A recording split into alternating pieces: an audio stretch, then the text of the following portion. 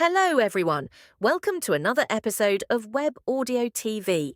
If you enjoy my content, make sure to subscribe to my channel and hit the like button. Your Highness. A familiar title, yet uttered in an unfamiliar voice. Above all, it was the last thing I expected to hear at the freshman orientation. I turned around instinctively. There stood a male student wearing a second-year badge. May I speak with you for a moment? Follow me. Something felt amiss, so I led him outside. Senior. I deliberately addressed him as senior, hoping he might be mistaken. I am a foreign exchange student here. I wanted him to understand that he shouldn't address me that way, but his response wasn't what I had hoped for. Edward of House Lauderby greets Her Highness, the 5th Princess. House Lauderby. I had heard of them, if not much. They were a noble family aligned with the 2nd Princess's faction. I had seen some of their members by my sister's side. This meant that this senior, this student, belonged to a family that served my sister, someone who could easily have me killed. He could be here to monitor me, to report back to her. I think there's been a misunderstanding, senior. I must bow even lower. I came here to survive. Some may say I maintained neutrality and honorably kept my promises, but that was also a means of survival. Therefore, I cannot falter at such a simple test. My sister must be doubting me again. I am indeed of the Lasker royal bloodline. However, that only holds true in Lasker. Here, at the Imperial Academy, I am a student who has come to learn. For the next 3 years, I wish to be treated as an foreign exchange student, not a princess. I hope you understand my intentions. I believed that such a roundabout refusal would have been sufficient. I thought this was what the Watcher, and my sister beyond him, wanted. Your Highness. Yet, this man persisted in addressing me as a princess. That's when I found it strange. I won't deny that I and my family were part of the 2nd Princess's faction. However, Your Highness, Lasker is now drifting further away from the honor it once held so dear. Trust is broken daily, promises have become trivial, and loyalty is worth less than nothing. All this has happened since the 2nd Princess's victory. If we condone this, how can we call ourselves Lasker, the Kingdom of Knights? What is this man rambling about? Just a while ago, he was with my sister. No, he even instigated her to eliminate all rivals, and now he's saying what? That my sister's victory is the problem? If he says that, what does it make my 4th sister, and the nobles who followed her, and the few people who remained neutral, including myself? Your Highness, the 5th Princess. Just say the word. If you lead us now, we are ready to follow you immediately. If you believe this is the 2nd Princess's task, I swear on my family's honor. This is an opportunity for you. If we support you, would you reconsider? Would you fight a real fight, not a neutral one? Would you become someone more befitting the name of Lasker? I'm confused. My head aches. I can't decide what to answer. My reason screams no, never to say such things again. But my instinct holds it back, saying it might be beneficial to hear him out. You must be wondering why we're doing this. The reason is, his following words were, at first, they believed the 2nd Princess was the best successor, but they realized she wasn't. She showed too many unkindly behaviors. She was autocratic, overly aggressive, and above all, motivated by something other than honor. Those were the reasons they gave .nov, L.B//JNN. After hearing it all, I finally knew what to answer. Edvar of House Lauderby. Yes, Your Highness. You said you would give me a chance to return to politics. That is correct. We can certainly make that happen. Then this is my answer. I decline. Your Highness. Now I understand. Why they suddenly approached me. Why they abruptly abandoned my sister and chose me. It's not for Lasker, nor for their honor. Those were just excuses. They want this because my sister is becoming far more powerful than they anticipated. They want her to rule the kingdom with absolute power, not through discussions and consensus with the nobles, but through her own unwavering will. I know what kind of person my 2nd sister is, even though we're estranged now. As they said, she focuses on things other than honor and readily abandons loyalty if necessary. That's certainly not right. That's why I chose neutrality and didn't side with her. However, I also chose neutrality for another reason, not siding with my 4th sister either. I know what the 2nd Princess is aiming for. It's to effectively control and subdue you, the so-called descendants of great knights who, under the guise of honor, constantly try to rival the royal family. Your Highness. Although her methods are excessive,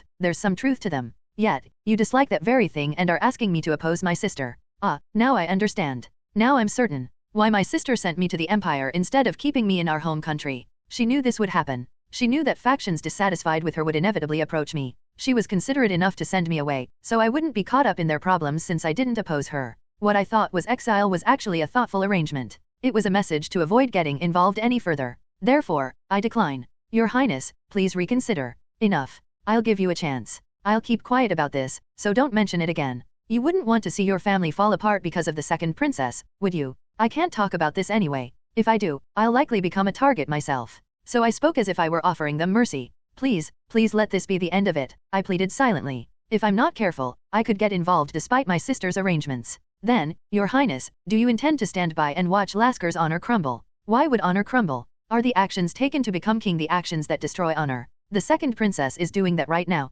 She continues to act excessively. Are those excessive actions truly harming Lasker? Or are they harming you? I'm afraid I don't know the answer. Cowards. In my eyes, you are the most dishonorable ones. You supported my sister to become queen to protect your own honor, no, your own reputation. And now that she's not being favorable to you, you're trying to switch sides? I must have seemed easier. You must have thought I'd be easier to manipulate. Because I remained neutral until the end. Because I didn't seem ambitious. You might be partly right. I'm not interested in the throne. I'm content with living like this. But I can say one thing for sure. You're wrong. I'm also a member of the royal family. The path my sister is taking, though it may not be honorable, is undoubtedly for the sake of Lasker. This can't be happening, Your Highness. This is all for Lasker. Tap tap.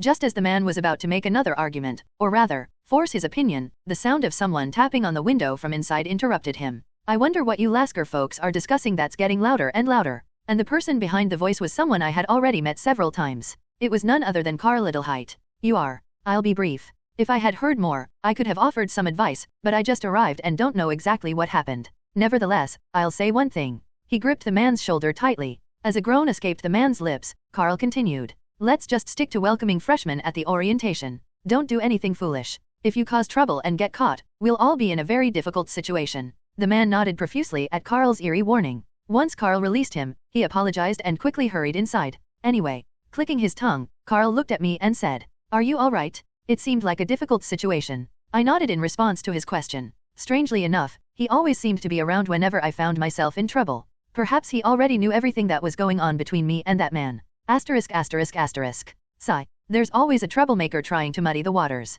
Did he think I'd be easy prey just because I'm an exiled princess? He claims to be a Lasker noble, but what a disappointment. You start hitting on your own kingdom's princess right off the bat. I have no intention of interfering with relationships between peers. However, forcing a freshman to confess during the orientation is disgraceful behavior. That's way more out of line than my public confession. Totally. I have to put him on my watch list. His crime? Senior hitting on the newbie senior. Could I speak with you for a moment, Senior? Senior Karl. Tell us about how you found the sacred relic of the Radiant Church. Senior Karl Adelheit. Stop.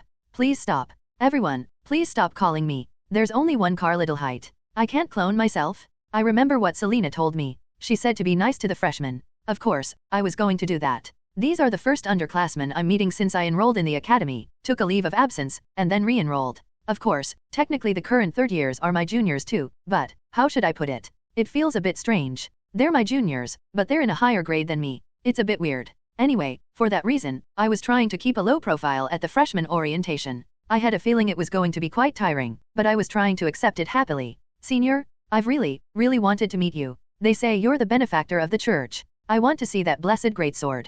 What's the medal from the elves like? Is it better than the Empire's medal? I'm happy, but I'm overwhelmed. It's supposed to be a freshman orientation, but it's actually a Karl Adelheit exposition. Or maybe it's an autograph session. I thought if I talked to a couple of them, they would disperse, but now I see a very long line of freshmen with sparkling eyes. This is awkward for everyone. The second years here are here to welcome the freshmen, not to watch me get all the attention. And these guys, they may be interested in me now, but for their future academy life, it would be beneficial for them to build good relationships with other second years. So, I need to pass these guys on to the second years who are just watching, but I can't figure out when to do it. At times like this, the second years should do something. Normally, someone would step up. The problem is, I'm technically a senior to the current second years. On top of that, I'm the younger brother of the soon-to-be crown princess, and more importantly, a madman who swept all the medals, so they were also keeping an eye on me. That's why I took advantage of a brief moment when Lefia was away and went to get her. It's my duty as a second-year senior to stop a confession attack from a fellow second year. What if he, who isn't even from the Empire, gets rejected and does something rash out of shock?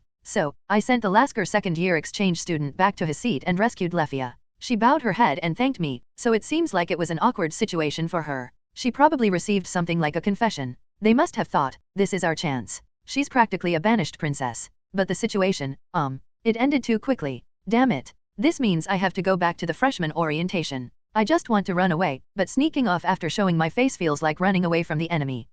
Senior Karl? Over here for a moment? The freshmen have questions for you. Why do you keep doing that? We said we'd take Senior Karl first. Just as I was thinking I might have to personally herd these freshmen towards the second years, I saw someone raise their hand in the distance. Karl, stop that and come sit here. Young Lord Friedrich. We have urgent matters to discuss, so please come quickly. I told them not to come, but there they are, waving from afar. Schleifen, Wilhelm. And next to them, Alexander and Joachim shaking their heads as if to say, we tried to stop them. 5th years at the freshman orientation. It's absurd that the fossils have come, but thanks to them, the calls for me from all directions have suddenly decreased. It would be foolish to miss this opportunity. So, I immediately boarded the escape route they offered. Success? I've escaped the endless onslaught of freshman and second years, n/o/vel/b//jn.c//om. I told you not to come, but you didn't listen to me at all. But you escaped thanks to us, right? Right.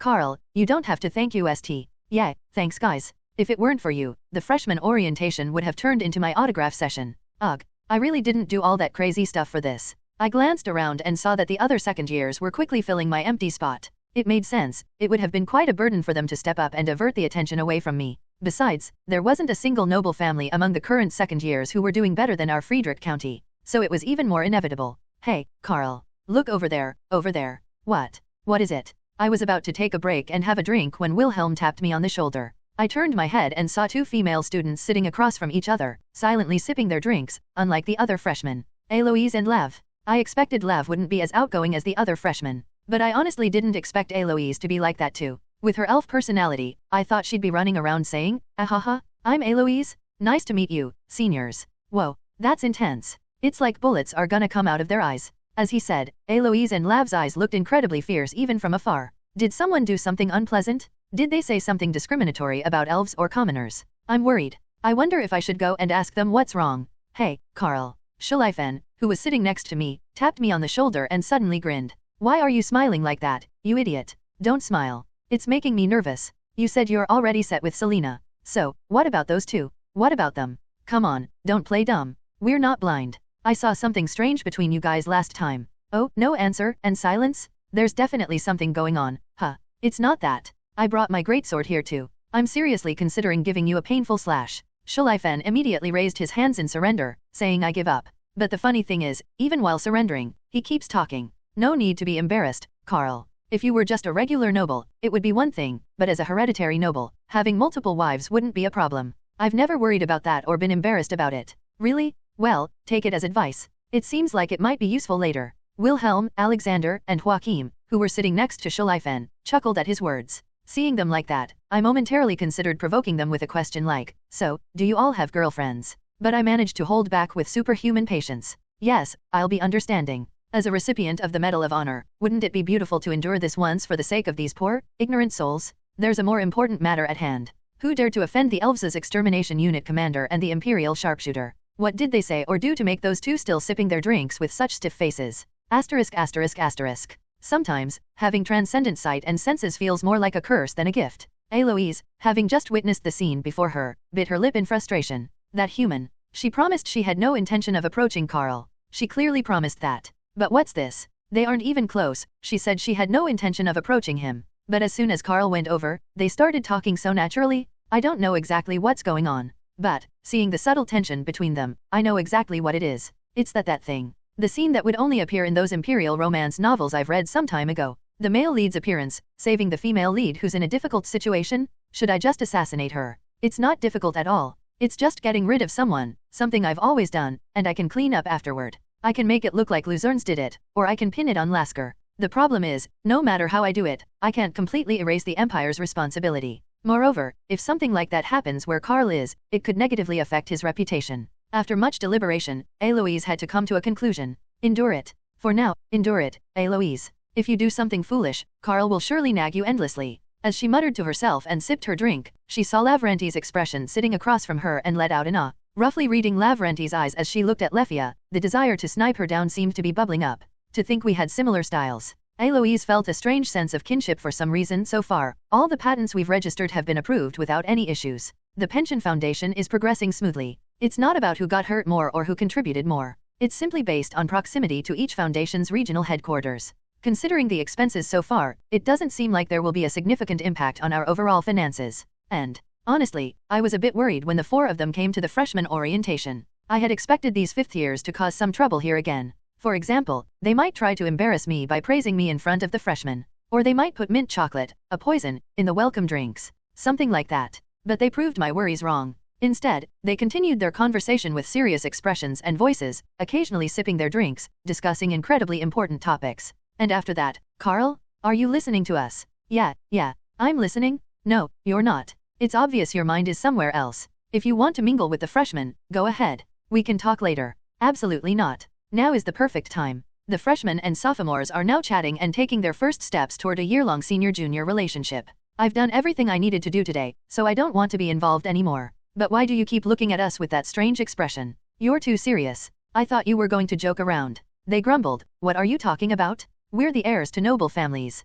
We work when we need to. I know you're heirs, but judging by your past actions, you shouldn't complain. Have you heard that the Radiant Church is expanding its orphanages and medical facilities? The church? They already had quite a few facilities. That's true, but there's talk of more than doubling them. They say the orphanages could be converted into temporary child care facilities after the children become independent. So, they're turning orphanages into kindergartens. That seems like a good idea. If children who have lost their families grow up to start their own families, money and child care will be the biggest issues. It's not easy for a couple to raise children and earn money at the same time without any support. Therefore, it's beneficial for everyone if there are more early childhood education facilities. The citizens of the empire can trust that the church, of all places, will take care of their children, and the church can instill its teachings in the children from a young age, ensuring a devout following when they grow up. That would be a problem if a cult did it, but the Radiant Church isn't like that. Karl. What is it, Wilhelm? Don't look at me with those serious eyes. Sorry, but the next topic is serious, so I can't help it. Wilhelm glanced around and suddenly leaned in.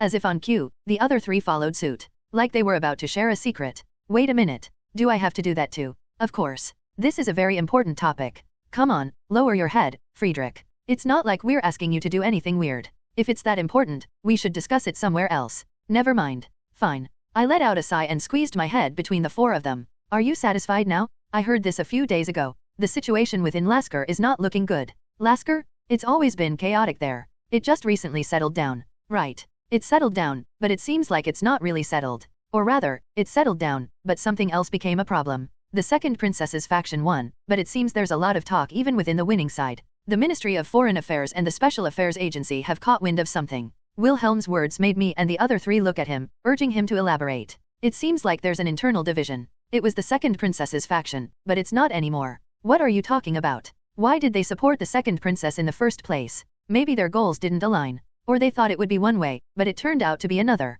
Or maybe they had an agreement, but neither side wants to keep it. So, the deal fell apart, and now they're looking for a replacement. Schleifen is surprisingly sharp to reach that conclusion. I was thinking the same thing. A replacement. Then, is the fourth princess of Lasker the most likely candidate? I heard she was fighting with her sister, the second princess, until recently. But according to intel, it's not the fourth princess. She's been confined within Lasker, and the second princess's loyalists are surrounding her, so it's impossible. What? Not the fourth princess? Then who could replace her? There's no one else who could garner support in the current situation. And everyone is under the second princess's watch, so it would be difficult. That's true, but there's at least one person who isn't. Wilhelm. Don't tell me. It's probably what you're thinking, Karl. Wilhelm said, then subtly raised his head and glanced somewhere. There, I saw Lefia talking with other students. The fifth princess, Lefia Arkebel. Although she's lower in the line of succession, she maintained a neutral stance and showed a decent image. And her maternal family, although not as powerful as before, is a well-known knightly family in Lasker.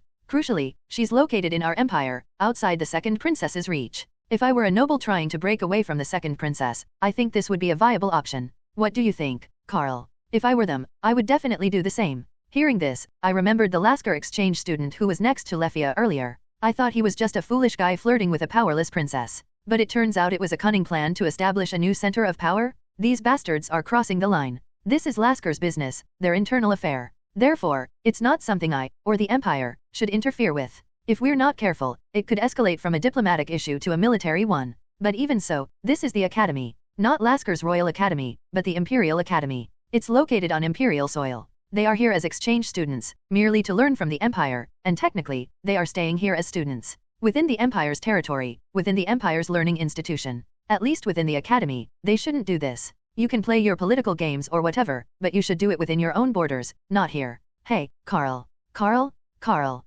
What? Why are you suddenly drawing your great sword with such a scary look? Oh, sorry. I guess I was unconsciously gripping my great sword and stabbing the table. Asterisk asterisk asterisk. Throughout history, there has never been a time without war. It's inevitable, unavoidable. The moment you try to run away in fear, you have to give up everything you've achieved. But at the same time, it's right to avoid it as much as possible. If there's another path, you should walk it, and if there's another way, it's better for everyone to turn towards it. For that reason, the busiest place after the war with Luzernes was the Imperial Ministry of Foreign Affairs. Must improve relations with Heisens. Release Luzern's survivors with minor crimes. Do not show any movement regarding the internal situation in Lasker. Consider the request for magical material support from Avaleshti in a positive light. Preparing to show the Empire's mercy while replenishing its depleted national power. Fortunately, there was no internal turmoil or friction with the Church due to the war. In fact, public opinion was united to an almost frightening degree. In that situation, the Minister of Foreign Affairs remained silent, facing two men. More precisely, it should be called a silence filled with anger.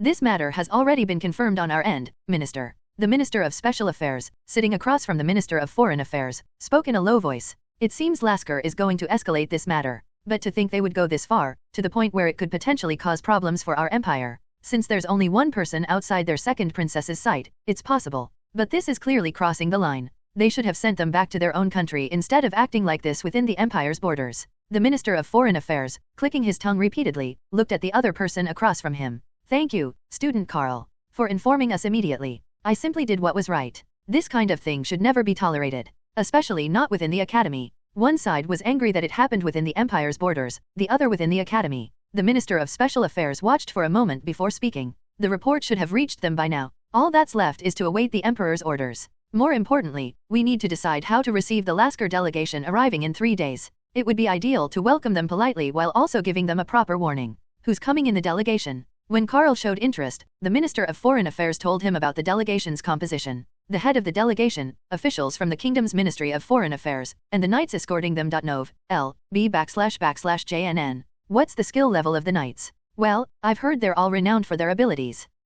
After hearing this, Karl shrugged and spoke. Then it would be appropriate to hold a friendly match. After the freshman orientation, Lefia experienced a small change. Let's go. Another exciting day. Let's go to class, Lefia. Let's go, Lefia. An elf exchange student and an imperial student were now attached to her side. All right, Eloise. I understand, so please let go of this. Heek. Although Lefia hadn't spent all her time indoors, she hadn't been very physically active either. Therefore, keeping up with the energetic Eloise, an elf and former military officer, and Lavrenti, a sharpshooter but also a well-trained soldier, was quite challenging for her. Let's go a little slower, Kaya. And it wasn't just walking together, it was like having two special forces soldiers grabbing her arms and running. It would have been perfectly fine to ask them to let go, but Lefia didn't do that. She knew they were wary of her, so she needed to do something to make them lower their guard. And contrary to her expectation of being lonely, being with someone like that felt quite good. She thought that the second princess, regardless of her intentions, had ultimately exiled her. But if there were people here who treated her this kindly, it wouldn't be so bad. N/O/vel/b//jn.c//om.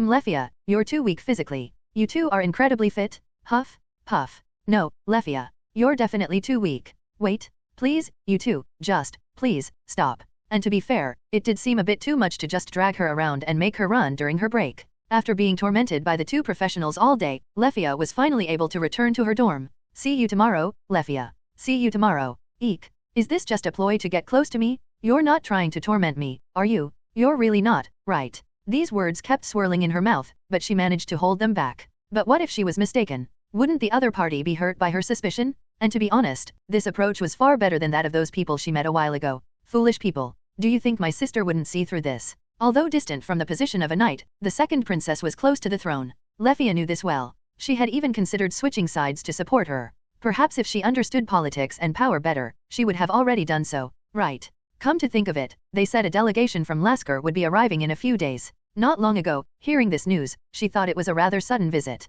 There was no reason for Lasker to send a delegation to the Empire, nor were there any significant events to warrant it. But recalling the events of the freshman welcoming party, the people she met there, and the conversations she had, she realized it might be one of the reasons. Dishonorable, unsightly, unfit to lead Lasker. These were their reasons for choosing her over the second princess. It was absurd. If they were going to make that choice, they should have supported her from the beginning. Why change their minds now? Was this a provocation? Changing their allegiance after everything was done was already dishonorable and unsightly. Hearing those reasons from such people made her want to distance herself even more. More than anything, I just wanted to live a different life. Lefia considered informing the second princess about this situation. The problem was, how would her own fate be affected if she did so? She needed to know for sure before making a move. At the very least, she had to coordinate with the princess to minimize any backlash. Should she try to contact this delegation? Could she convey something to her sister through them? Lefia pondered these thoughts as she welcomed the next day.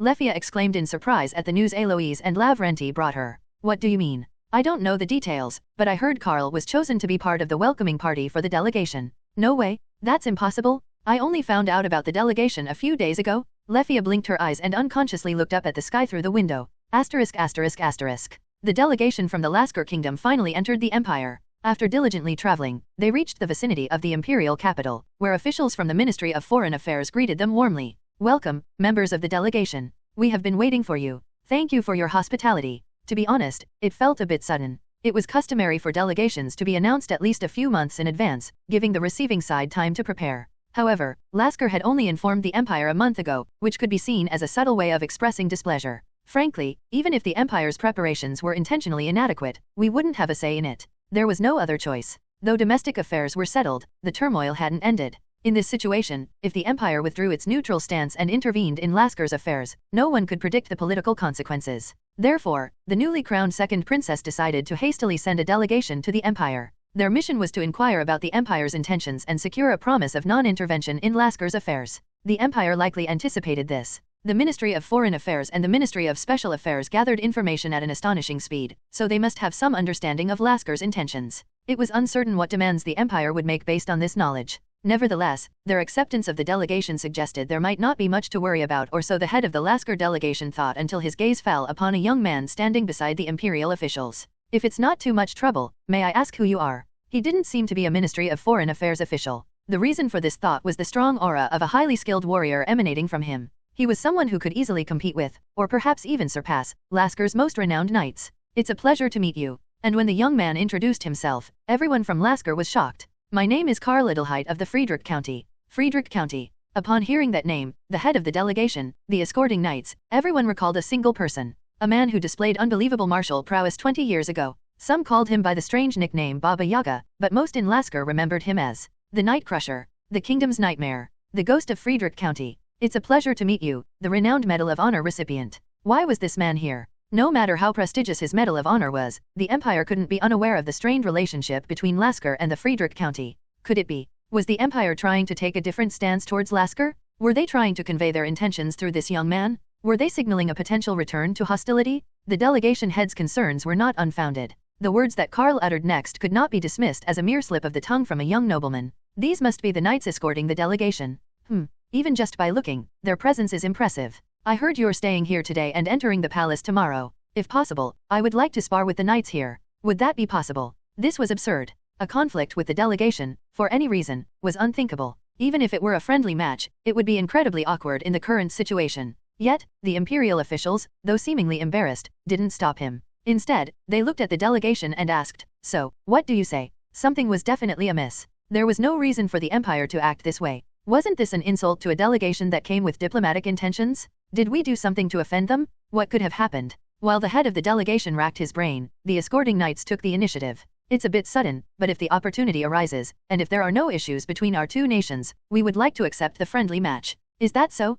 For the record, the Empire has no issues. It was clear. Something had happened, something the delegation was unaware of, that had greatly displeased the Empire. Otherwise, even the imperial officials wouldn't be acting this way. The head of the delegation wanted to stop the knights. Understanding the situation was the priority. However, the problem was that their opponent was from Friedrich County. These people. The knights' eyes burned with the desire to compete and win. Did they want to erase their past defeats? To break free from the specter of the Night Crusher? To wash away the shame and shock of that moment? After much deliberation, the head of the delegation reluctantly nodded. Very well. Then, the format of the friendly match. How about a winner stays on format? The winner of a match continues to fight the next opponent. Sounds good. Then, what about the number of participants? That's up to Lasker. 2, 3, or even more, it's all fine. Thud. Karl took off his coat and casually tossed it on the ground, then spun his greatsword once. After the canfras, now honor-obsessed knights. Seriously, when will my peaceful life come? I finally left the battlefield and returned to my normal life. This shouldn't be happening at the academy.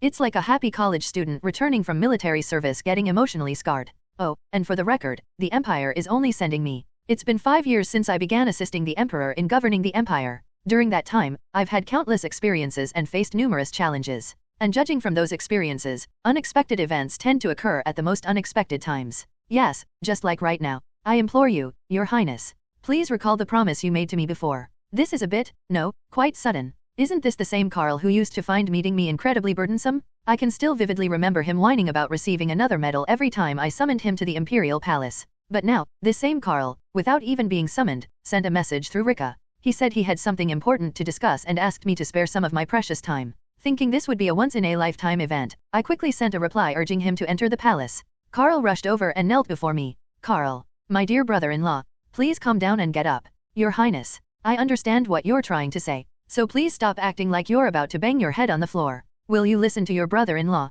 I don't want to be a pitiful husband who gets bossed around by his bride-to-be even before the wedding. Thankfully, Karl stopped hesitating, stood up, and politely sat down beside me. So, you came here to ask me for that favor, is that right? What Karl wanted to ask of me, judging by its content alone, was something even he, a high-ranking nobleman, couldn't handle. He wanted to interact with the Lasker delegation. He wanted to have a friendly match, as the warriors call it. To put it simply, he just wanted to fight them. Needless to say, this was a huge breach of diplomatic etiquette. Displaying force in front of those who have come for diplomatic reasons is a situation where neither side has anything to gain, whether they win or lose. Even if relations between the Empire and Lasker were still hostile, as they once were, there would be no reason to do such a thing. We're getting along quite well now. I've also heard the news. Some Laskerians have abandoned their ship and are looking for a new captain, right? Yes, Your Highness. Nov. L. B /JNN. And that captain happens to be in our Empire's harbor. That's correct. We don't interfere in Lasker's affairs. That's the secret agreement between our Empire and Lasker's.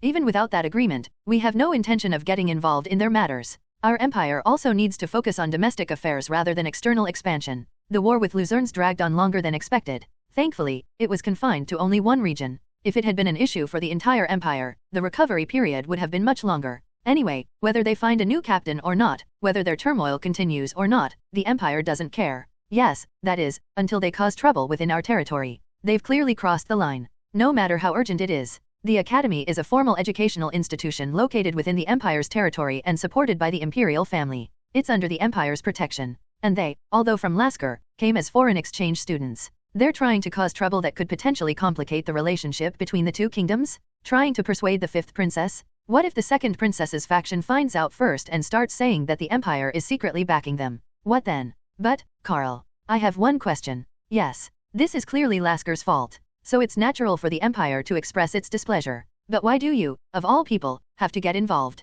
Actually, that was what I was most curious about. Wasn't Karl the one who said he didn't want to attract more attention? Didn't he say he wanted to live a quiet, peaceful life? Then why did he suddenly make this choice? If he steps forward like this, he'll be in the spotlight again, so I couldn't understand why he was making such a request. To me, Karl said with a faint smile. It wasn't a bright smile of joy. The Academy was the place I longed to return to. Not just the Academy itself, but a place away from the battlefield, filled with tranquility and peace, a positive kind of hustle and bustle. I wanted to escape from that hell and live the ordinary life that those who left before me desired. I hate it when that's disrupted. I really hate it when my sanctuary is tainted by another war. I hate it so much that I want to destroy it all. I don't know for sure, but one thing is certain. Lasker probably didn't intend to, but they've provoked a beast that was regaining its sanity. So I want to warn them. It's all good, but don't do that in my sanctuary. My enemy is Canth. I apologize. I misspoke. I've had enough with the Luzerne's elves, so don't cross the line. I want to let them know. I understand. Those who return from the battlefield are mostly like this.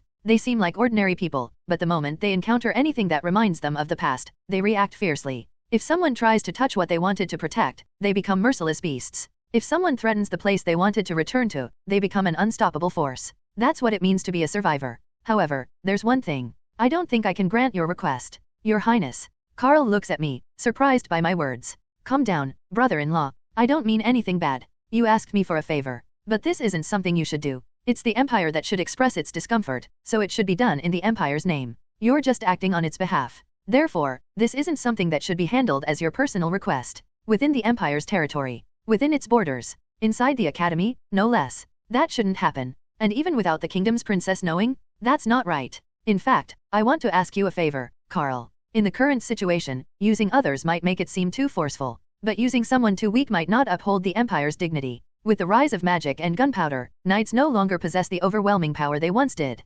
However, they are by no means weak. Their swords are still sharp, and their strength maintains Lasker's status as a powerful nation. Therefore, to ensure the Empire's victory, we need to send someone of equal skills. But Lasker would be well aware of such individuals, making it appear as if the Empire is deliberately instigating conflict. On the other hand, sending someone too mediocre might result in defeat. It would be a great humiliation. Considering all these factors, the best card we can play is Karl. He hasn't fought on the Lasker front, so they don't know his level, but we can be confident in him. And with his strong determination, there's even less to worry about. You're the only one who can do this. against the knights of the delegation, without making it seem like the Empire is intentionally trying to humiliate them, and without losing. And there's one more thing. Actually, my father secretly gave an order. An imperial order? What is it? He sent someone to the Friedrich County to awaken the knight's nightmare, which they had briefly forgotten. Asterisk asterisk asterisk. Ha ha. Ha ha ha. Ko ha ha ha. I can't stop laughing. Oh my. I never thought this day would come again. I thought it would never happen until the day I died. To wear armor again, carry a sword, ride a horse, and head towards where they are? Are you that happy? Salon, lying beside me, narrows her eyes and glares at me. I immediately stop laughing and clear my throat. It's an imperial order, my dear. It means I'm still a useful sword to His Majesty, so how can I not be happy? But the smile you're making doesn't seem like it's because of that. No, absolutely not. Suit yourself. Salon says, pushing her sword forward. You're too excited, my dear. The imperial order was simply for you to go to the Lasker border and enjoy some horseback riding. Don't forget that. And don't do anything unnecessary. Oh, come on. I'm not a child. Why are you worrying like that? Salon pokes me in the side. She seems to have done it lightly, but I swear, for a moment, I thought a few of my ribs were broken. Anyway, be careful. Are you worried about me? No, Lasker. Don't go wild like you used to. Coming from you, my dear, I can't possibly accept Ga.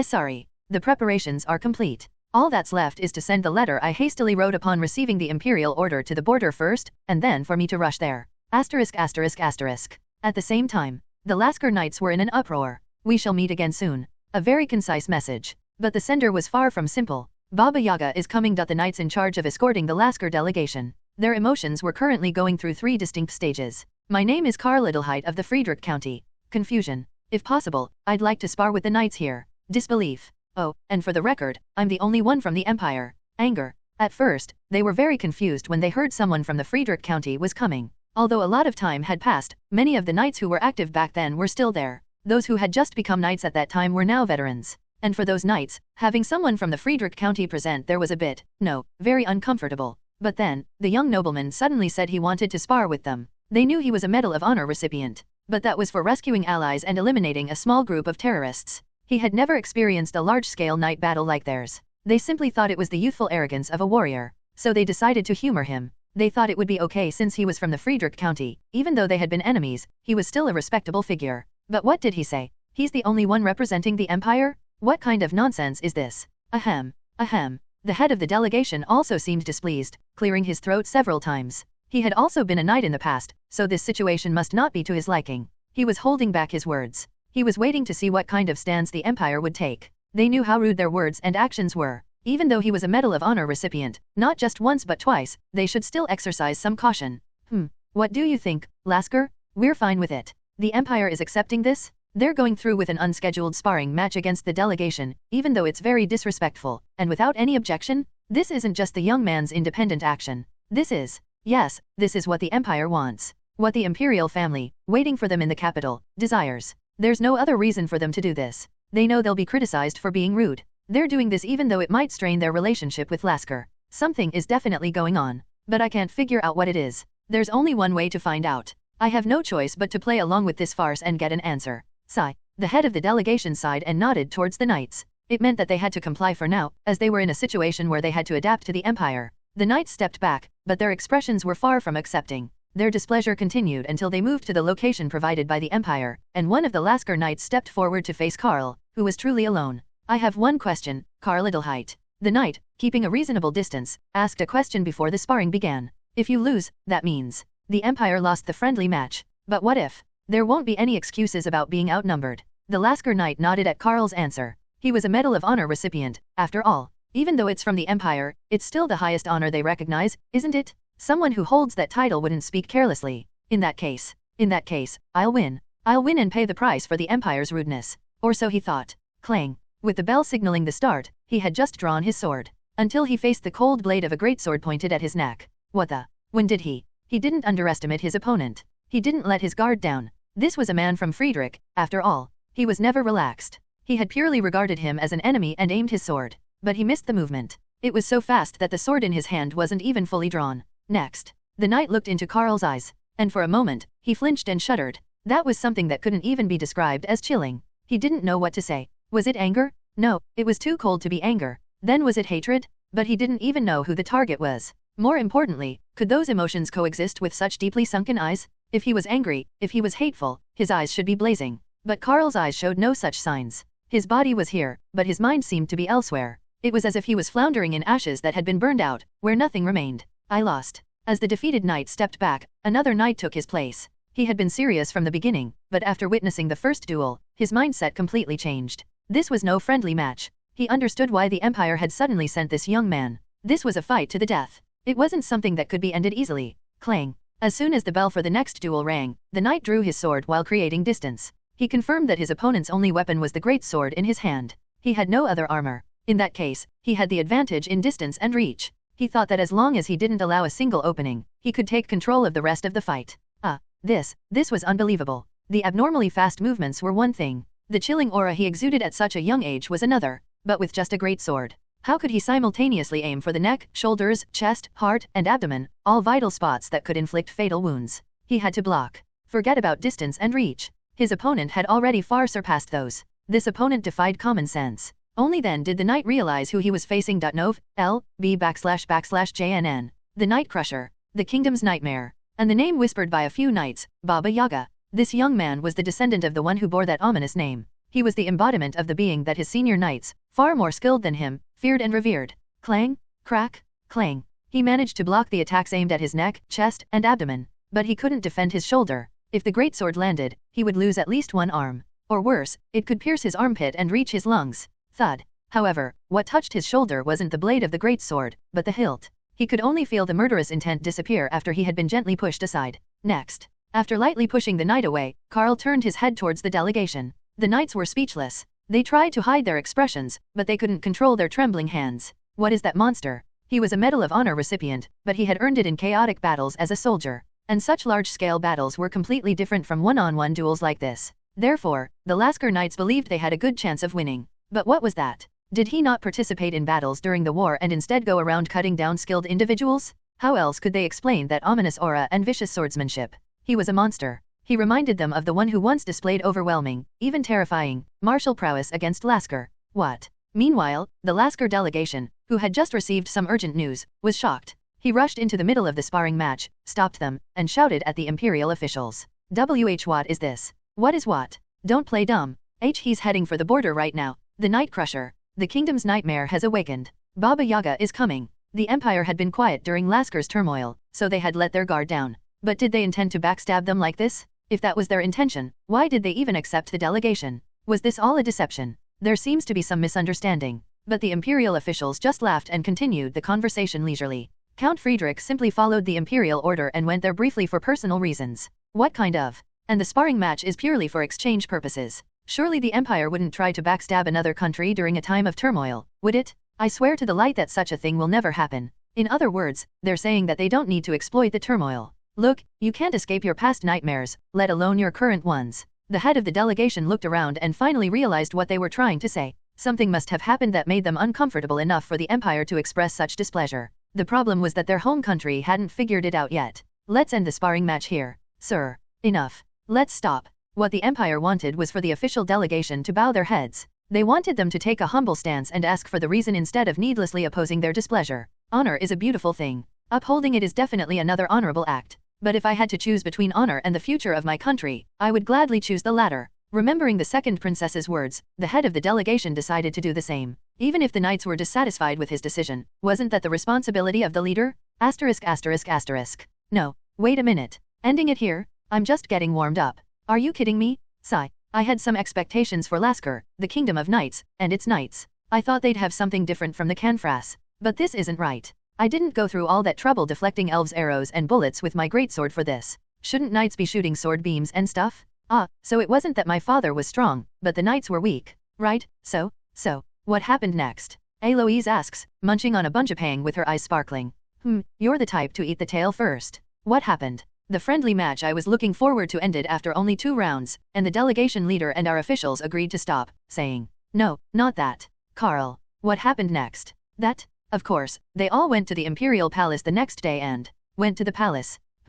I don't know. How would I know? Oh, come on. I'm an Empire elf now, not a Canfra. If you asked me who I'd side with between my own kind and humans, I'd think for a second and say humans. So tell me, it's not like you have to keep it a secret, right? What is this crazy elf talking about? Aren't secrets meant to be kept? What does she mean by it's not like you have to keep it a secret? And it's not that I'm not telling you because you're an elf, I really don't know the details beyond that. I'm not an imperial official. I'm just an ordinary academy student who did what he was told and left. How am I supposed to know more? I don't know, really. Oh, you're so mean? Tell me, tell me. I said I don't know. Eek. I can't breathe. I quickly hit Eloise's arm. And Lev, who was next to me, approaches. Then, with a loud crack, she uses enough force to pull Eloise's arm off my neck and returns to her spot. Thanks, Lev. You're welcome, Master. I mean, Senior. Anyway, I don't know the details beyond that. The Empire and the Lasker delegation had some discussions, and that was it. There must have been some kind of diplomatic incident, but it's not something you should ask me about. People might think I'm some kind of minister. Just become one. Honestly, if Karl said he was going into public service, the Empire would probably welcome you with open arms. What is she talking about? I'm already busy enough inheriting our county. More importantly, I was disappointed. Those Lasker knights. Huh? What? I thought they could at least hold their own for a few rounds. But one guy couldn't even draw his sword properly, and the next guy managed to create some distance but couldn't do anything after that. It was so different from what I imagined. I even thought, maybe my father was just playing around with them. If the knights heard this, they would jump up in protest, but who cares? They were really underwhelming.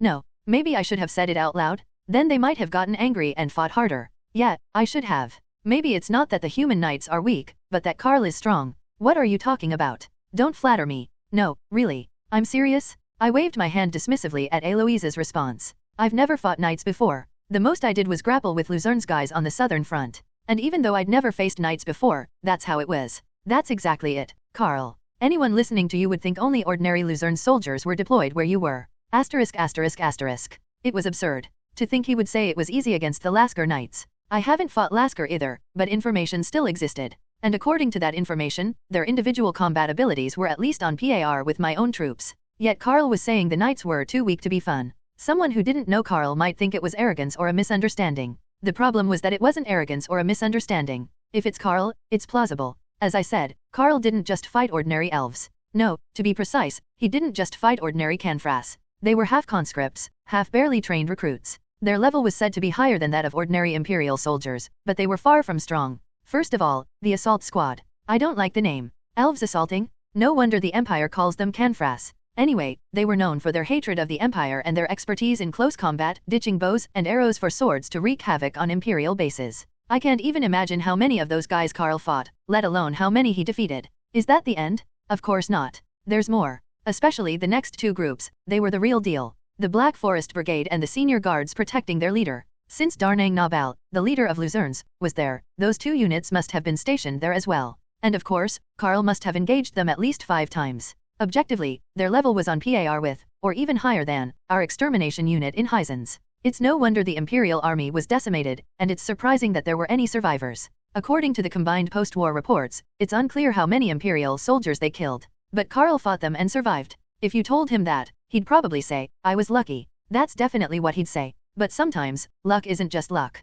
Sometimes, what you think is luck turns out to be real skill. Karl is a good example of that. The reason the Lasker Knights felt relatively easy must be an extension of that. He's already fought those guys in bloody battles on the southern front. How could they compare to a mere friendly match here? Seriously, it's a miracle Karl didn't kill those knights. I don't know. Anyway, I'm more disappointed with Lasker. Yeah. If Karl says so, it must be true. Oh, but Karl, what about father? I heard he went to the Lasker border too. That's strange. What is? Why is my father becoming your father? I need an explanation, Junior Eloise.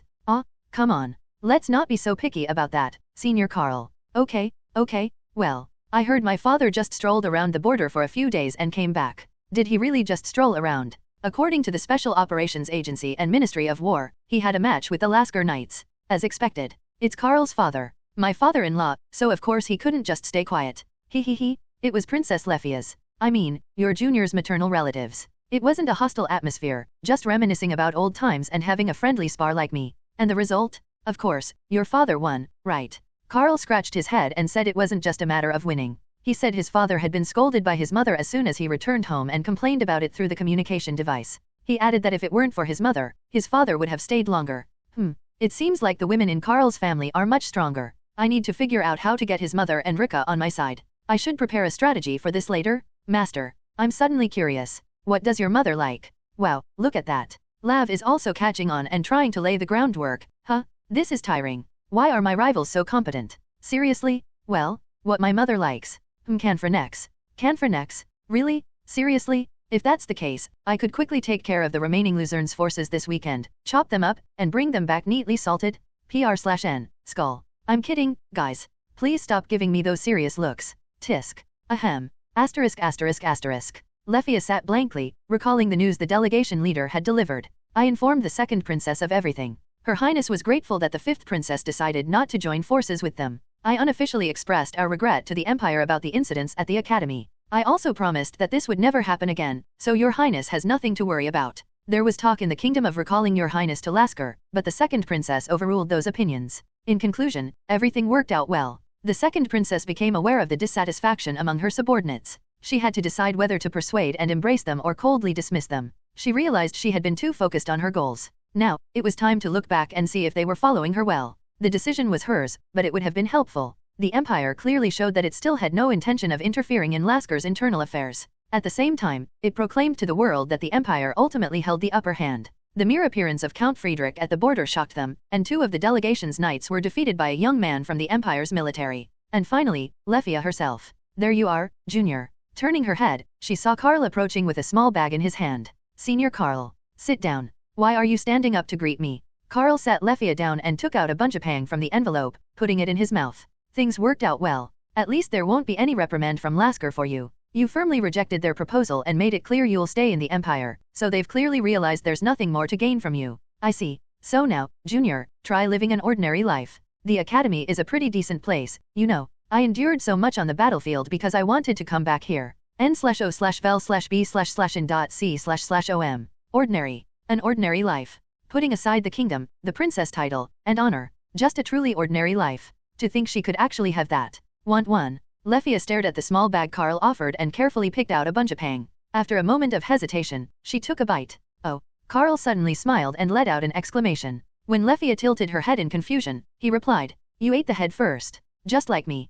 Lefia quietly turned her head away. The moment she saw Karl's smile, her face flushed hot. She probably looked very red in the mirror. Not wanting to show it, she just nibbled on the bunchapang. "You're eating it well. Seems like you like it. Want another one?" Meanwhile, Karl seemed pleased that she was enjoying the bunchapang. Spring. It's springtime. The season when the whole world is filled with colorful flowers and vibrant new buds. For the record, I'm not a sentimental person. I consider myself quite unfeeling. I hate summer because it's hot, fall because of the falling leaves, winter because it's cold and snowy, and spring because of the grass. I could never understand people who get excited about the changing seasons. Anyway, back to the main point. Spring has arrived. Why is a person who claims to be unsentimental suddenly talking like this? It's because my older sister is finally getting married this spring. And not just to anyone, but to the crown prince. And someday, she'll become the empress of the empire? It seems like you're more excited than Rika, Karl. Of course, father. My sister is becoming the crown princess. If that happens, it will be difficult to treat her as family like before, at least in public.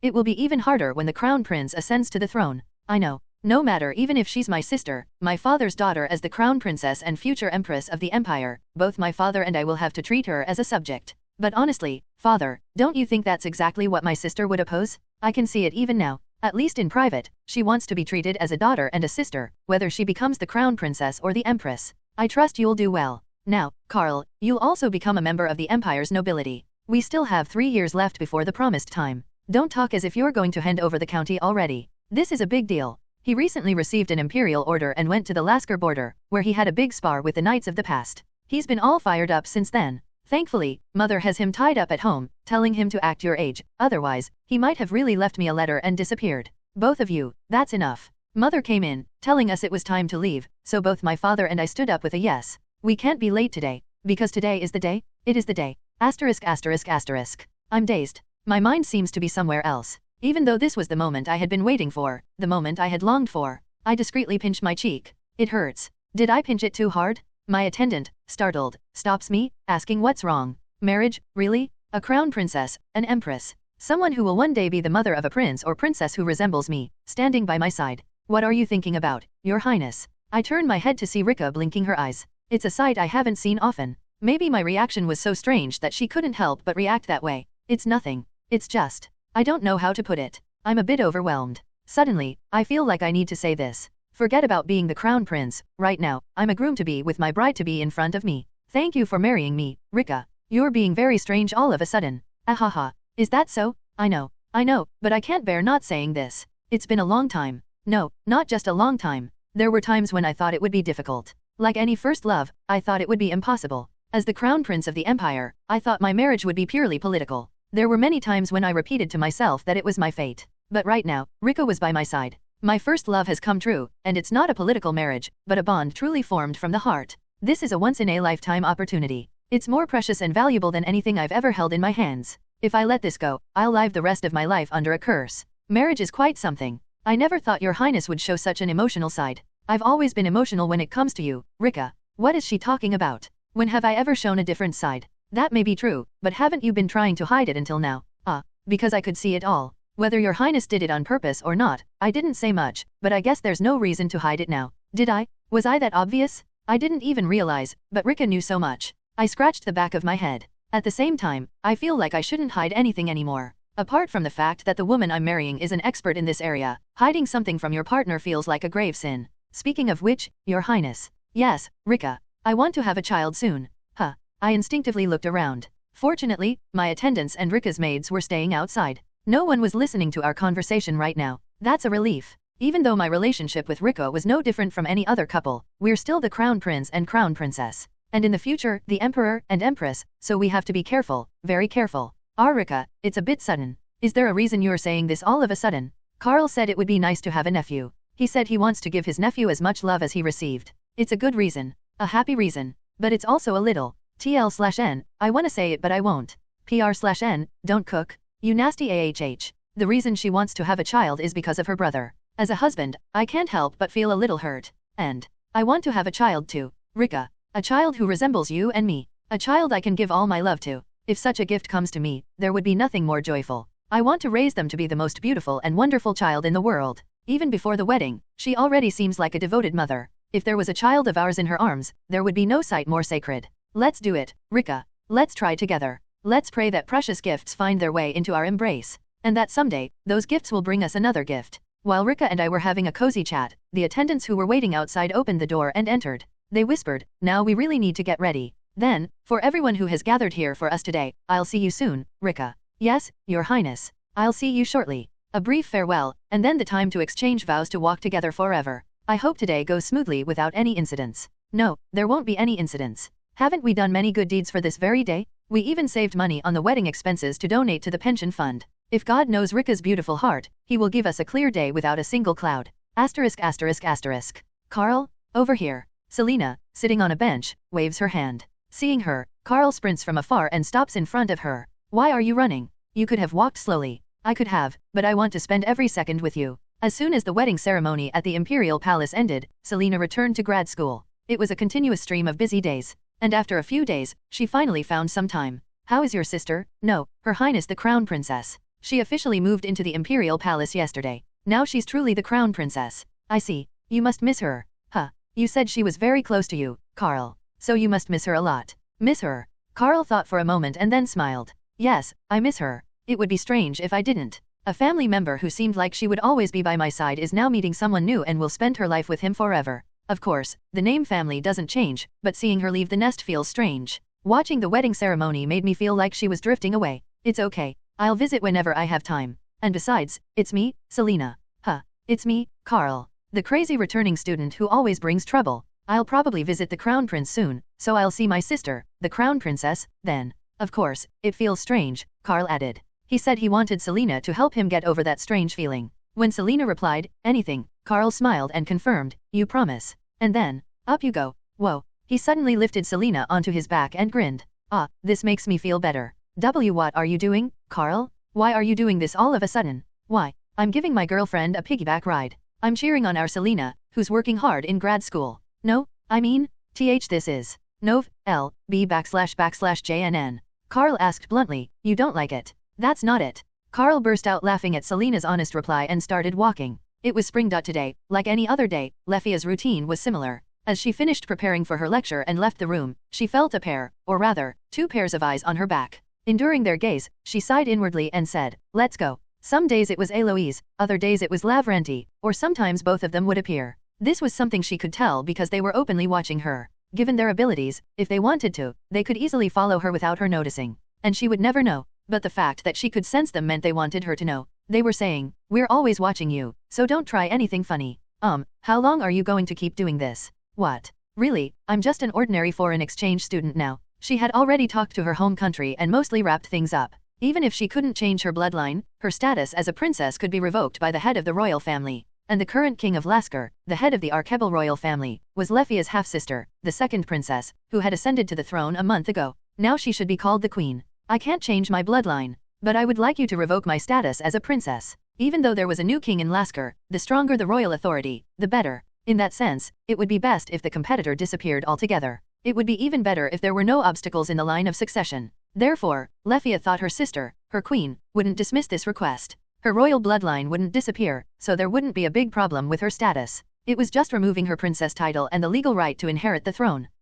So what? The problem was that neither Eloise nor Lavrenti was wary of her because she was a foreign princess. They were thoroughly scrutinizing her for a different reason. Karl said that you're like him, Junior Lefia. Eloise and I eat the tail of the bunjapang first. But you, like Master, eat the head first. That's just a difference in preference. If that's the case, you could just start eating the head first too, Lefia wanted to say. But she noticed their faces weren't looking too good and quietly closed her mouth. She was quite disappointed that they didn't show the same behavior as Karl at first. What are these people? Oh, I shouldn't call one of them a person, should I? Anyway, they're really strange. She wondered why they were so attached to Karl, but then again, considering what he had shown them, it seemed understandable. To be honest, Lefia herself was so drawn to him that she secretly glanced at him whenever he went to class. From the beginning, he was intense enough to make her heart flutter. He flew in and embraced her in that brief moment, and he was always there whenever she was in trouble. And he defeated 2 knights from the delegation from her home country in less than a minute. Even if it was a friendly match, the skill gap was too wide. It would be strange if she wasn't attracted to him.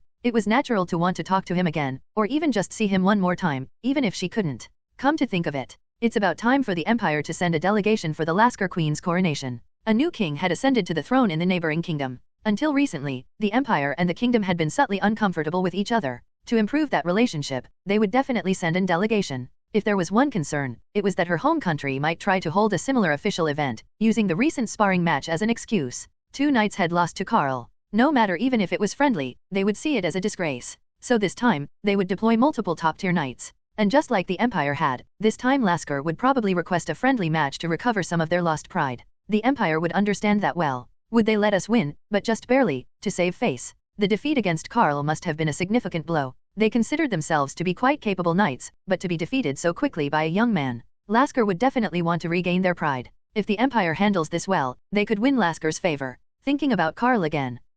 You're thinking about Master. And no, I'm not. Yes, you are. You have that look on your face when you're thinking about a guy. Eloise, who had somehow gotten right next to her, muttered with a pout. Lefia, unable to bear the embarrassment, let out an involuntary shriek. Why are you doing this? Because I like Karl. And it's tiring to have a rival, you know. What? What's with that boldness? She's being so open about it. Shouldn't you hide your feelings for someone? I feel the same way. I like Master. But it's too much with you here. These women were truly strange. In Lasker, unless you were practically engaged, it was common to hide your feelings for the opposite sex. She couldn't get used to them openly saying, yeah, I like him. You two are very straightforward. Saying I like him? I say it because I like him. Does Senior Karl know? Yeah, I told him to his face that I like him. Maybe it's just elves who are like this? She heard he already had a woman he was practically engaged to. Was it okay to be so open about it even knowing that? With that thought, Lefia quietly turned her head towards Lavrenti. Ahem. I haven't been as direct as that elf, but I'm making it somewhat obvious. Aren't you embarrassed? Or don't you think it's disrespectful to the other person? I do feel sorry for Selena, but that doesn't mean I can give up my feelings. I've never been taught that way. All I know is that you have to fight for what you want to protect. And besides, it was my master who said that if you wait patiently, your time will surely come. If Karl had heard this, he might have shouted, that was only about shooting. But the only ones present were Eloise and Lefia. Never give up. Your time will surely come. Lefia muttered those words in a daze. These women were still strange in her eyes. Yes, strange, but also enviable. She envied their ability to be so straightforward and expressive. If only she had the courage to be like that too, Lefia thought. Hey, Lev. I heard yesterday that Selena got a piggyback ride from Karl a few days ago. That's quite the news. So let's go ask Karl for a piggyback ride too. That might be too much for Master. Really? Fine, suit yourself. I'll just ask him for myself. What a pity. If I had brought my rifle, I would have shot her. They're really scary women. *****. Welcome, brother-in-law. Now officially a married man, officially my brother-in-law. The crown prince was grinning from ear to ear. Seeing him like this, I suddenly wanted to tease him. Even though I knew the man sitting in front of me was the second in command of the empire, and would one day become emperor. Even though it would be wise to bow my head if I wasn't crazy. Are you that happy? Ah, damn it. I did it. Your Highness, I didn't mean it in a bad way. If you could forgive me this once for my loose tongue. Of course. Of course. My dear Karl, love is truly amazing. These days, I feel like I can overcome any hardship. I'm relieved. The Crown Prince has become a true marriage evangelist. Is he that happy about marrying my sister? And Your Highness, please don't ever change your words. If you suddenly say, I'm having a hard time because of the Empress later on, I might feel like rebelling. How is the Crown Princess? She's talking to the palace's staff right now. From now on, the entire Imperial Palace is under her jurisdiction. She needs to get to know her subordinates better to lead them properly. I believe she'll do well. My sister isn't some ordinary young lady who doesn't know the ways of the world. She's a formidable woman who used to manage formidable people in a formidable organization. My future nieces and nephews, you better listen to your mother. She's really scary when she's angry. Here. The Crown Prince cleared his throat, signaling a change in tone. The brief personal conversation was over. It was time to return to their roles as a member of the imperial family and a loyal noble. I'd love to chat casually with my brother-in-law, but we all have our respective positions, so that's not possible. I'm sure you understand. Of course, Your Highness. I am a noble of the empire and a subject of the imperial family, so I will simply do my best to fulfill my duties. It's reassuring to hear you say that, heir of Friedrich. I wonder what kind of order he's about to give me that he called me all the way to the imperial palace. Actually, we're planning to send a delegation to congratulate the new Queen of Lasker on her ascension to the throne, and Karl, I need you to accompany them. Your Highness, n/o/vel/b/jn.c//om. But isn't this a bit much? Aside from the fact that I'm a student, there are a few bigger problems. First of all, I'm the son of the infamous Baba Yaga. From Lasker's perspective, I'm the young lord of the Friedrich County, someone they definitely want to avoid. Not so long ago, a lunatic, Karl Adelheit, even unexpectedly suggested a friendly spar with the delegation, only to completely destroy 2 of their knights in under a minute. PR/N, face with tears of joy. But you want to include me in the delegation? It seems like Lasker would be freaking out, wondering what we're up to. Ah, don't misunderstand, Karl. This is actually a request from the Lasker's side. To be precise, it's a request from the new Queen of Lasker. What? Leaving the Imperial Palace and heading back to the Academy, I recalled the conversation I had with the Crown Prince. Lasker asked for me. Yes. They specifically named you. What if they're just trying to get revenge? What if they send assassins too? I wasn't joking. I was genuinely worried. But the Crown Prince, my brother-in-law, he just looked at me like I was talking nonsense. Don't be ridiculous. Do you really think Lasker would do that, Karl? Well, I know they're obsessed with honor. But you never know. You never know. But if that were to come to light, it would shatter the pillars of chivalry and honor that Lasker stands on. It would give the Empire a reason to swallow them whole. But you never know, indeed. I briefly considered telling my sister about it. If it weren't for his last comment, I definitely would have. And besides, Karl, my dear brother-in-law, even if assassins did come, I have a feeling you'd just say, what's this now, and take them down in one hit.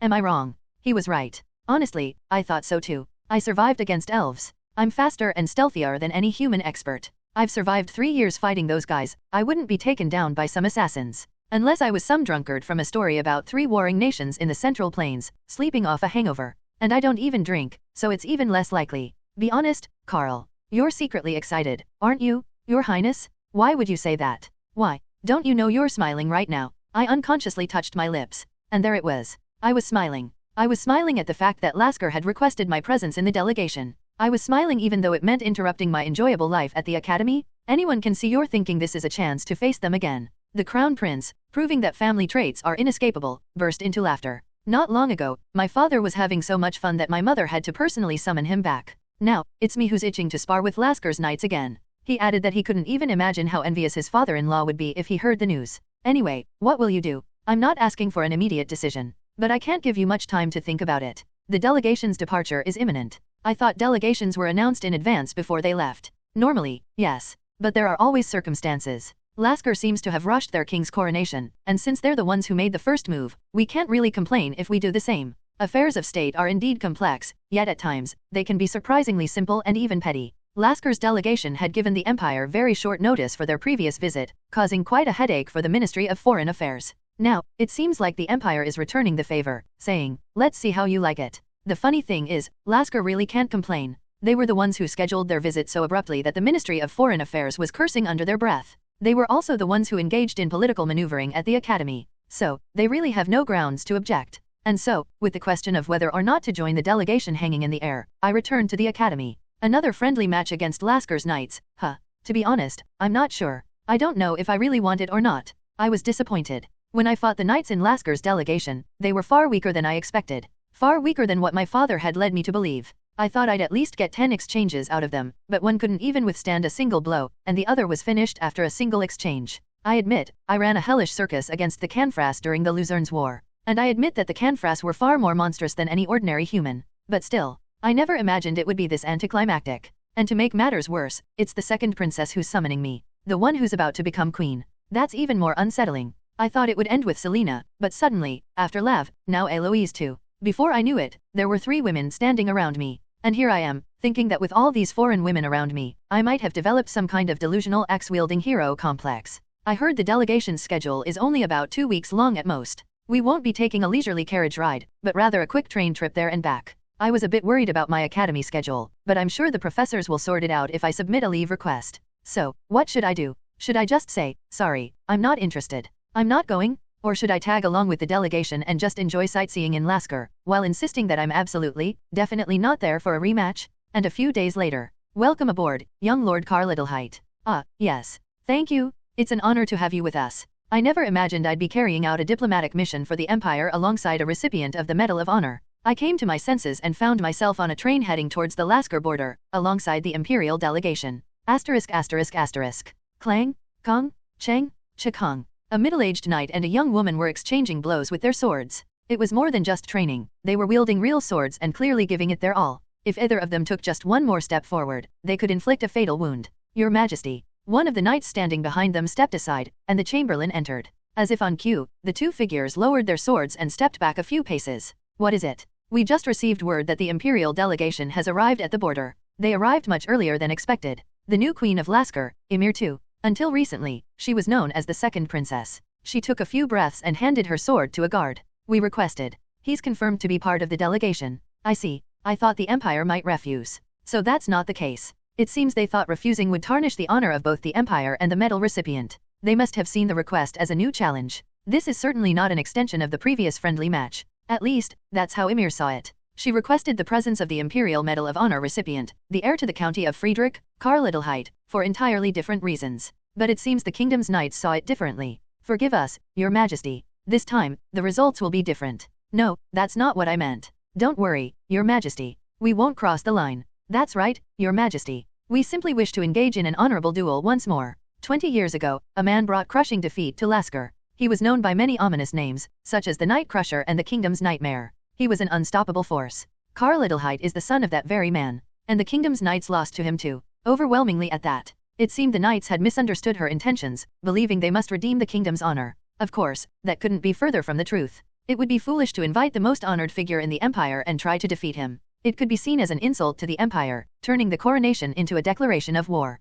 Lasker wouldn't last long against the empire's full force. Then why did Emir summon Karl? Why, despite the circumstances, did she insist on his presence, leading her subjects to misunderstand? Lefia n/o/vel/b/in.c//om. She thought of her half-sister, studying alone in a faraway land. Although they weren't particularly close, their relationship was better than that of most half-siblings. There were even times when she wished Lefia was her full sister. And so, she sent her away. She ordered her to study abroad, which was no different from exile. If Lefia had stayed any longer, she might have been swept up in the political strife and her struggle for survival would be in vain. Emir wanted her to be free, at least a little, and that's how she expressed it. The problem was, she never imagined they would go so far as to blind her, to commit such a heinous act within the empire's borders. Power is a terrifying thing. Political strife is so cruel that it makes you lose sight of everything else. Emir pressed her temples, as if the mere thought of it gave her a headache. Because of that incident, Lefia could never return to her homeland. Not even if Emir became queen, not even if her children became heirs. Lefia had already become a rallying point for dissidents, and whether she accepted or rejected that role, there was nothing that could be done. No, she could return. But her return would not have a happy ending. So, it was better for Lefia not to come back. Fortunately, her half-sister seemed to understand her intentions. I wish to renounce my title as princess. She declared her desire to stay in the empire. That would clear up all the misunderstandings and suspicions surrounding her. But the future was still a problem. She was still of royal blood, even without the title of princess. Could she live alone? How would the empire treat her now that she was nothing? That was the part Emir wanted to ask a favor for. From a certain man, who was coming from afar. Translator, Angel Dust. I had imagined Lasker's knights lining up as soon as I entered the country, shouting, a duel? The heir to the County of Friedrich. Honestly, it would have been quite a shock. 2 of their knights were soundly beaten, not by my father, but by his son. If the friendly match had continued, I could have taken down at least 3 or 4 more. Young lord, is there a problem? Huh, you keep looking around. But surprisingly, Lasker was quiet. Throughout the welcoming of the delegation, there was no mention of the sparring match. Even the knights escorting us only glanced at me occasionally. There was no hostility in their eyes. Are they holding back because of their queen's coronation? That seemed like the most plausible answer. Honestly, if it weren't for their actions within the academy, the Empire would have been criticized for the sparring incident. Suddenly challenging someone to a duel in front of a foreign delegation? It's a blow to their national prestige. A foolish act that would be ridiculed for years to come. Would they really want to do that when a new queen is about to ascend the throne? n/o/vel/b/jn.c//om. Especially a queen who came to power through political strife. If they make a mistake here, they could be purged, regardless of their honor. Captain, what's the schedule from here? We couldn't attend the coronation, so we'll convey our congratulations. We'll also deliver a letter expressing our hope for a stronger relationship between the Empire and the Kingdom. And, although it's not exactly a gift, we'll inform them of our decision to forgive a portion of the debt incurred from their gunpowder imports. Oh, forgive their debt? Really? Wasn't the Empire always sensitive about money? I thought they were even cutting back on imperial funds to focus on domestic affairs. This way, we can give the newly crowned Queen of Lasker an achievement. Since she ascended the throne through political strife rather than being the usual heir, it wouldn't be a bad decision to give her some justification. It seems like the Emperor and the Crown Prince came to this decision after much deliberation. The debt from the gunpowder purchase must have been substantial, and forgiving it like this will make it hard for Lasker to keep quiet. Furthermore, there couldn't be a better gift for the newly crowned second princess, no, the Queen. But, wouldn't this make the others whine? Wouldn't Hyzens and Avaleshti complain about Lasker getting special treatment? In return, Lasker will have to pay a price. For example, with the burden of gunpowder debt gone, their vaunted knighthood will be shaken. As expected. Politics is terrifying. So this wasn't done out of goodwill? On the surface, it's a gift to the new queen, but underneath, they're aiming to destabilize Lasker's core, the knighthood. It's a calculation I could never have imagined. After a long journey, we reached the royal capital of Lasker. My impression of it, how should I put it, similar to the Empire, yet different? If the Empire is typical Western style, Lasker has a hint of Eastern European style mixed in. Welcome to the royal capital, esteemed guests from the Empire. Thank you for your hospitality. While I was looking around, the head of the delegation was greeting the Lasker officials. So, I was about to introduce myself and ask if I could explore the area before heading to the lodging, when someone suddenly approached me. Are you young Lord Karl Adelheit? The person who spoke was a middle-aged knight. At a glance, he was no ordinary figure. The aura emanating from him was different from the other knights. At this knight's level, he could easily fight against the elite veterans from the Southern Front. Yes, I am. Could you spare me a moment? Now, I reflexively looked at the head of the delegation. He seemed preoccupied with greeting the kingdom officials. Could you wait a moment? I need to inform the head of the Deely. We will explain to the Empire. Please come with me now. It would be troublesome if more eyes are on us. The eyes he's referring to can't be the Empire. If that were the case, he wouldn't be asking me, an imperial citizen, for this favor. Then, what this knight, and whoever sent him, is worried about is the gaze within Lasker. And if there's someone who needs to worry about that gaze, then it must be. Let's go. Are you all right? The Queen of Lasker has summoned me. Wouldn't it be rude for a member of the delegation not to go? My words must have hit the mark, as the middle-aged knight's eyes flinched momentarily. How? If you're asking how I knew, first of all, the person standing before me is no ordinary knight. I figured there's only one person who could give orders to such a knight. And, only that person could summon a member of the delegation privately, right? Come on, let's go. If other people see us, they might start rumors about your queen having a secret affair with a foreign man. If that rumor reaches Selena's ears, I'll be in big trouble. So hurry up. *******. I followed the middle-aged knight deeper and deeper into the royal palace. I hope assassins with swords won't suddenly jump out from behind the pillars. Would I then become a tragic hero shouting ET2, Brute? TL/N, ET2, Brute is a Latin phrase literally meaning and you, Brutus, or also you, Brutus.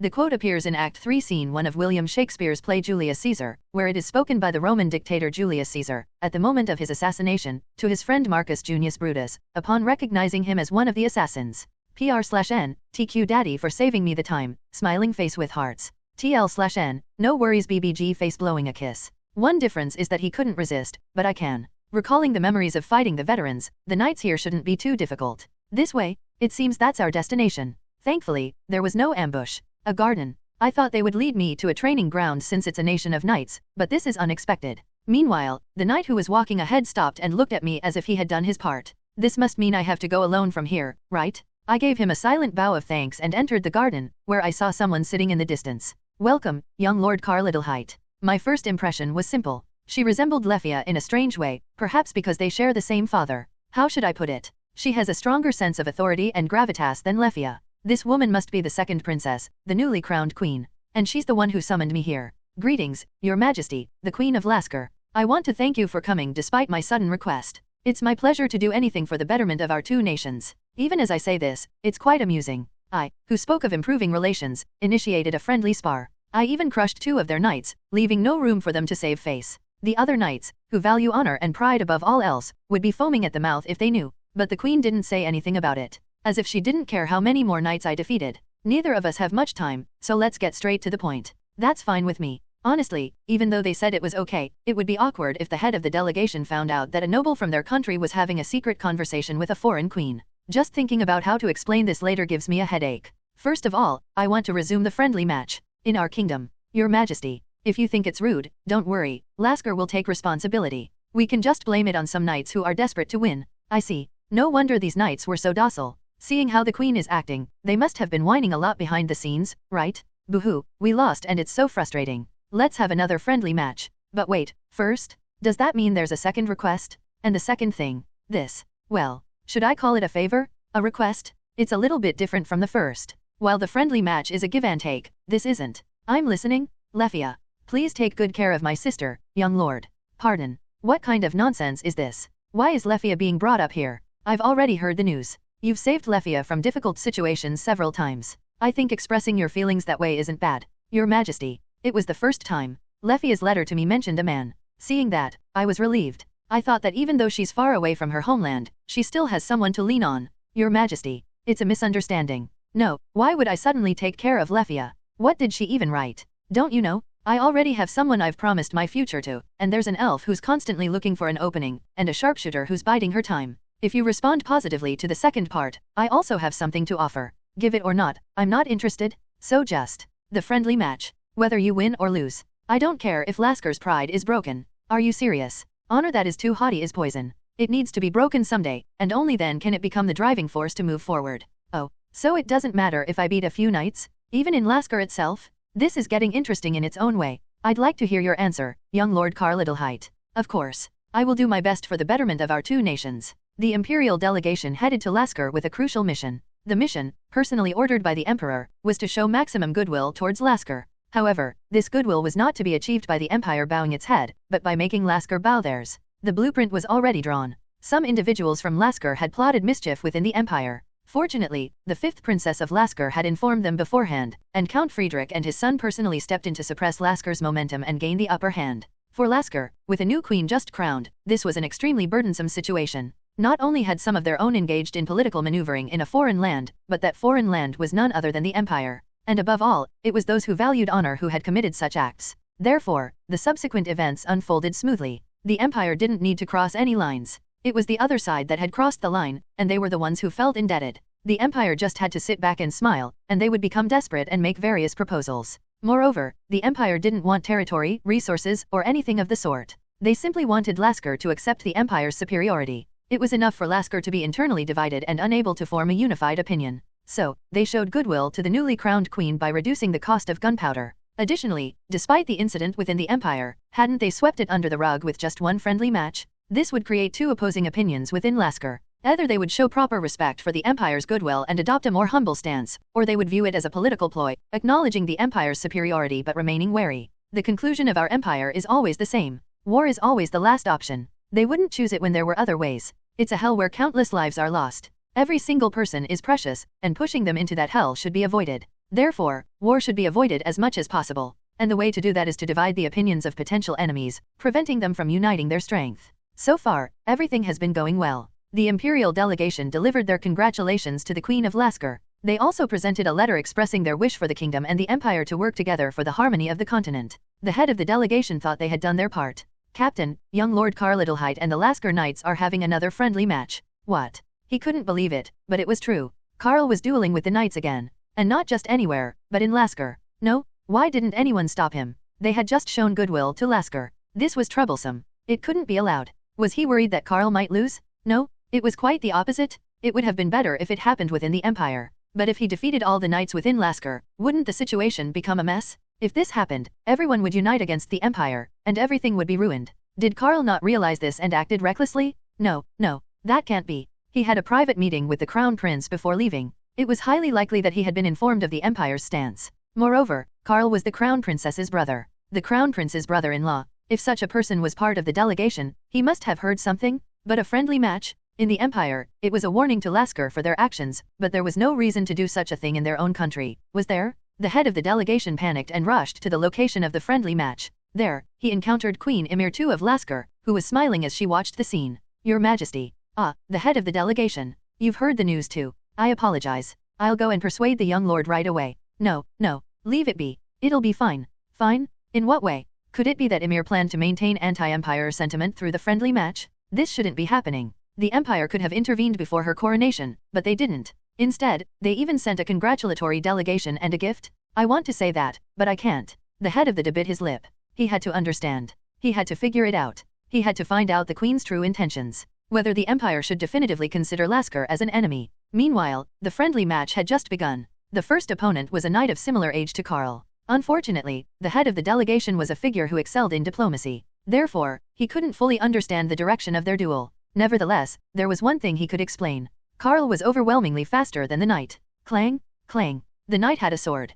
Karl had a great sword. TL/N, the greatsword mentioned here is a military greatsword. The difference in length was stark. Normally, the one with the shorter weapon would be at a disadvantage. Not only in terms of distance and reach, but also in the destructive power that could be generated with a single swing. The sword was superior. However, Karl completely sealed off his opponent's movements with that great sword. The position of the arm needed to swing the sword with force. The leg that must be stepped on to give strength to the arm. The breathing that must be regulated to do all of this smoothly. Karl was blocking all of it with his almost magical, great, swordsmanship. Ugh. The knight, who had been struggling even with a sword, finally got hit and fell to the ground. At Karl's word, next, another knight stepped forward. He also drew his sword, and as the bell rang, he clashed head-on with Karl, just like the previous night. Our Lasker has been called the nation of knights since ancient times. We respect honor and love those who uphold it. Do you know why? Surprised by the sudden question, the head of the delegation looked at Emir for a moment before answering. I don't know, Your Majesty. In the past, this was a harsh place to live. If there was nothing to warm our hearts, this place would have become a tribal state of barbarians surviving on plunder, not a nation of knights.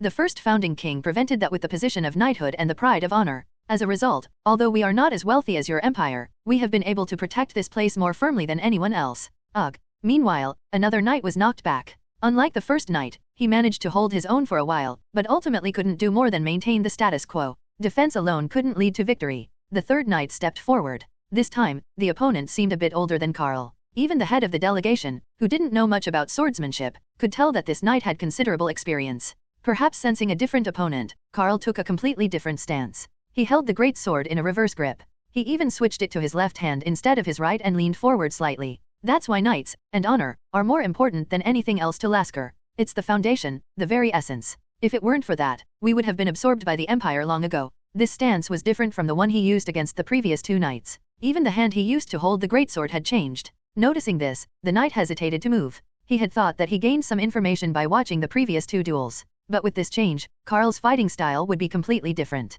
Everything became a blank slate. Karl didn't miss that moment of hesitation. Once again, he aimed to end it with speed. The knight tried his best to defend and counterattack simultaneously. The problem was that Karl's right hand, which was behind the greatsword in his left hand, struck first. Although it lacked power, that single strike was enough to slip through the gap and hit the knight's chin hard. Thud. The knight, hit by the blow, collapsed. In the last moment, Karl swiftly kicked the knight's sword aside to prevent injury, a display of ease that drew sighs from the others. But you see, that which was so precious, that which was our pride. It's now the cause of our own downfall. They still believe that knights, that honor, are more important than anything else. But it's just our foundation, not a springboard for the future. The next knight who came out was clearly a skilled swordsman. His sword was fast, his footwork was precise, and above all, the aura emanating from him was distinctly different from the previous opponents. Karl didn't foolishly face such an opponent head-on. He slowly tightened the noose from the outside, creating tiny gaps. And at the last moment, he struck through the gap, hitting the opponent's neck hard with the hilt of the greatsword. The next contestant, and the one after that, they were all great knights. But in the end, they all lost to Karl. In the face of Karl's extremely restrained, extremely practical, and thus extremely murderous style, the knights who had been focusing on beautiful swordsmanship were utterly defeated. While we were still focused on knights and honor, the Empire leaped far ahead. They discovered gunpowder, created new weapons with it. Now, a single soldier can easily defeat a knight. Finally, the last opponent. It was the middle-aged knight who had first guided Karl to Emir. He was different from the others. More refined, faster. N/O/vel/b/in.c/om. And above all, he wasn't overwhelmed by Karl's killing intent. He too had experienced countless battles. So, that friendly match was a drastic measure I prescribed for ourselves. It was to tell us not to deny reality by dwelling on past glories, nor to be overly optimistic about the future. Hearing this, the head of the delegation sighed inwardly, and he quietly decided to revise his report on the Queen of Lasker. She didn't have a great animosity towards the Empire, but she was definitely someone to watch out for. A queen who could breathe new life into the crumbling Lasker. Clang, clang. Meanwhile, the final duel ended in a draw, with both stepping back simultaneously. Schlieffen, Wilhelm, Alexander, and Joachim, the self-proclaimed pillars of the Empire, and otherwise known as the Quartet. Also, in Karl's words, the hydra that makes me lose my mind. Today, the four of them were stretching their bodies in boredom after finishing a lecture. They were bored. Really bored. While other students were screaming about lectures and whatnot, they only had to take 3 classes, leaving their week empty. Should we have just signed up for other elective courses? I know, right? I thought it would be nice to have some time left over. They didn't realize it when they were busy. They didn't know that this sudden leisure would be hard to adjust to. Karl, looking at the quartet, would say, "You guys even messed up the required lecture credits. You idiots." But despite appearances, these 4 had never fallen out of the top ranks throughout their 4 years. That meant they had been working really hard for 4 years. Lectures, assignments, and exams. At least as much as others. Now, they were spending even more time than others. In such a situation, they suddenly had free time with no lectures. Naturally, they couldn't adapt. They wished they were busy, but unfortunately, the quartet's lectures, and even their family matters, were going too smoothly, making them increasingly bored. Ah, damn it. Hey, Wilhelm. When is Karl coming back? Why are you asking me? You know the Ministry of Foreign Affairs well. Haven't you heard anything? According to the schedule, he'll be back in 2 days. There are still 2 days left, so please just stay still, Schlieffen. Maintain your dignity as an imperial noble. At Wilhelm's rebuke, Schlieffen shook his head, thinking, really? It wasn't just anyone else, but the person who was as undignified as himself who was saying that. It was ridiculous. Wasn't that just self-destruction, as Karl would say? It's so boring without Karl. It was Joachim, of all people, who said that. He was the quietest of the 4, so if even he was saying that, it meant their boredom had reached its peak. How's Selina these days? She's radiating an aura of "I'll kill you if you interrupt me." Except for Karl. Except for Karl, that is. In the past, it was difficult to even talk to Selina due to the memory of being rejected. Now, thanks to Karl, all the awkwardness has disappeared. On the contrary, now, teasing her with "So when are you two getting married?" results in a delightful reaction. So, even last year, they teased her several times, but now they can't do that anymore. Grad school is indeed a dangerous place. Even Selina has changed this much. It must be a den of devils. By the way, what's that elf up to? Eloise? That junior. She's been sticking with Princess Lefia, no, Junior Lefia, and Junior Lavrenti. She's also with Junior Lefia. They already knew that Eloise and Lavrenti had romantic feelings for Karl. But the 2 of them were with Lefia? And Lefia was the one Karl kept taking care of? They're wary. It's jealousy. Karl, you're in big trouble. Selina was completely immune. She had already visited Karl's family and formally introduced herself. With her position secure, there was no reason for her to be anxious. But Eloise and Lavrenti were different. They were aiming for the next opportunity, and Karl suddenly seemed to be taking good care of another woman, not them.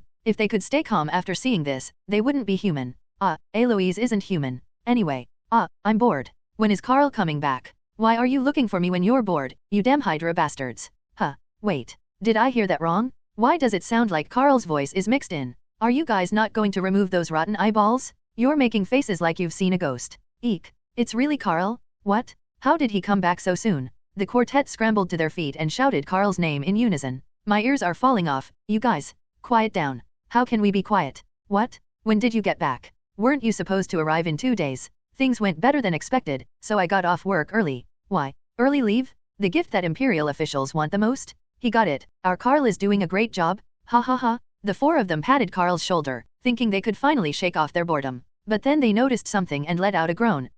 What's that, Karl? That sword? I've never seen it before. Yeah, you never carried something like that around. You said it was inconvenient. Ah, this. The sword was obviously antique. Karl fiddled with it for a moment before speaking. I got it on the way back. Asterisk asterisk asterisk. A few days ago, when the imperial delegation was still in Lasker. I think you sent the invitation to the wrong person. Karl was sitting in front of several knights, tilting his head in confusion. They were none other than Lefia's maternal family, the Adelheit family of Lasker. To be precise, it was the head of the Adelheit family, his sons, and their knights. The imperial delegation's mission was over. They had clearly conveyed all of their opinions. Queen Emir II of Lasker was focusing on shifting the excessive privileges of the knights and the excuse of honor to the new concept of the nation. They provided covert support where needed. They eased the debt burden and humbled the knights, showing them they weren't invincible, all through one man. Initially, the atmosphere wasn't great, but eventually, they would come to realize that the privileged class of knights couldn't last forever. That honor couldn't be the ultimate pride. After all, hadn't they lost in war and even in a friendly match on their own soil? They needed something more practical, more urgent. Ymir intended to change their thinking from a kingdom of knights to a kingdom of knights, by fostering patriotism. In any case, the delegation members just had to attend the banquet and brighten up the place. There, they could show that the empire was eager to move forward with Lasker. And Karl, after the friendly match, intended to mingle with the Lasker knights. He judged that approaching them without reservation would be better for the empire than boasting about his victory. The problem was that the first invitation came from Lefia's maternal family, the Adelheid family. In other words, the family that had been thoroughly defeated by Karl's father, the current Count Friedrich. This is awkward. Very awkward. The knights who had lost to him in the recent friendly match didn't even come near Karl afterwards. Whether it was due to mere pride or fear, they didn't even look at him, let alone speak to him. Yet, at such a time, the family that had been shattered by Count Friedrich suddenly invited him to tea. Even though he knew it was unlikely, Karl couldn't help but worry. Did they poison the tea? To see the son of Baba Yaga. This is quite fascinating. Meanwhile, the head of the Adelheid family stroked his white beard with a strange smile. The image of the man who had crushed him, his sons, and his knights was still vivid in his memory. Karl looked more delicate than his father, but his martial prowess was just like him. No, wait. He might even be more monstrous. At least his father used the same sword as them. But this young man named Karl had ravaged the knights with a much shorter military greatsword. It was said that the greatsword was blessed by the Radiant Church, but that alone couldn't explain his extraordinary skill. Do you think so too, father? What's even more amazing is his skill. They say he's not a warrior born of a warrior, but I never expected him to be this good. Well, I'm not a warrior born of a warrior because I spent 3 years as a soldier on the battlefield, fighting against the veterans. To survive, I had to roll around like crazy, you know? I'm sorry to say this, but it's not even comparable to you knights swinging your swords around. Karl couldn't bring himself to say those words out loud, so he just laughed. You may have heard this from your father, but we used to cross swords together. That was, more than 20 years ago. I heard about it from my father. He said he met worthy opponents when the Empire and Lasker were fiercely competing. To be precise, they were friends who were fun to spar with, but Karl didn't mention that part. He wasn't foolish enough to throw cold water on this pleasant atmosphere. Ha ha ha. I'm glad he said that. But your father must have said it out of courtesy. After all, against Baba Yaga, all we could do was run away after being defeated. I don't consider running away to be shameful. I see it as choosing life over a meaningless death, while waiting for another day. Retreating or withdrawing from battle was not a disgraceful act. It was 100 times better to regroup and seek a new battle than to die here. Retreats were a daily occurrence in the Luzerne's War, so Karl answered sincerely. But it seemed that his answer left a strong impression on the Adelheid knights. Indeed, Baba Yaga, and his son, they're different from us. I thought fighting and dying was honorable, but it's not. No, if you guys get so serious, what am I supposed to do? Why are you acting like this? Karl wanted to scream, but he endured it with superhuman patience. Young Lord Karl Adelheit, please accept this. N/O/vel/b//in.c//om. The head of the Adelheid family rummaged through something and held out an object. It was wrapped in luxurious silk, and Karl could roughly guess what was inside. It should have gone to your father, but he refused it. And now, it's not too much to give it to his son. Karl tilted his head and carefully unwrapped the silk. What appeared was a single sword, exuding an antique and elegant aura. So, you're saying they gave it to you, and you just took it? Yep. I nodded confidently, and the 4 of them exclaimed in surprise, hey. They couldn't believe I just accepted it without a fuss. Surely you didn't just take it without a fight, right? Right? Damn it, say no. Their expressions seemed to plead. Guys, calm down. I'm also a noble of the Empire, just like you. It's customary to refuse, I know. But of course, I did try to decline. I waved my hands, insisting I couldn't accept it. But the Lord, his family, and even the knights insisted I take it. They said if I didn't accept, they would never be able to rise again. I couldn't understand what they meant, but their desperation was so palpable that I ended up accepting. Of course, I expressed my gratitude. I wouldn't just take it and leave without a word. Still feeling uneasy about it, I discreetly asked the queen the night before I left. I received a sword. Can I really take it with me? The queen gave me a cryptic look and said that gifts are a matter between the giver and the receiver, and it wasn't her place to interfere. No way. That's no ordinary sword, even at first glance. I may not be skilled in swordsmanship, but I'd bet my tail that's a legendary blade. Don't go around betting your tail when you don't even have one, Wilhelm. Fine, I'll bet one of my arms, then. You're insane. Have these guys lost their minds again after just 2 weeks apart? They're truly something else. And these are the pillars that will lead the empire? Young lords, please, I beg of you, maintain your dignity. Wouldn't you say the most undignified one here is young Lord Karl? I agree with young Lord Wilhelm. As do I. Will you all shut the fuck up? I subtly revealed the great sword imbued with the blessings of the church, and they immediately backed down with a yes, sir. Sigh. I'm afraid rumors might start circulating about me being a count with a duchy and imperial county in his grasp. Damn it. How did things go? Did it work out? That's classified information. You want me to spill state secrets? No, but you could give me a hint. It worked out. And I even managed to beat them up a bit. The last thing I heard before leaving Lasker was that the knights I defeated are now all undergoing hellish training. Even if my father is Count Friedrich, I'm still young. They were defeated without being able to do anything against such a young man. But if you think about it, it's actually those guys who should feel wronged. Honestly, those young knights probably haven't experienced real warfare. The Empire and Lasker fought when my father was still active, which was over 20 years ago. Our empire shares borders with Avaleshti and the elves, so war is inevitable, but Lasker is different. If they don't fight the Empire, they don't fight at all. At most, they've probably just swung their swords around a bit, yelling yeah, yeah. They haven't suffered like I have, rolling around and screaming in agony. Even if they did suffer similarly, their mindset might have been different from the start. To be precise, they do share a small border with Avaleshti, but they consider each other so lowly that they wouldn't even think of fighting. Sword and magic. Similar, yet never to be mixed. In cases like this, there are two possibilities: either they fight to the death, or they hate fighting so much that they build a wall and pretend the other doesn't exist. Luckily for Lasker and Avaleshti, they fall into the latter category. I say luckily because if they had fought, our empire would have devoured them both. The reason they fall into the latter category is because of our empire's existence. They both have the mindset that they don't want to be caught in the crossfire and suffer as a result. Anyway, did anything happen while I was gone? Nothing, right? Oh, wait, there was something. There was. Of course there was. Indeed. These guys again? Not falling for it twice. They're waiting for me to react with what? What happened? Tell me. No way. For the record, I'm not curious about what happened to you guys. Just so you know. Come on. That's so mean. Aren't we friends? Let's say I'm only curious when your lives are in danger. We almost died. You almost died? Why? We were bored. To think they can say something like that without batting an eye. They're truly something else. I guess not just anyone can be the main character. I could never say something like that. I thought about drawing my greatsword for a moment, but decided not to. Honestly, I couldn't help but chuckle a little.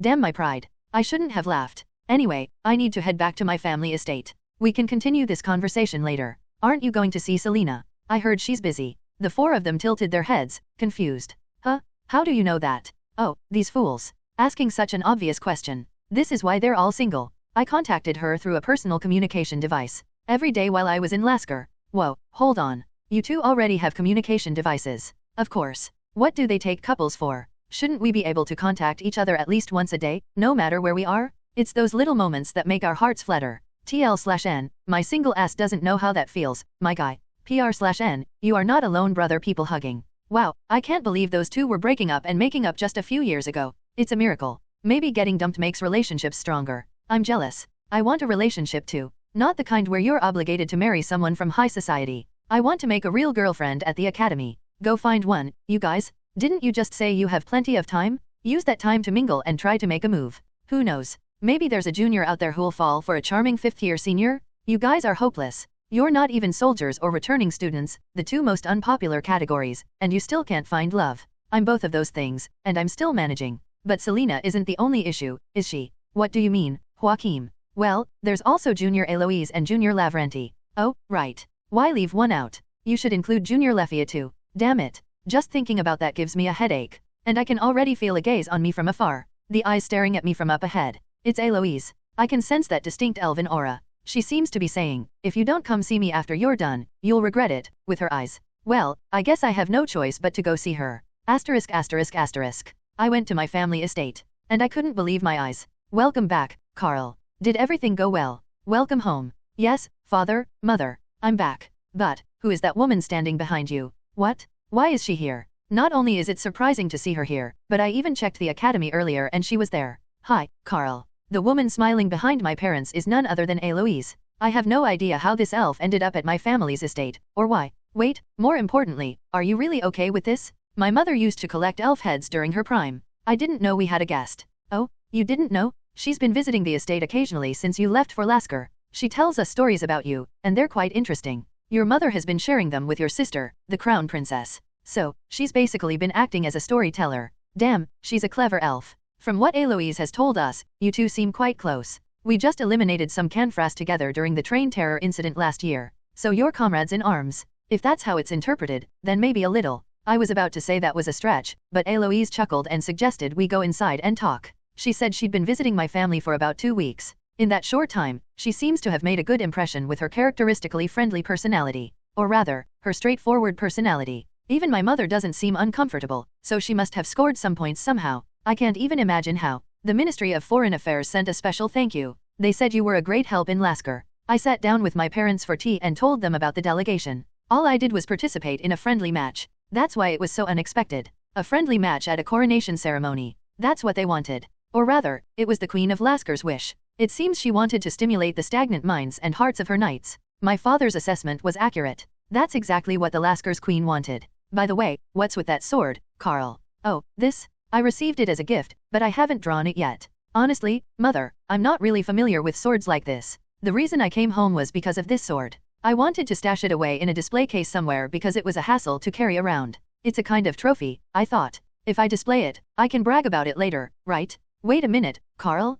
Can I see that sword? Eloise? No, hey, wait a second. Before I could stop her, Eloise took the sword. And then, she suddenly drew it. I was about to scold her for doing that in front of my parents, but her next words stopped me. Is this really a sword? What are you talking about? No, it felt strange from the moment I saw it. How should I put it? This is a bit. It feels like it's been artificially concealed. It was my father who finished Eloise's sentence. My mother, who was sitting next to him, looked at the sword drawn from its sheath and tilted her head, saying, "That's strange. It's a bit sad that I'm the only one who doesn't understand what's going on. This is really strange." Eloise examined the sword, flicking the blade with her finger. Tick tick. It sounded like something was wrong. Father. One moment. Suddenly, my father grabbed a sword from the display case. And then he swung it. Nov. L. B / JNN. Clang. Crack. Before I could stop him, my father's sword struck the one I received as a gift. And with that blow, the blade shattered into pieces. Father? What are you doing? SHH. My father put his index finger to his lips and pointed at the shattered sword with his other hand.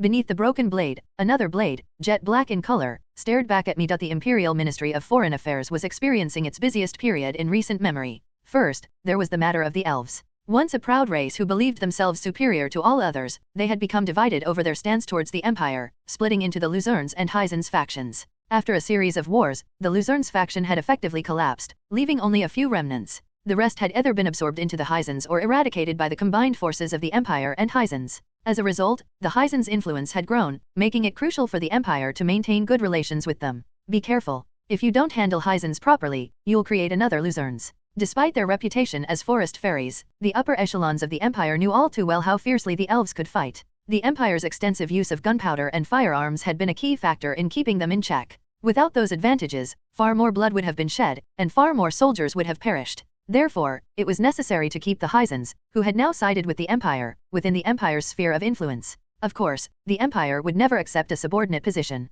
However, it also sought to avoid bullying the Heisens. The best path forward was one of mutual benefit. In that sense, the Ministry of Foreign Affairs was inwardly grateful to Karl Adelheit. Ever since Karl received the Legion of Honor, the lower-ranking warriors within Heisens have been continuously voicing their opinions, haven't they? Thanks to that, the influence of the elf families is diminishing. Those lower-ranking warriors fought alongside the Imperial Army in the Luzernes War. They understand that there's nothing to be gained from fighting against our empire, not to mention the overwhelming superiority of our gunpowder and firearms. At this rate, they'll take care of the internal cleansing themselves. To think that a single medal awarded to Karl would have such an effect. The elves themselves probably never imagined that the situation would become so twisted. They likely thought that awarding the Legion of Honor to a human would only result in a few noble families grumbling about why it was given to him. The events within the Heisens had certainly increased the workload of the Ministry of Foreign Affairs. However, the developments were beneficial to the Empire. So, it was all right. Next, there was the Radiant Church. It was the largest religious organization on the continent, worshipping the goddess of light and spreading her teachings far and wide.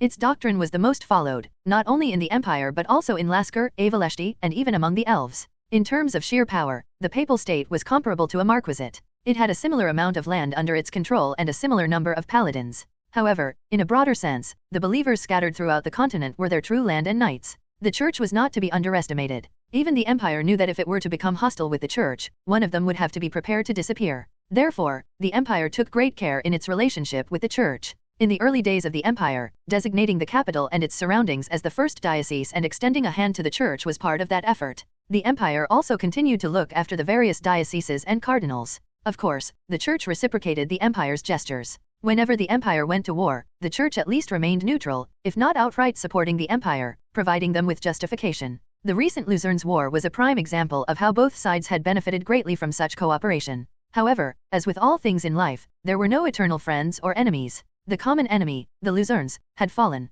Those who denied the Empire's order and blasphemed the teachings of light had been utterly defeated and would soon be completely eradicated. While others were cheering for the Empire or the victory of light, the Ministry of Foreign Affairs had to worry. What if the relationship with the Radiant Church cracks? The war with Luzernes is over. Now is not the time for the Empire or the Church to use each other. This could be the most peaceful moment, but it's also the moment we need to be most prepared. For this reason, they were in the midst of devising various plans to maintain friendly relations with the Radiant Church. The sacred relic, which had disappeared due to wicked individuals, has returned to the Church. The goddess has shown her favor and allowed us to find the sacred relic through a miracle. The Church expresses its infinite gratitude to young Lord Karl Adelheit, who made this miracle possible, and to the Empire that embraces him. Once again, it was Karl Adelheit. The young man had been a great help. They found the sacred relic, they said. Karl went south and, by pure chance, recovered the sword of St. Louis. The investigation concluded that it was indeed luck. He had no intention of finding it, it just appeared out of nowhere. However, no one took Karl's words of good luck seriously. Good luck? Is that all there is to it? Does that mean everyone with good luck can find sacred relics? That was not luck. It was love, as the Church said. It was clear that Karl was loved by the goddess. There was no other way to explain how a sacred relic could suddenly appear after splitting a rock. We must repay the debt we owe to our benefactor in the name of the Church. I heard there's a pension foundation established in the name of the noble. We will redirect a portion of the offerings coming into the Church to the foundation. I've heard that many are still suffering from the aftermath of the war. We promise to expand medical facilities and child care facilities. In addition, the priests of the Papal State will also participate in volunteer work. The concern about how to manage the relationship after the common enemy, Luzernes, disappeared became a thing of the past after Karl found the sacred relic. It became a mere incident that didn't need to be worried about. Currently, the Church was ecstatic about recovering the lost sacred relic. Moreover, they began to use it to show that goddess miracles were real and to further expand their influence. Of course, Karl and the Empire were at the heart of it all. So, the Church extended their hand first. The cardinal of the first diocese visited Friedrich County, and 2 cardinals blessed Karl's greatsword. They even invited Karl to the Papal State on St. Louis' birthday. The relationship between the Empire and the Church was becoming even stronger as a bonus. But that wasn't the end of it. This time, it was Lasker's turn. Karl's influence was relatively small here. At most, he had made the Empire's discomfort known through a friendly match in light of the internal problems within Lasker that had been revealed beforehand. He also reminded them that they were still not free from the nightmare that was Friedrich County. In fact, the Ministry of Foreign Affairs thought that was enough. Karl already had many connections with the elves and the Church, and if he got involved with Lasker too, there would be too much to do. The results were good for the Empire, but the workload for the Ministry of Foreign Affairs was too much. So, they wished he would stop getting involved in incidents. But then, wait, what did you just say? The Minister of Foreign Affairs, startled, questioned the department head's report.n/o/vel/b/in.c//om. One of the swords of the 12 knights, who served under the founding king of Lasker, is in the possession of young Lord Karl Adelheit. No, I mean, why? He received it as a gift before returning from Lasker, and it turns out that the sword was actually one of the 12 knights' swords. Both countries are currently investigating, but it seems to be a genuine article. The Minister of Foreign Affairs sighed. This couldn't be happening. Wasn't this a big deal? Lasker was a country that lived and died by chivalry. It was a nation that valued honor above all else. And yet, one of the swords of the 12 knights, the pinnacle of chivalry and honor, was in a foreign country? First of all, the person who gave the gift would be in big trouble. The royal family would also be criticized. Moreover, they could demand the immediate return of the sword and even threaten war. First, let's suggest to young Lord Karl that we return the sword immediately. There's more to report. Could it be that they had already declared war? Please, Lasker. You damned fools. Even if you gave it as a gift, you can't blame the Empire for this. This is the official statement from Lasker that just arrived. They say that the sword has rightfully found its owner, and they will not mention it until it is honorably handed over according to the knight's customs. What? Did the Lasker people collectively take drugs? They're obsessed with chivalry, and yet they're giving up one of the 12 knights' swords? They wouldn't give it up so easily. Are you sure that's what they said? Yes, Minister. It's confirmed. It's an official statement, and although there are some dissenting voices within Lasker, most people seem to accept it after learning about the sword. They accept it after learning about the sword? The Minister of Foreign Affairs sensed something was amiss. Quickly find out what kind of sword it is and which of the 12 knights wielded it. A thorough investigation is necessary to take a stance that is favorable to our empire without any diplomatic friction. Yes, sir. We'll find out within 24 hours and submit a report. Exactly 17 hours later. The sword received by young Lord Karl Adelheit is the sword of Surfruh, one of the 12 knights, called the Answerer. Surfruh was the most skilled warrior among the 12 knights, and after his death, his sword was sealed with the words, "It will sleep until the strongest appears." 20 years ago, after being defeated by Count Friedrich in a war with the Empire, Lasker tried to give the sword to the Count as a gesture of respect and fear, but the Count refused. The minister let out a sigh of disbelief and turned to the next page. As the answerer, legend has it that those who are not qualified cannot see or encounter the true form of the sword. Currently, only one person has seen the true form of the sword, young Lord Karl Adelheit. After reading that far, the minister casually tossed the report onto the desk. Now he really didn't know. Was it really just luck? Or was it the love of the goddess, Gua? Karl entered the break room and threw himself onto the sofa. Now that I think about it, that was a very uncle-like thing to do. Back in my military days, whenever I had a spare moment, I would throw myself onto my sleeping bag like this. Whenever I did, my seniors and juniors alike would laugh and say, "Oh my, you've become a total old man." It was incredibly tough and challenging, but looking back now, it was a time I could endure. Of course, if asked if I would go back, I wouldn't want to, but still, that's how it was. I'm exhausted. Lately, I've been feeling overwhelmed. So much has happened in just a month or two. It all started with a friendly match against the Lasker delegation. I thought I'd just warm up a bit and be done with it. I even expressed my disappointment that it ended too quickly. Then, all of a sudden, I joined the delegation and headed to Lasker with them. And then in Lasker, the Kingdom of Knights, I had another go at it. This time, I really got my fill. I thought that was the end of it, but it turns out the sword I received as a gift is one of Lasker's treasures. I wondered why they would give me something like that, but they said that if I wasn't qualified, I wouldn't even be able to see Lasker or the Knights. So, originally, it was supposed to go to Count Friedrich, my father, but he adamantly refused it, so they couldn't give it to him. And that sword, in the end, found its way back to Count Friedrich's territory. What's even crazier is that only Karl himself has seen the sword's true form. Not Eloise, nor his mother, not even his father, Count Friedrich. All three of them could only feel an unfamiliar sensation, nothing more. They couldn't see beyond that, and ultimately, Karl was the only one who could see the jet black sword. What the hell is going on? It was like that when I found the sacred relic. And now, I'm the only one who can see the so-called answerer. At this point, it's starting to get scary. I'm starting to wonder if this is really okay. It was definitely an incredible sword. It was the first time I'd seen a sword that wasn't the usual steel color, but instead, jet black. Seeing the blade with its subtle glow, I had a momentary urge to swing it. But I resisted. I even hypnotized myself into believing that this sword was just for show. The reason I'm not holding the sword, even after going through all that nonsense, is because of this. N/O/vel/B/in.C//om. I discreetly pull out the great sword I had in my arms. As always, this is the best. It might look a bit clunky, but the way it fits snugly in my hand when I grip it is so reassuring.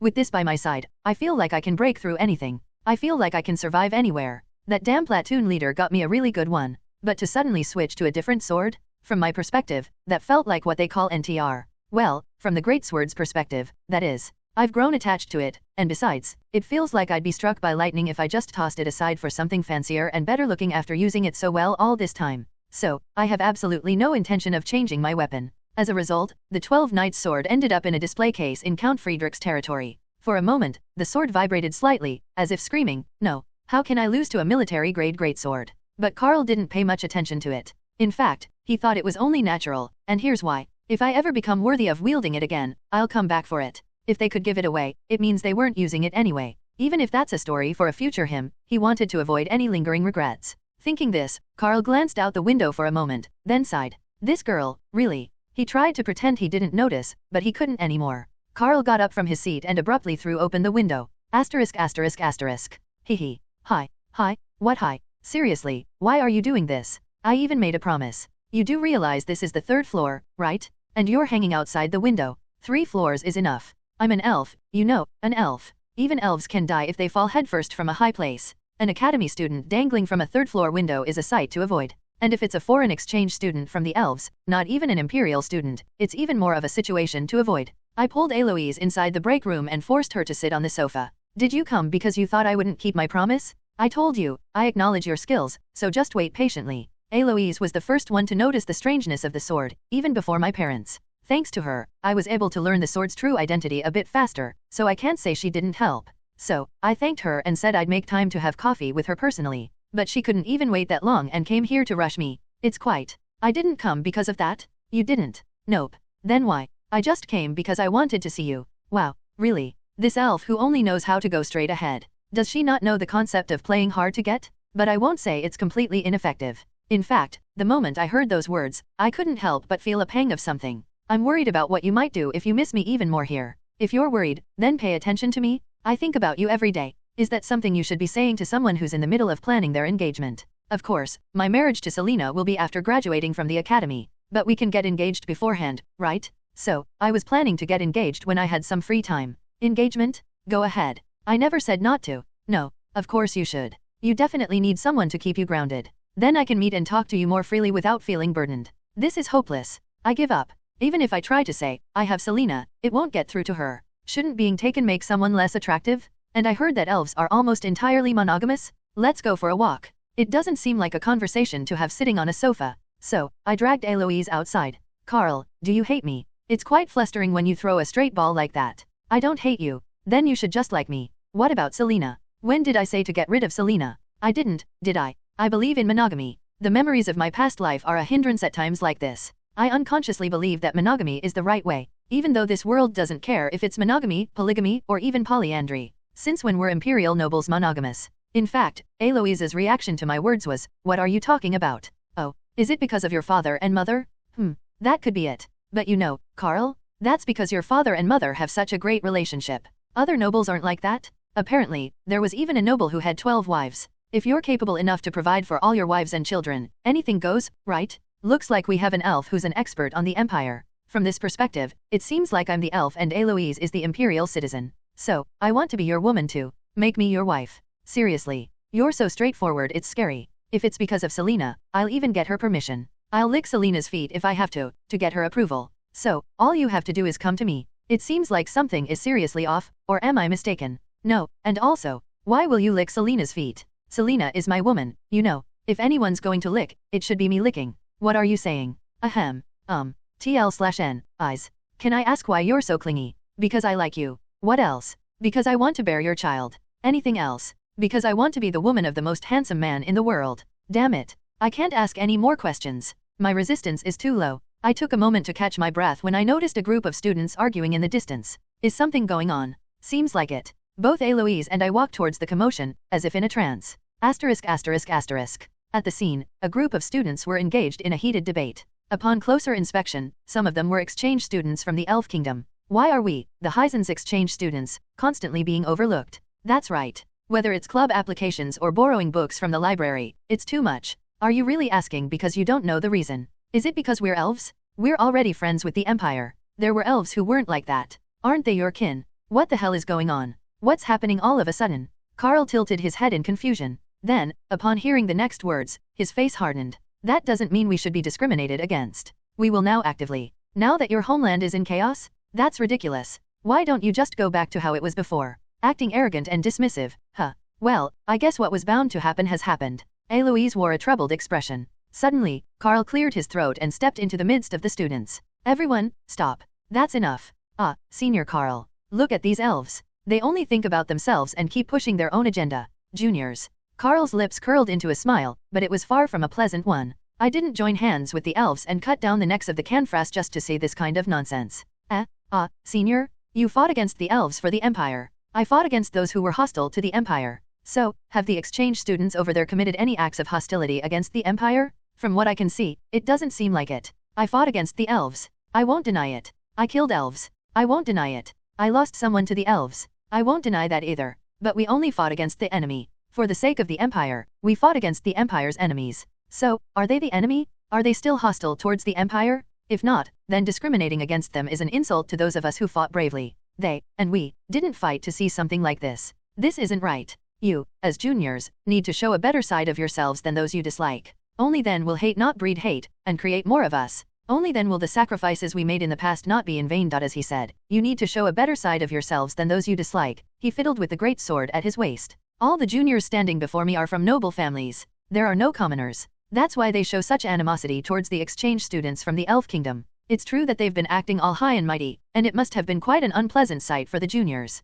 As a noble of the Empire, and rightfully so as part of the privileged class of this land, I acknowledge that it's unpleasant. It's only natural. If they were acting like this in their own country, it wouldn't be a big deal, but seeing them act like this in the Empire would make anyone growl. Yeah, all canfras should die. Meanwhile, the situation back in Hyzens has become quite chaotic, and the exchange students have suddenly changed their stance due to some kind of change. That stance is to show a strong pro-Empire sentiment. That must be quite annoying for the juniors. I understand. Just a while ago, they were sticking together and muttering, humans are, they were the ones who barely survived thanks to the Empire's help, yet they kept acting like they were superior. If I were looking at those guys, I might have growled about killing them too. But that's just what's inside. It's a feeling you should have, but not show on the outside. The moment you reveal it openly, we become no different from those canfras. I hope you understand what I'm saying, juniors. You need to become a better person. If words don't persuade them, I'll have no choice but to persuade them with my great sword and words. As I thought about drawing my greatsword from its sheath, thankfully, the juniors didn't turn out to be those kinds of noble brats.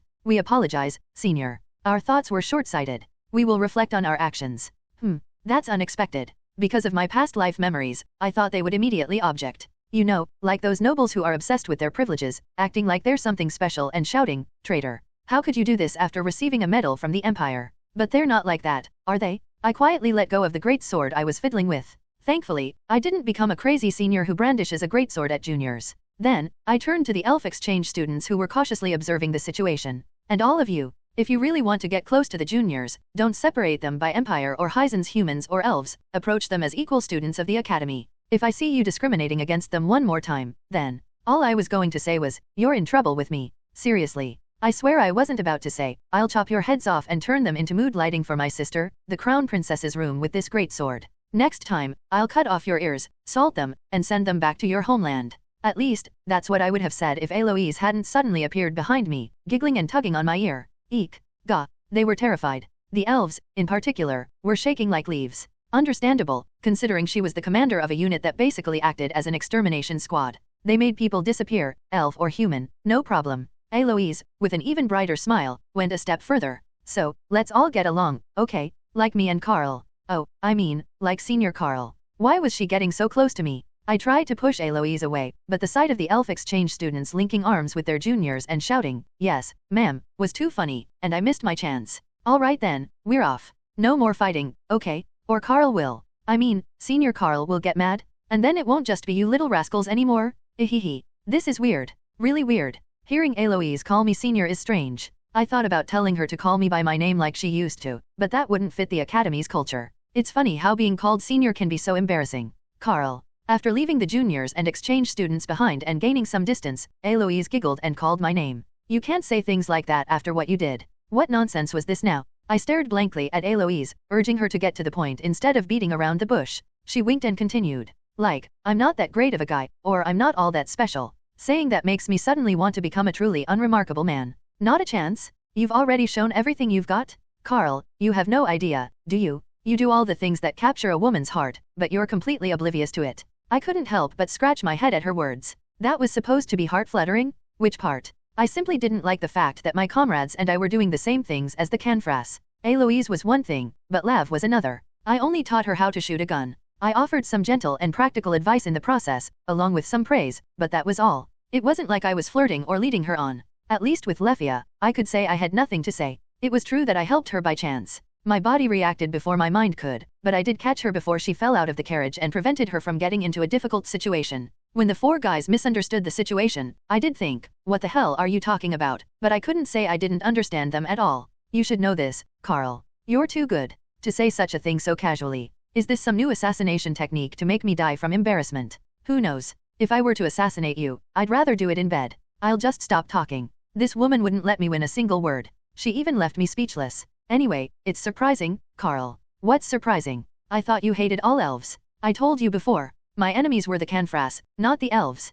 Elves were my comrades too. Eloise nodded at my answer.n/o/vel/b/in.c//om. If I hated all elves, I wouldn't let you, Eloise, be by my side even for a second. What about me? Aren't I a beautiful woman who craves love and attention? What about me? I'm pretty, crave love, and demand affection, you know. The fact that you can say that with a straight face commands my respect and admiration, woman. But thinking about it, she had a point. Elves were beautiful, and Eloise was even more so. I wouldn't deny that. Of course, Selena was always the most beautiful in my eyes. Like I said, I fought against the Empire's enemies. I have no intention of hating, loathing, or turning against all elves. That would be the same as the canfras who hated all humans. I cursed them, fought them to the death, and believed in the cause of that war. Perhaps it was my justification. I didn't want to deny it myself. I couldn't be like them. I was afraid that if I did, my sacrifices and those of my comrades would become meaningless. So, don't think that just because I lost a lot in the Luzerne's war, I'll automatically hate all elves. It's actually quite offensive. I understand. I'm sorry. I won't say anything like that again. Well, then I can really relax and be more open now. I was holding back a bit because I'm an elf. That was you holding back. How? In what way? If that was holding back, what were others doing? Explain, please. Alright then, let's start with a simple date today. Can you explain why that's happening? And it's not simple at all. He. First, I already know Selena is busy today. Second, since you have completely stolen my heart, you have to take responsibility. Isn't that enough? So, what was she saying? That she wouldn't mind being a second choice? That was some dedication. It was absurd, but it made it even harder to push her away. Oh dear. Asterisk.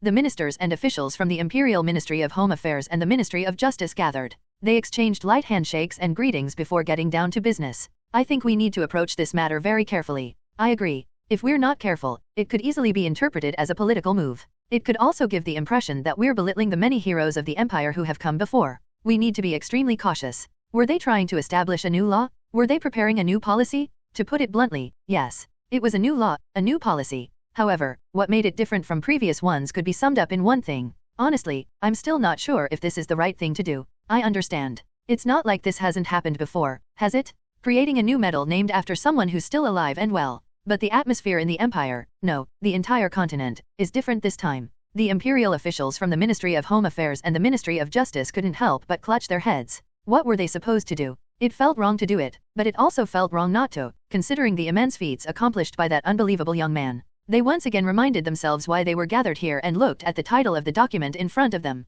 Important meeting regarding the establishment of the Karl Adelheit medal. The Empire had many medals, but not many were named after individuals. Especially those awarded by major imperial departments, selected recipients, and approved by the imperial family. There were several reasons for this. Too much time had passed since the last time a new medal was created, or the argument that naming a medal after one person would diminish the achievements of those who came before. Or, the concern that since all citizens of the empire were to hold the imperial family in the highest regard, a medal named after someone else might elevate that person's status above the imperial family. Of course, this last reason was just speculation, not an official stance. Nevertheless, there were a few medals named after great individuals. However, all of them were deceased. There had never been a case where a medal was created for someone who was still alive and well, like in this situation. Can't we just pretend this never happened? If it were just 2 medals of honor, maybe. But this goes far beyond that level. Has anyone in the history of the Empire received the Legion of Honor from the elves? This was a feat that even the first emperor had not achieved. It was that significant. The elves, with their pride and arrogance, had voluntarily offered him a medal. Many officials from the Ministry of Foreign Affairs believed that such an event would never happen again. Was it just the elves? Next was Lasker. They held their 12 knights in high esteem, and Karl had even received a sword from one of them. Of course, they had intended to give it to Count Friedrich beforehand, but now only Karl held that qualification. Furthermore, he remained undefeated against Lasker's vaunted knights, albeit in friendly matches. More than half of those victories were won in Lasker itself. They were as proud of their chivalry and honor as the elves, yet Karl had soundly defeated them. And it didn't end there. What came next far surpassed both the elves and Lasker. Have you heard the news? The 4th Diocese is holding prayer meetings praising young Lord Karl Adelheit. They say he received the location of the sacred relic through goddess's love. Ugh, that's why this is a problem. If we say a medal named after the young lord is an issue, do you think the Radiant Church will be happy? Even so, this is premature. He's still in his 20s. If he were in his 50s or 60s, it might be a different story, but there's no precedent for this. N/O/vel/B/in.C//OM. The reason why national affairs were always slow and required countless discussions was simple. They couldn't leave behind a bad precedent. One wrong precedent could shake public sentiment and overturn the foundation of the nation. The issue of abuse was secondary. That's why imperial officials, despite being criticized, strived not to leave behind such precedents. The same was true in this case. They acknowledged that Karl's achievements were remarkable. To deny it would be inhuman. But he was still alive. And more importantly, he was too young. If they set this precedent, it could be misused in the future, potentially leading to a change in leadership. Was this an overreaction, paranoia? They admitted it could be. But the worst-case scenario was always like that. They had to anticipate, predict, and work hard to prevent it. The Crown Prince seems quite positive about it. His Majesty hasn't said anything yet. What does the Ministry of War say? They said it would be an honor to have a medal named after someone who received the Medal of Honor twice, but they warned that it could strengthen the military's influence and we should be cautious. That was exactly why this was so difficult. After all, Karl leaned more towards martial prowess than scholarly pursuits. There were already enough medals for those who had made military contributions. Why create another one? And even if they did, what about the hierarchy? The Medal of Honor had been the most prestigious medal since the founding of the Empire. Would they place a new medal above it? If so, what about those who had already received the Medal of Honor? Would they need to give them the new medal as well? Placing it below the Medal of Honor was also problematic. How could it be ranked lower when Karl had received the Medal of Honor twice? Considering the elves, Lasker, and the Radiant Church, it was simply impossible. As the long and difficult discussion continued, unable to find a solution. Your Excellency, new information has arrived. New information. Yes. An official letter from the Radiant Church, or rather, the Holy See. The Minister of Home Affairs, wondering what this was about, examined the details. Soon, he let out a sound, a sigh or an exclamation, it was unclear which. *******. I am sorry, could you repeat that? Please don't apologize. I can't bear to hear you apologize to our church's benefactor. Young Lord Karl Adelheit, this is a handwritten letter from His Holiness the Pope himself. No. A pure white envelope was held out to me, bearing a red seal. My hands trembled for a moment. What was this feeling? Ah, right. It was similar to when I first met the Crown Prince and the Emperor. Just thinking about that time gave me chills. I never imagined I would meet such figures in person. Well, now the Crown Prince is my brother-in-law, and I wouldn't mind seeing His Majesty again. Of course, I couldn't help but feel nervous. One was the ruler of the empire, the other, the future ruler. And the one who sent me this letter was the central figure of the Radiant Church with its vast influence. It was impossible not to be nervous. Honestly, I was still dumbfounded. What? Who sent what? The Pope sent me a letter? And he wrote it himself? For a moment, I wondered if I should kneel and pray. It was the Pope, after all. However, the priests and paladins of the Radiant Church standing before me didn't give me any such instructions. So, I simply accepted the letter with a respectful demeanor and carefully unfolded it. So, what did the Pope write to me? His Holiness wishes for you to attend the Feast of All Saints, the Holy Mass, which will be held this summer. The feast, you say? Yes. If you accept, our church will take care of everything else. Not only did the Pope send a letter himself, but he also extended an official invitation to the feast. To me, a mere noble. As far as I knew, this was an honor reserved for a select few who had shown exceptional devotion. I believed in the teachings of the light, but I wasn't that devout. Ha ha ha. Well, it's an unprecedented honor. But am I really worthy of attending? I wouldn't want to cause any trouble on such a sacred day. Not at all. How could you say such a thing? Especially you, young Lord Karl Adelheit. The priests were aghast, and the paladins shook their heads with stern expressions. They said, you recovered the church's sacred relic. You are a brother loved by the goddess. Who in the church would dare to think you shouldn't attend? Well, everyone, I didn't mean it literally. I was just being polite. So please don't take it too seriously. I'm afraid you'll start saying, who said that? You? It was you? You heretic? Purge? Burn him at the stake. Ahem. How could I refuse such a joyous occasion? It's summer, so I'll be on break from my studies.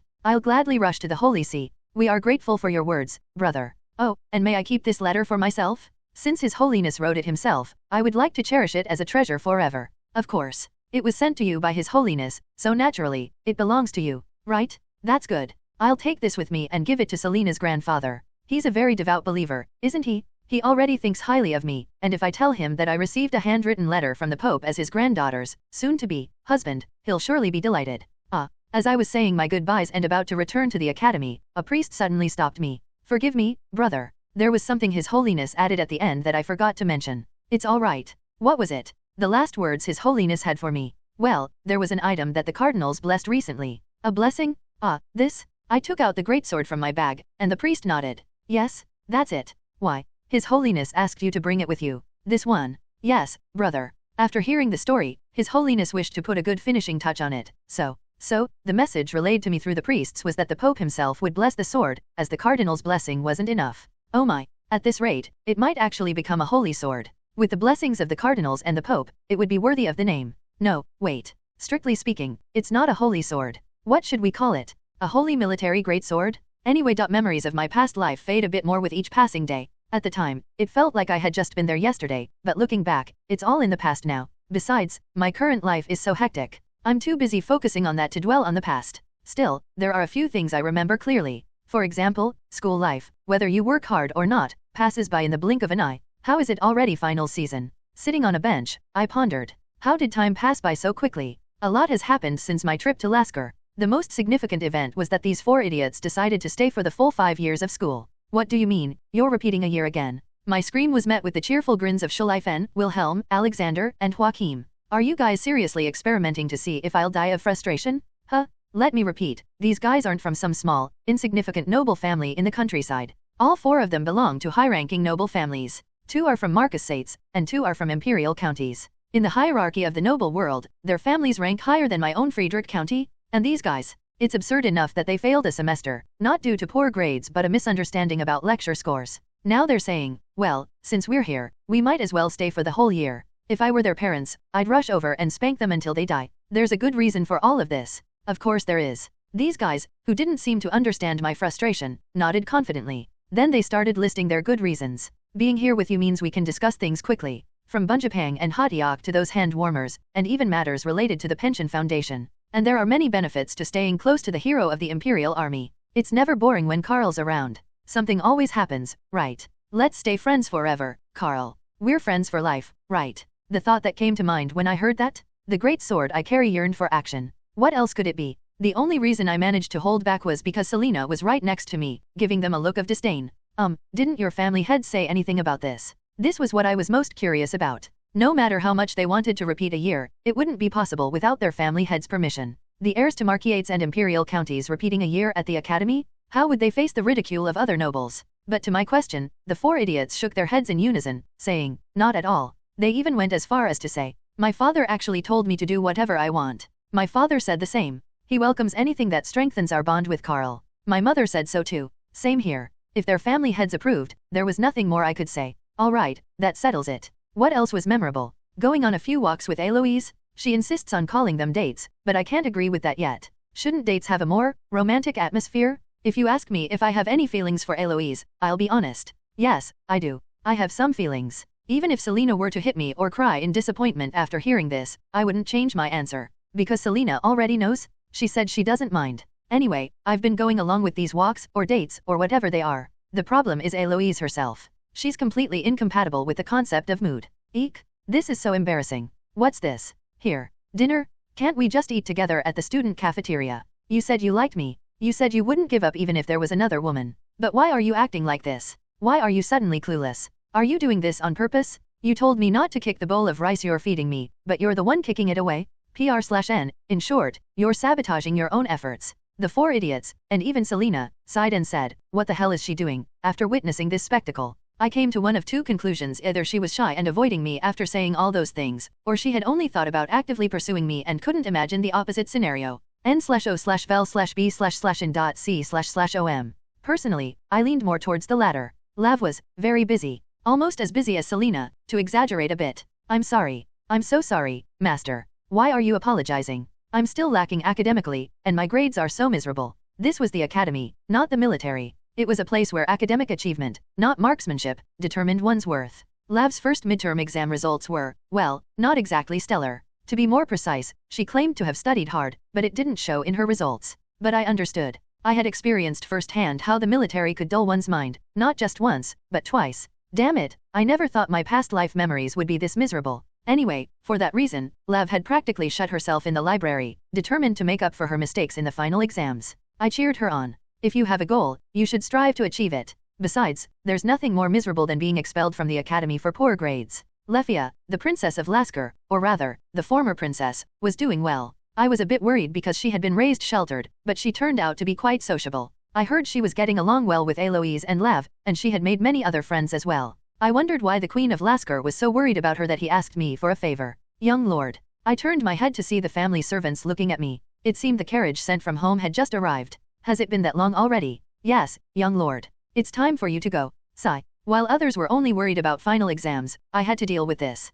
Recently, something has been bothering me. It was something that was meant to be good, but it made me incredibly uncomfortable. Why do they want to name it after me? That's right. My name. Karl Adelheit. They were talking about creating a medal with my name on it. The Ministry of Home Affairs and the Ministry of Justice had already discussed it, and now it was even in the hands of the Imperial Household Ministry. If it had reached the Imperial Household Ministry, it meant they were waiting for the Emperor's approval. Panicking, I immediately asked the Crown Prince for a favor. Please let me express my opinion in front of the Emperor and the ministers. Absolutely not. I don't care about anything else, but that's a definite no. Was it because I was embarrassed or burdened? Well, those reasons might be part of it. I wouldn't say they weren't. But if you ask me if those were the main reasons, I could confidently say no. There were other reasons why a medal named after me shouldn't exist. The Emperor meticulously reviewed the reports submitted by the ministers of each department. He read through all the reasons why it should be done and why it shouldn't be done in the current situation. After confirming everything, he nodded to the Minister of the Imperial Household Ministry.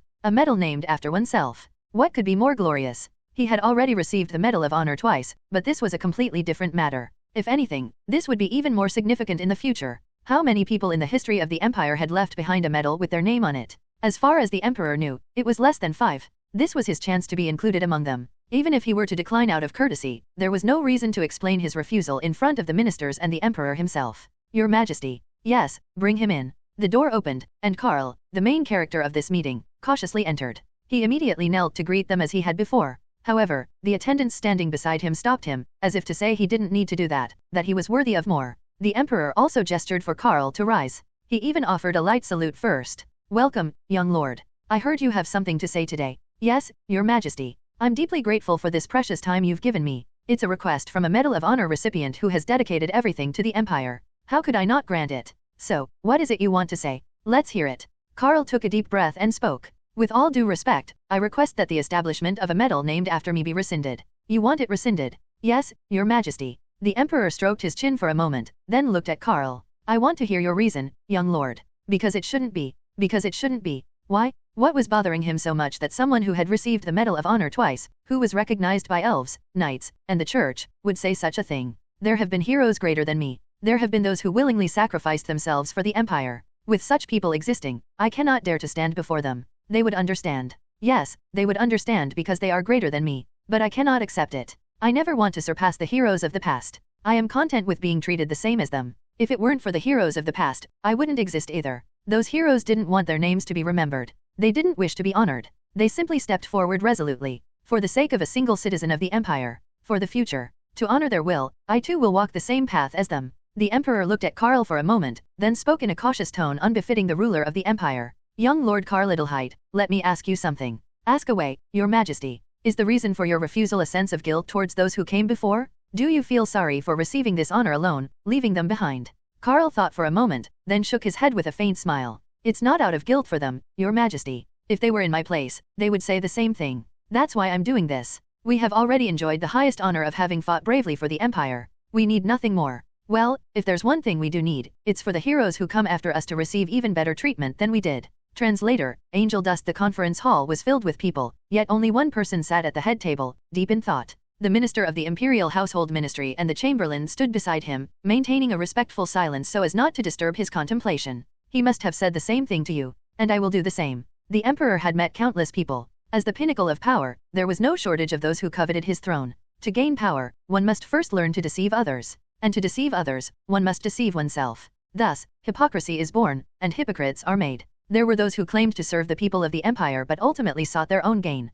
Those who spoke of loyalty but were ultimately driven by the allure of sweet rewards. Those who claimed to think only of the country but secretly prioritized themselves and their families. Yet, the emperor did not blame them. How could one be purely good? Humans are a collection of desires. They have things they want, and to achieve them, they sometimes deceive and are deceived. As long as they did not cause undue harm to others in the process, the emperor was willing to overlook their deceptions. Such was the case with the duke, his former political partner. Such was the case with the elves beyond the empire. And now, such was the case with the new queen of Lasker. How pitiful. The emperor truly pitied the young man, Karl Adelheit. He had rejected such immense glory, something others might strive for their entire lives and never achieve. It would have been better if his refusal had been a pretense, like the hypocrisy of others, to further elevate his reputation or a calculated political move. Had he refused in order to gain something greater, I would have thought, not bad for a young man, and let it slide. But that wasn't it at all. Having been in that position for so long, the emperor was confident in his ability to judge people. An old man who had survived the endless struggle for power was practically a monster. The emperor was confident that his judgment had never been wrong. From that perspective, Karl was speaking from the heart. There was no ulterior motive. The burden of being called a hero, the guilt of having outlived those he had eaten, slept, and fought alongside, the immense responsibility of enjoying this while they were gone. Karl said he wasn't doing this solely out of guilt for them. But could that truly be the case? Could he truly let go of that guilt? The emperor doubted it. It was a nightmare that the survivor had to bear. He will probably live like this for a long time, perhaps his entire life. The emperor had been pleased to hear that the empire had such a fine young man, a scion of the nobility. But now, he saw a wounded child, still bearing unhealed scars. The war was over, and Karl knew it, but he couldn't easily let go. The emperor understood, but he couldn't say it. What right did he have to say such a thing? An emperor must never lose anything. Even if he did, he must reclaim it. Therefore, he had never lost anything. Thus, he could not say that he understood. "Your Majesty, the Crown Prince awaits your presence. Let him in." At the emperor's command, the Crown Prince entered the conference room a moment later. Perhaps sensing the strange atmosphere, he spoke cautiously.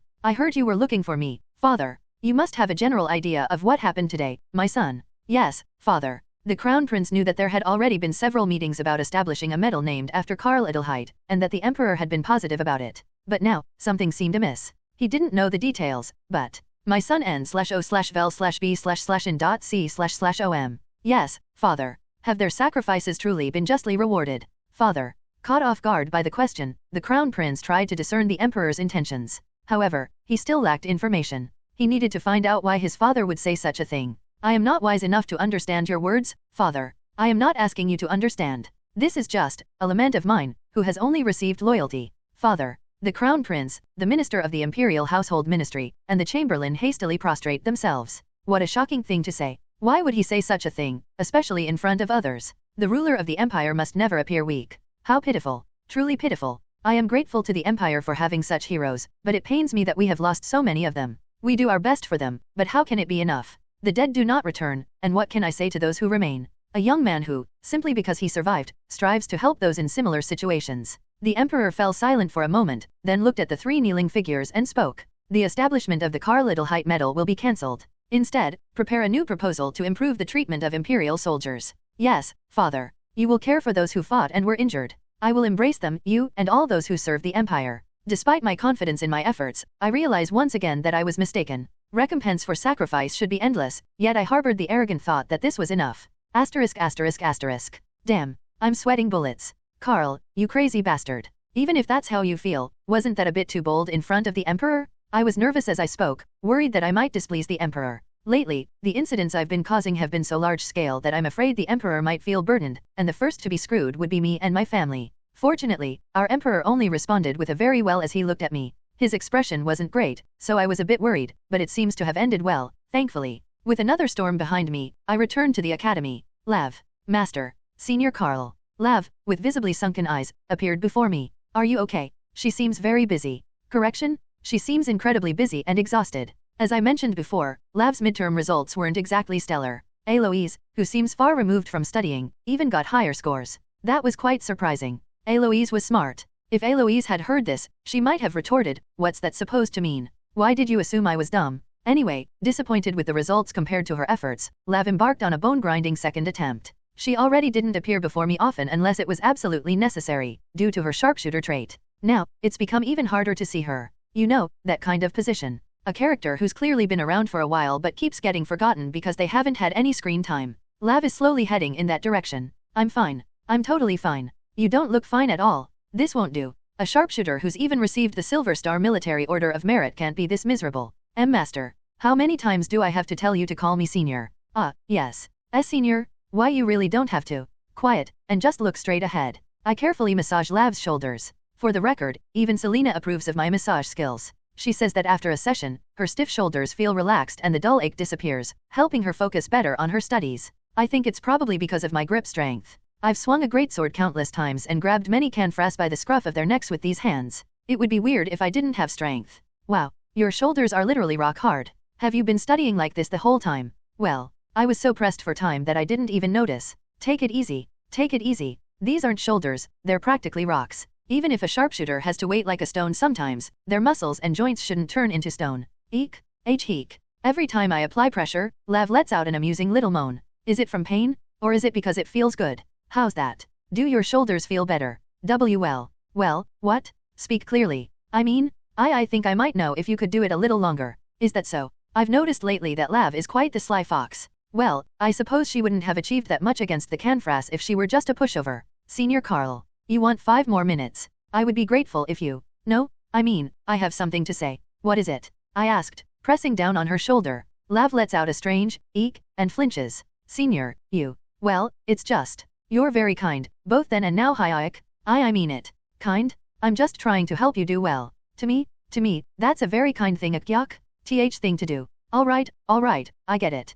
Please stop with the weird screams. It's too funny, and I'm losing my grip. Thinking back, Master, you were truly just being kind. There were no other feelings involved. You wanted me to survive longer since I was already conscripted. To survive longer and fight better. And while fighting well, to do so in a way that would benefit my family and myself. That's why you taught me. You condensed all your know-how and passed it on to me, someone you had just met. Thanks to you, I became a reliable rear support for my allies and a fearsome sharpshooter to the enemy. I was even promoted to sergeant and received a medal, allowing my family to receive a pension. I know that was it. It was just a good heart, a good influence, nothing more. But I can't help it, Master. You showed me such kindness, and you became a great hero. Respect and admiration turned into affection, growing unknowingly. I couldn't help it. It's the same now. You're giving me a casual massage, but my whole body is trembling. The screams I'm making are partly from sore muscles, but also partly from embarrassment. But you act like it's nothing, so as a woman, I can't help but feel something. Let's see. Is it loose now? Ah, well, if you could just do it a little longer, it might loosen up. Still, it must be really knotted up. Let me see. You're so kind, so good. You might not intend to be, but in this world, sometimes the result is more impactful than the intention. And someone who gains greatly from those results can't help but be completely captivated by the one responsible.n/o/vel/b/n.c//om. Senior Karl. Yes. I'd like to ask when you plan to marry Lady Selena. I'm not sure. Probably after I graduate and Selena finishes her grad school. I see. That seems reasonable. There's only a year's difference between Senior Karl and me. A year after he graduates should be enough time for a wedding and even starting a family. By then, Lady Selena won't be as wary of me. If she's the undisputed first wife and has the first child, there won't be a reason for her to be. Well, at least one target is down. That's a relief. She was the hardest one to hit. No, it's not just difficult. It's impossible. I heard Lady Selena and Senior Karl have known each other for a long time. There were some circumstances, but in terms of time and Senior Karl's heart, Lady Selena has the upper hand. It's better not to waste effort on a futile endeavor. In fact, on the battlefield, I was taught to bypass targets that were impossible to hit unless it was absolutely urgent. The judgment that valuable resources shouldn't be wasted on a pointless mission. I was making that judgment now. I heard the news. You're getting along well with Eloise and Junior Lefia. Ah, yes, that's right. I'm glad to hear that. And thank you, Master. Senior. Both my father and the Lasker Queen I visited recently asked me to take good care of Junior Lefia. It's a relief to hear that people around me are already taking care of her. For a moment, a pang of guilt stabbed at my heart. I am getting along with Lefia, a fellow first year. But if there's one thing that bothers me, it's that my reason for doing so isn't entirely pure. It was to monitor her. Honestly, I can't help it. Lefia was the one who jumped into Senior Karl's arms first. I haven't even done that yet, and she, the last one to catch Senior Karl's eye, snatched that opportunity first. Both Senior Karl and Lefia will understand this. No, they must understand. I'm holding back a lot of questions I want to ask. Please continue to treat her well. You three are in the same year, and you all have different circumstances. If you can get along despite that, it will have a tremendously positive impact. If it's your wish, Senior. I'm asking you, not ordering you? Ah, yes. I understand. I'll do my best. A positive impact. Senior Karl wants me, an imperial citizen, Eloise, an elf, and Lefia, from Lasker, to get along and send a message through that. Then I must try. For Senior Karl, and for myself as well. Think about it. If we get along well, Senior Karl will be happy, right? And his affection for me might even grow? He might see something new in me, someone who gets along with both an elf and Lasker royalty. This might not be a battlefield, but it's the same in the end. If you don't put in the effort, you die. And if you fall behind, you end up alone. On the other hand, if you work hard, you can stand at the front, and those at the front receive rewards. In this situation, there's only one reward I want. And I'm not so foolish as to not know what efforts I need to make to get it. No, to be honest, I might actually be foolish. I've been thinking lately. The academy is really tough. It's a different kind of hardship than the battlefield. The lectures, assignments, exams. It's pure hell.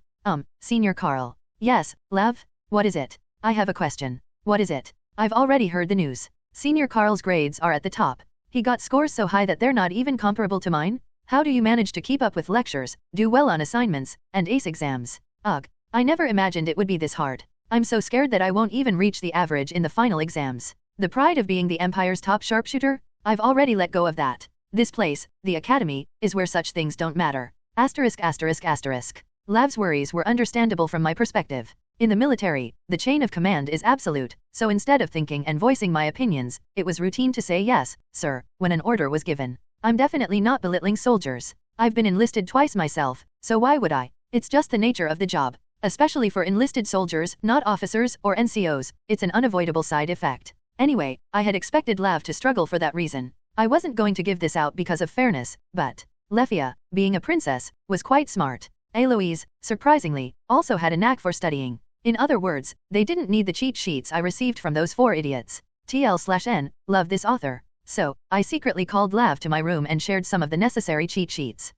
Lav? Why did your eyes suddenly sparkle when I said we should go to my room? TL/N, smirking face. Are you really giving this to me? Really? Yes.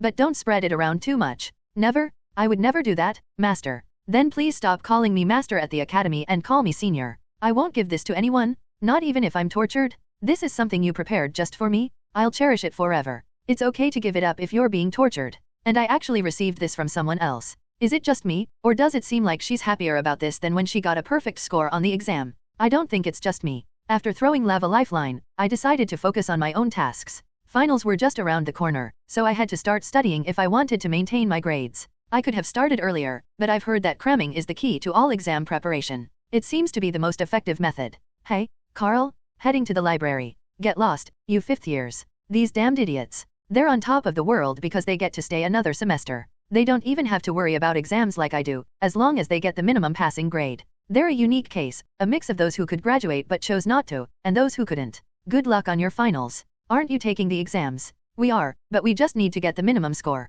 We've been suffering through exams for 4 years, so we deserve a break for at least 1 year. Wow, this is the first time I've ever envied those 4. Is this what fifth-year freedom feels like? If you're that free, why don't you join Selena and me for dinner? No thanks. I can already see you accusing us of being a third wheel if we go. Oh, you're not falling for it this time. That's too bad. I was hoping to scold them with a of course not, if they said, really? Can we come, like last time? As I chuckled they started whispering amongst themselves. The funny thing is, their voices were so loud that I could hear them even though they were clearly talking amongst themselves. Look at him, pulling those ridiculous pranks lately. It must be exam season. Exams are harmful indeed. Even a Medal of Honor recipient goes crazy. Alas, the poor soul has succumbed to the demon of exams. I can hear you, guys. But I can't really argue. Exam season is indeed harmful. The increase in my nonsense proves it. I told them I was leaving and turned to head back to the library, but Schleifen stopped me with a question. What happened to that? Huh. The medal named after you. I heard they were going to create it. I opposed it. Why?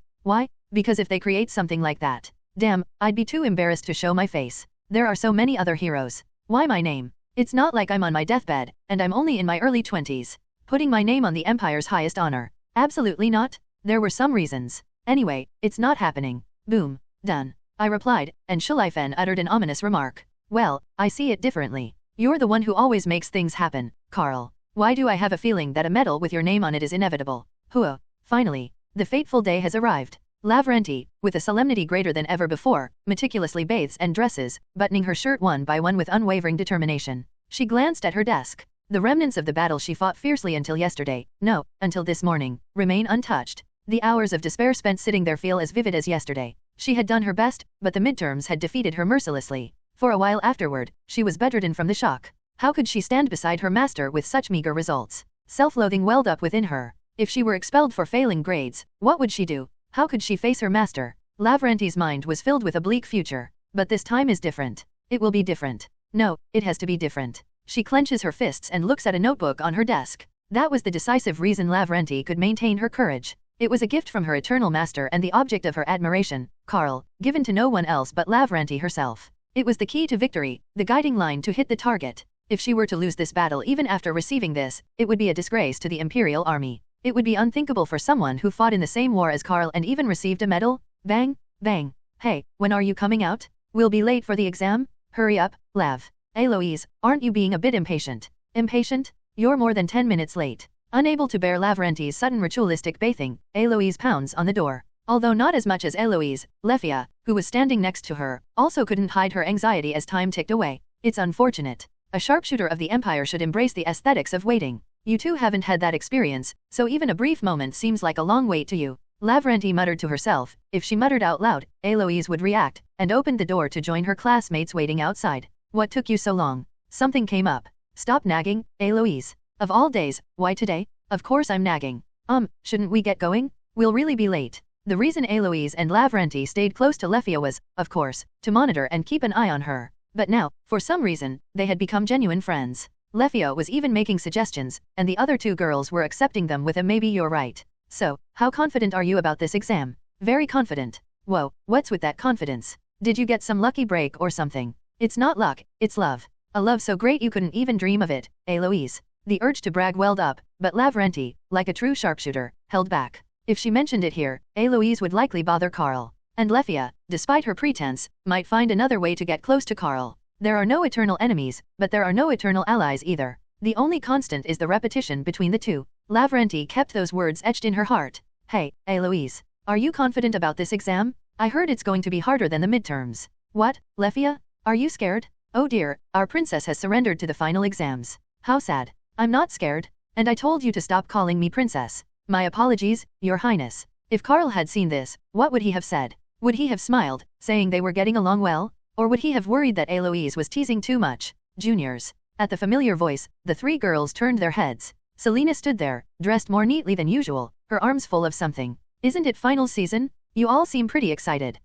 Yes. You're right, Senior Selena. You don't have to be so tense, Junior Lefia. Was it because she asked so seriously about their first meeting, about what Karl's embrace felt like? Or did she instinctively realize, this is the main wife? Since that first meeting, Lefia had been almost excessively deferential to Selena. Hello, Senior Selena. Are you on your way to proctor the exams? Yes, Lev. The professor asked me to do it today and tomorrow. Is that allowed? Senior Selena, if the professor keeps bothering you, just tell Karl? Okay, I'll keep that in mind, Louise. It's not like the professor is asking me to do anything strange. Surely, even if professors treat graduate students like slaves, they wouldn't do that to her. Even if they did, Selena didn't want to tell Karl. If a Medal of Honor recipient got involved for such a reason, it might tarnish Karl's reputation. But just tell me, okay, Senior Selena. If they keep bothering you, I'll take care of it. It's scary to think she might actually do something. She's not just any elf, she has experience leading special forces. I should never tell her, at least. Selena nodded and said, come on, let's go.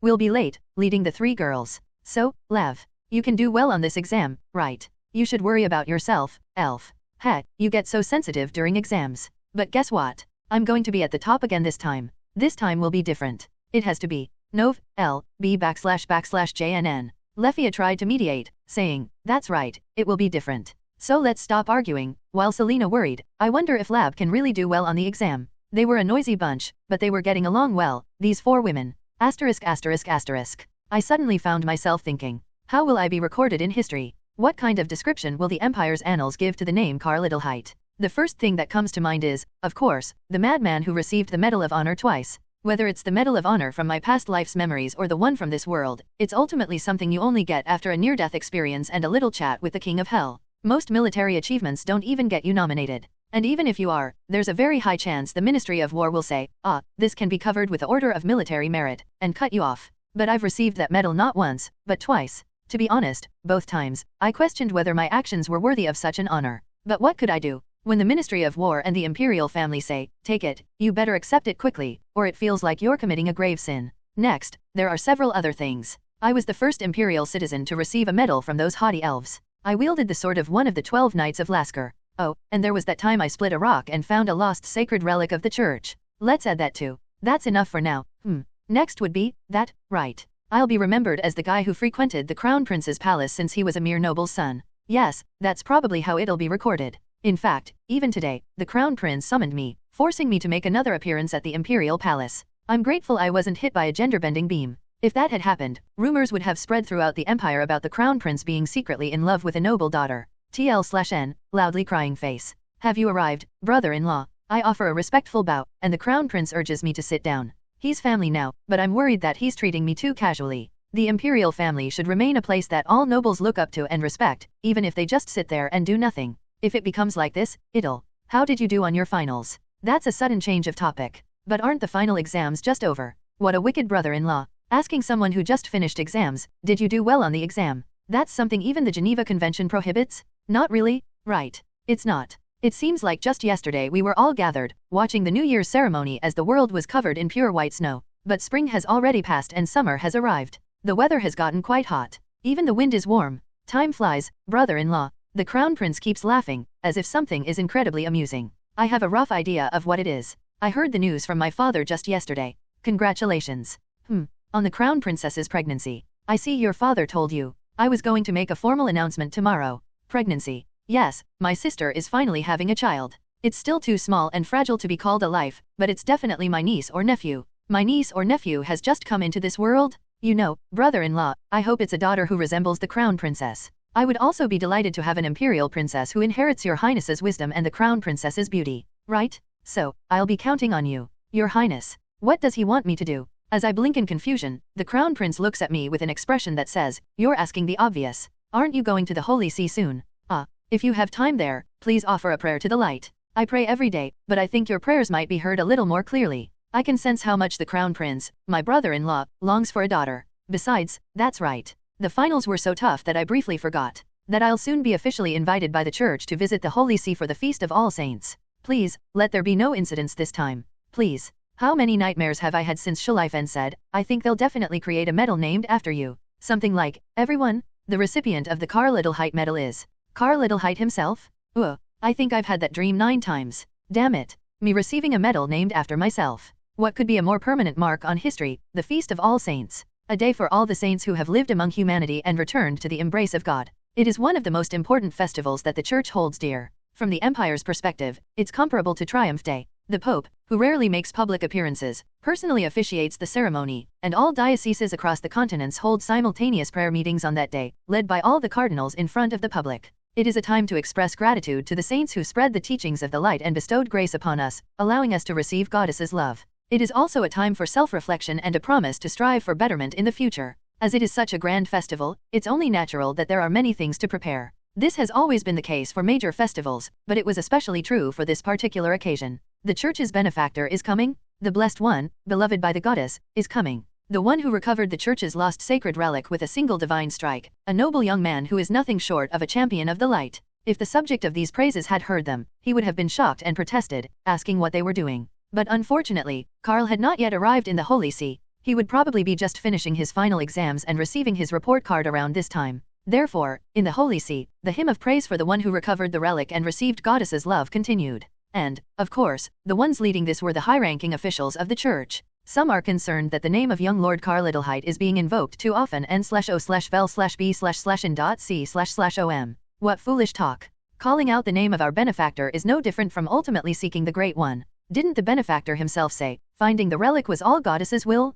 If even the benefactor follows the teachings of the light, what is there to fear? Ordinary believers focus solely on the teachings of the light. They simply follow its piety and faithfulness. However, that alone cannot lead this vast Church. Those in higher positions must inevitably adopt a somewhat worldly demeanor. After all, they are rooted in this world, so worldly is only natural. The conflict between the Empire and the Elves has been mostly resolved and is now entering a reconciliation phase. Also, Lasker has acknowledged the Empire's superiority in exchange for quelling their own internal turmoil. The magic kingdom of Avaleshti remains, but they can read the current continental situation and won't make foolish choices. Brother, you are right. The chaos that reached its peak has now ended, and it's clear that the fervor of those who earnestly sought the Goddess and followed the light will gradually diminish. Religion, in the end, blossoms most brilliantly when human life is hard and difficult. People seek God when they are hungry and struggling, but who seeks God when their belly is full and their back is warm? As religious figures, we feel sorrow whenever they suffer and lose their way. We also feel a sense of duty to guide them towards a brighter path. However, at the same time, we can't help but wonder if we could have achieved this level of influence without such turmoil.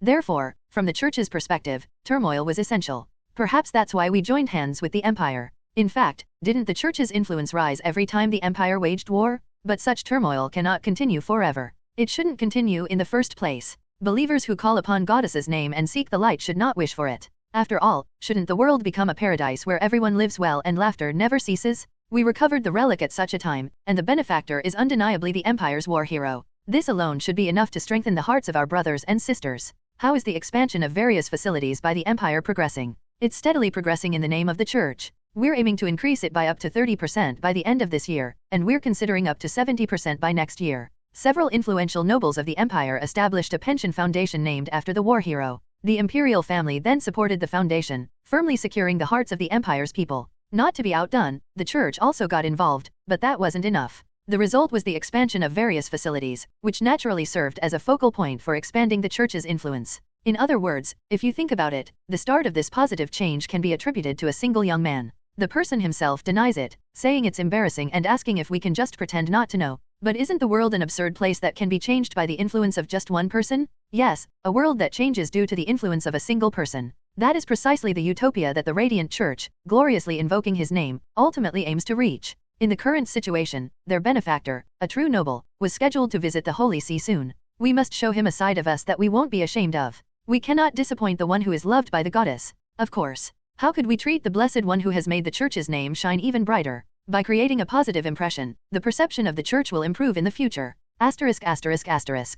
Senior, have a great vacation. See you next semester. Yes, yes. Go on now. Go. Stop saying goodbye. My lips are going to cramp up. Finally, after the worst ordeal known as final exams, another vacation season has arrived. And the first-year juniors, in groups of 3 or 5, came to say goodbye. They're probably doing this because I'm the future head of an influential noble family, the current crown princess's brother-in-law, and a Medal of Honor recipient. It's understandable when you consider the concept of power. But that's one thing, and this ordeal is another. Honestly, I know myself well. I'm not suited for politics or power. I'll never be good at it. Yet, the reason I stood here waiting. She's finally here. Oh dear, look at her face. Selina, welcome. Oh my, your face is a mess. Huh? Really? But I put so much effort into my appearance. Selina, startled, frantically touches her face. She then says she needs to check something and looks ready to dash off to the nearest mirror. Afraid she might actually do it, I grabbed her hand and confessed the truth. I was lying. You look beautiful. Karl. Selina pretends to throw a punch, saying I surprised her.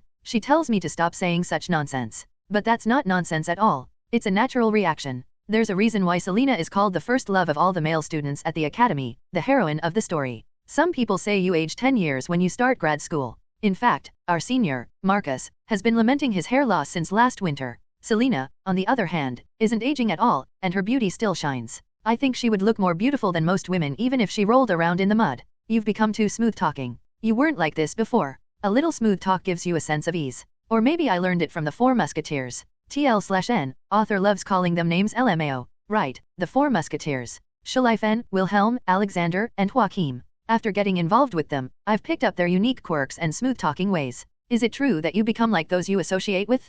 I feel like my insides are turning black. Gaia? How's grad school? Is it manageable? The professor isn't making you do anything weird, is he? Are the other graduate students treating you well? They're not bullying you because you're a noble, are they? And calm down, Karl. The professor is a good person, and so are the other graduate students. They don't make me do anything weird or treat me badly. Why would fellow graduate students bully each other? Selina smiles and says so. I couldn't bring myself to say, sometimes people in the same hell create even more hell for each other. A good example would be the military in my past life. Ahem, ahem. More importantly, thank you, Karl. I heard the news. They specifically mentioned only me as your companion. Huh. Honestly, I thought you might bring all the other girls too. Ah, that. I unconsciously scratched the back of my head. I received a letter from the church a while ago. It said I could bring companions to the Holy See for the festival. It didn't matter how many. Selina happened to have a bit of free time around that time. As soon as I heard that, I ran to her and asked if she wanted to go to the Holy See with me. On top of that, to score some points, I also asked Selina's grandfather if he wanted to come along.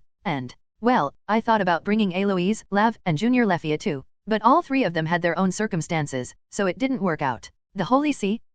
Well, thanks for the offer, Karl, but I'm an elf. There might still be people there who are uncomfortable with me. I'm afraid you might get criticized for bringing me along. So, I'll pass. Eloise was the first to decline, mainly because the elves were the ones who lost the church's relic. She said she would only go if there was an official elven delegation to the church. Thank you so much, senior. But, I actually signed up for summer classes. I'm so sorry. If you're upset, I'll cancel them right away. Lav, whose final exam results weren't great, opted for summer classes. Oh, and for the record, her final exam scores were better than her midterm scores. But she's still doing this because Eloise got first place overall. Lav seemed quite shocked by that. She said something about how the Imperial Army can't be worse than the elves. Thank you so much for the offer, Senior Karl. But I'm a bit hesitant. Even though I gave up my title as princess, I'm still from the Lasker royal family. I'm worried that if I go, the Empire might misunderstand me as a liaison between the church and Lasker. Lefia, like Eloise, declined due to political reasons. Even though she gave up her title, she still cares about her homeland and is worried about potential misunderstandings. In the end, my only option was Selina. So, the fact that I eliminated the other three for Selina's sake is purely, well, a misunderstanding on Selina's part. I'm so excited. The Holy See? I've never been there before. Oh, yeah, me neither. But there's no reason to tell her the truth. Honestly, it would be stupid to be honest here. Definitely, wow. Selina, sitting next to me, lets out a continuous stream of admiration. Her grandfather, following behind us, chuckles heartily. I'm surprised too. To be more honest, I'm baffled. No way. These crazy church people. They rented out this entire train just to bring me here? Not just one cabin, but the whole train. And it's not even a regular train, it's a special express train with only first-class cabins. The train that ordinary citizens of the Empire can hardly even dream of riding? Does the church have money to burn? This is amazing, Karl. I've never seen anything like this. The church sent a whole express train to invite us, and the people who came to greet us are high-ranking priests. Yeah, I know. Impressive, young Lord Karl. It makes me realize what kind of grandson-in-law this old man has gained. Ha ha ha. It's an honor to hear you say that, grandfather. A sense of foreboding rises within me. Schleifen's words from a while ago keep floating around in my head. Why do I keep seeing a future where a medal is created in your name? A scene of a medal with my name on it pinned to my chest. Even if it's not that, I feel like a video of a medal being placed on the chest of a great imperial hero in the near future, with the words awarding the Karl Adelheit medal, automatically playing in my mind. I wonder if that is too much. So, I grabbed a priest who looked very polite and asked him a question. Excuse me, priest. Yes, brother Karl. How can I help you? Well, first of all, thank you so much for the church's warm welcome. That's very kind of you to say. We are grateful to you as well. We were worried that we might not be able to serve you well enough. What are you talking about? How could that be possible? Haha, but, you see, what I mean is, I'm a little worried that you might have gone overboard. It's not like I have dozens of people with me. There are only 3 of us, 3, and yet they rented this entire train? I've never heard of the church being extravagant. They're just moderate, maintaining the dignity of the continent's top religion. I've heard that the Holy See is grand like the capital, but not the epitome of luxury. In fact, even the grandeur of the Holy See was achieved through the free contributions of architects, sculptors, and painters from all over the continent who wanted to serve the church. Even the Holy See, where the Pope resides, is that frugal. Moreover, those invited there, as important figures of the radiant church, also cherish frugality. Therefore, it was hard for me to get used to the idea of renting out an entire train, capable of carrying hundreds of passengers at once, just to take 3 people. Ha ha ha, brother, I understand your concerns. You truly have a kind heart. I didn't realize you would consider the situation of the Holy See. Ah, that's just. But the church cannot compromise any further. You are not just anyone, brother Karl. You received a personal letter from His Holiness and recovered the church's sacred relic. If you experience any discomfort on your way here, wouldn't that be the same as inconveniencing someone who is loved by the goddess? Of course. It's that damn relic again. Seriously, where in the world is there a relic that pops out of a rock just because you split it? Furthermore, there are others with you, so we thought this was necessary. Others? Ah, he means Selina and her grandfather. But they're my companions too. As I was about to remind him of that, the door to the rear compartment suddenly burst open. Man, it's noisy. Young Lord Karl. Right? The church is willing to treat you well, so why are you whining? Didn't you say you never complained about anything in the military? No comment, Karl. I'm innocent. Huh? I rubbed my eyes in disbelief. Did I see that wrong? Yeah, I must have. I must be dreaming. Otherwise, why would the quartet be here? N/O/Vel/B//in.C//OM. Schleifen. Yes. Wilhelm. What? Alexander. Huh. Joachim. I really didn't say anything, Karl. Oh my god. They're really here. It's not a dream. The quartet just burst out of the train compartment. They're going to the Holy See with us? Priest. Maintaining a smile with great effort, I turned to the priest standing next to me. He doesn't seem surprised at all. That means he knew about their presence all along. I had no idea. I couldn't even imagine it. Could you explain what's going on? I need some clarification. Pardon? You didn't know? They were also invited to the Feast of All Saints. Those hydras. I mean, the quartet. Yes. Of course, only Brother Karl received a personal letter from His Holiness. That's not what's important right now. Why are they tagging along? I've seen enough of them at the academy, and it's not just any place, it's the Holy See we're going to. But the quartet, who always cause trouble wherever they go, are coming along. Damn it! This is no different from whispering in my ear. You're definitely going to see a medal named after you. I must never forget. The academy attack happened while those guys were around, and I also found the relic in their presence. They're like protagonists who always have something going on. That's why I've been avoiding them lately. Priest. Yes, brother. What is it? Why were they invited to the Holy See for the Feast of All Saints? Let's at least find out the reason. Why were they invited to the festival? At least knowing the reason will make me feel less wronged. Aren't they the ones who created the pension foundation named after you? Is that all? Of course not. Because of them, all the nobles in the empire were moved, and as a result, our church also joined in. Imagine, future nobles who care for forgotten heroes. What could be more joyful? I've heard that many people have received help from the pension foundation. Because of them, the quartet, many joyful things have happened throughout the empire. Everyone who participated in this noble cause with good intentions deserves the blessings of the saints on the Feast of All Saints, according to the church's official stance. Okay, so, to summarize, they're going because they created a pension foundation in my name. Got it. Excuse me, just a moment. I need to talk to my friends. I left Selina and her grandfather with the priest and headed straight for the train compartment where the quartet were. I closed the door behind me and turned to the guys who were chuckling and snickering. Hey, you damn idiots!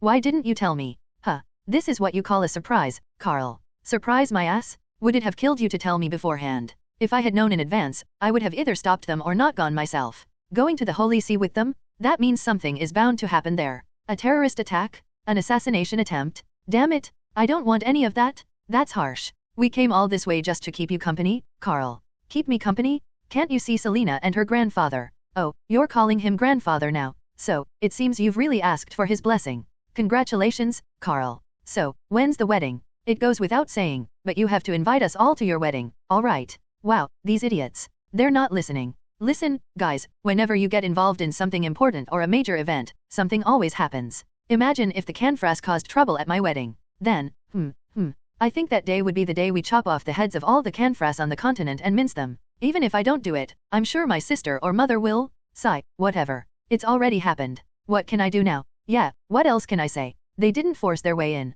They were invited, just like me. And it's not just any invitation, it's an invitation from the church for the Feast of All Saints. Anyone who would say no to that is probably not in their right mind. Besides, incidents and accidents happen according to probability. From that perspective, it's unlikely that the Canfras would attempt a terrorist attack or assassination at the Holy See. First of all, before entering the Holy See, we have to pass through the Empire, and the chances of getting stopped there are very high. The Imperial Army isn't exactly a pushover. Besides, any Canfra with that kind of skill would have been dealt with by my sister and Eloise long ago. They'd probably be done with their meeting with the King of Hell by now and experiencing either reincarnation or hellfire. Thinking about it, nothing much happened in the past 6 months even though I've been with these guys. Maybe it really will be okay. Right. Let's think positively. Nothing has happened yet, right? It's possible that everything will go smoothly without any incidents, and I'm just overthinking things. But what if, just in case, something does happen? Hey, Karl, what are you thinking about with that look on your face? It's fine, but can you stop fiddling with your great sword while you're thinking? Damn it, you're scaring us? Get your hand off the great sword? Hey, Joachim, pull his arm away. Why do I always have to do it? I'm scared too. How can I touch him with that look on his face? Far in the future, the chroniclers of the Holy See, under the jurisdiction of the Radiant Church, recorded that day as follows. It was the day the Blessed One, chosen by the goddess, arrived on the Promised Land. Finally, we arrived at the Holy See. The speeding train slowed down, and the commotion outside the window became palpable. Brother Karl, and the rest of my brothers and sisters, we have arrived at the Holy Land. The Holy Land. The Promised Land chosen by the goddess, as the Church calls it. And what ordinary people call the Holy See. I never thought I'd end up in a place I'd never considered visiting in my life. Before getting off the train, I glanced at the sky. The weather is perfect. The sun is bright, but there are enough clouds that I won't be squinting from the glare. What the? Strange. I'm sure there were a moderate amount of clouds just a moment ago. Why does it feel like the sunlight is suddenly blinding me as soon as I get off the train? It's a strange thing. It feels like someone is intentionally shining a spotlight on me. Of course, this is just my foolish imagination. Karl, over there, Selena whispered, and I turned my gaze forward. A group of people from the church was approaching us. Oh my, grandfather. If I'm not mistaken, that's Cardinal Ignacio, the Grand Inquisitor. Grand Inquisitor? What is that, grandfather? I'm not as devout and faithful a Radiant Church follower as you are, so I don't understand. Grandfather, is that Grand Inquisitor position a high-ranking one in the Holy See? Indeed it is, Lenny. You could say it's equivalent to a minister in the Empire. Oh, so, it's higher than the high priests of the dioceses in the Empire. Much higher n/o/vel/b/n.c//om. Aha, so, it's a really high-ranking position. I understand, grandfather. And such a person came to welcome the guests? Ha ha ha, this is really, my anxiety is growing. What's going to happen? Welcome, brothers and sisters. We sincerely welcome you to the Holy Land, the Promised Land chosen by the goddess. Grand Inquisitor Ignacio makes a sincere sign of the cross and smiles kindly. Originally, it would be my place to step forward, but it's better to leave the church's etiquette to the expert, my grandfather. So, I subtly make way, and Selena's grandfather, as the representative, makes the sign of the cross in return and opens his mouth. We are overwhelmed by such a grand welcome, Your Holiness. Ha ha ha, not at all. I merely moved this old body of mine a little to welcome such esteemed guests. It's nothing to be called grand. A bright smile spreads across grandfather's face. He said he was a devout believer, and it seems he's very pleased with the church's hospitality. With this, my grandfather's approval rating has skyrocketed. Even if something were to go wrong between Selena and me, though it's unlikely, he would step up and handle it. Where are my manners? Your Holiness, you should also greet the true protagonist. My grandson-in-law, come forward and formally introduce yourself. It's a pleasure to meet you, Your Holiness. I am Karl Adelheit of the Friedrich County. Ha ha ha, I've heard much of your fame, brother. I haven't grown so old as to forget the name of the church's benefactor. After that, we talked about this and that, as we always do. The this and that here refers to the situation when I found the relic. Honestly, I don't know how many times I've explained that part. Once to Cardinal Bioland of the 4th Diocese in charge of the Southern Empire, then again to Cardinal Nicholas of the 1st Diocese, and then the same thing to the Ministry of Internal Affairs. I really tried not to change a single word, lest the story gets twisted and I end up being the one who suffers. Ha ha ha. Truly, benefactor, you are clearly loved by the goddess. Is that so? Of course. You found the relic that the 4th Diocese had been searching for so desperately. They also say that the church has benefited greatly from me in other ways, but I don't know about the political aspects. It would be faster to talk to the 4 of them standing over there about that. Now, let's move. We can't keep our guests waiting here forever, can we? Following Grand Inquisitor Ignacio, we began our official schedule in the Holy Land, the land chosen by the goddess. Our group was divided into 3 main groups. Selena's grandfather, the most devout believer among us, said he would move separately. The reason was that he wanted to see not only the main building of the Holy See but also the entire Holy Land if time allowed. There was no reason to stop him, and since we brought him here for that purpose, we let him do as he pleased. Honestly, if he were to stay with me, he'd be constantly meeting people here and there, and it would be too much for him. Next, the 4 of them also split off, saying they would meet us again a few times later. They said they had some things to discuss with the church and wanted to have a more in-depth conversation about the foundation those guys created. And finally, Selena and I. His Holiness awaits you. Yes. Damn it. We had to go meet the highest person in this Holy Land. It was only natural, as it was the Pope who had summoned me in the first place. Originally, I should have gone alone, but that would have been too uncomfortable for me, so I subtly expressed my desire to be accompanied by Selena. Since we are now lovers and will soon become even closer, the Holy See, who initially hesitated, agreed to let her come with me. Karl. Look over there. Huh. Crazy. This is crazy. They built that massive basilica without spending a single penny? It made me realize the power of religion. To think that this is the result of the believers voluntarily contributing their skills and talents, or even donating money. Someone said it lacks splendor because there are no jewels or decorations, but how can they say that after seeing this? That pure white structure lacks splendor? It's not that it lacks decoration. It simply doesn't need it. Hanging anything on it would be an eyesore and utterly pointless. I was too distracted. I almost lost track of the guide. I need to focus. This isn't just a simple trip to the Holy See. Remember this, brother. This is not just a simple invitation from the Pope. Whether you like it or not, you are a titled noble of the empire, the brother of the crown princess, and further connected to the imperial family by blood. You must be mindful that your words and actions can be seen as representing the empire's will. This is why I've always tried to avoid politics and power. I'm not good at those kinds of mind games. I'd rather be out there in the mud, fighting with a great sword and a gun. Shooting verbal bullets with words and tongue is not my specialty. Rumble rumble. Meanwhile, the massive white doors opened, and I could see someone waiting for me inside. Pope Palestrino 17. Simply put, the spokesperson for the voice of the goddess. And in a broader sense, the head of the Radiant Church, spread across the entire continent. A figure so powerful that even the emperor cannot easily control, sat there. *****. Growing old is indeed a sorrowful thing. While the heart remains young, the body does not. And a frail body quickly extinguishes the passion within the heart. The brothers and sisters of the church call me benevolent and, above all, an open-minded pope. However, that is not the case. This aging body has failed to adapt to the many changes sweeping the world. It has been difficult, even though my shortcomings become the church's shortcomings. For that reason, I am truly grateful for the young man approaching me. Recently, the name of that young man, Brother Karl, has been echoing everywhere. Even this old body can tell how great his name is. When a strong wave comes, you ride it instead of resisting. And if you can spread sails filled with a tailwind, there's nothing better. That's how it is now. Brother Karl has brought positive energy and hope into this world.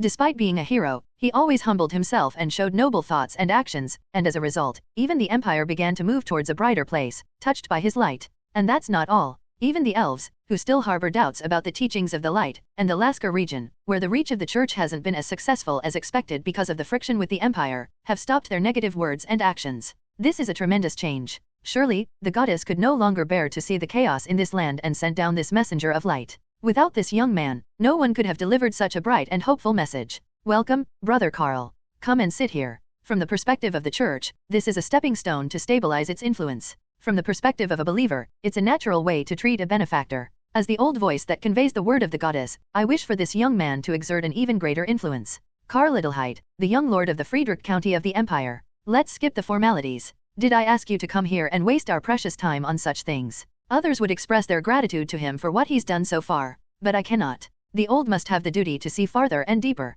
We will discuss the details later, Brother Karl. So, let me state my conclusion first. This will be for the sake of this young hope in a small way, and for the entire continent in a big way. Become an even greater person. Become an even more radiant figure. Become an even greater person. Become an even more radiant figure. Honestly, to become even greater and more radiant here would mean becoming an even bigger target, something I'd rather avoid. But his next words. Honestly, my heart sank the moment I heard them. So that even more people will follow you. Your Holiness. What? What did he just say? More people following me? Surely he doesn't mean, it couldn't be, could it? Like, take the Empire, Lord Karl Adelheit. No way. Surely not even the Pope would whisper such aspirations to an imperial noble. Fortunately, the Pope didn't actually mean it that way. I've been deeply worried about what comes next. The war is over, and the chaos will subside. But evil in this world is like a stain that won't easily fade. Even when everything seems to be over, it lingers in people's hearts, stirring up wicked desires. Whether it's hatred towards former enemies, regrets about a difficult past, or resentment and anger over who lost and who gained, any of these could become a trigger.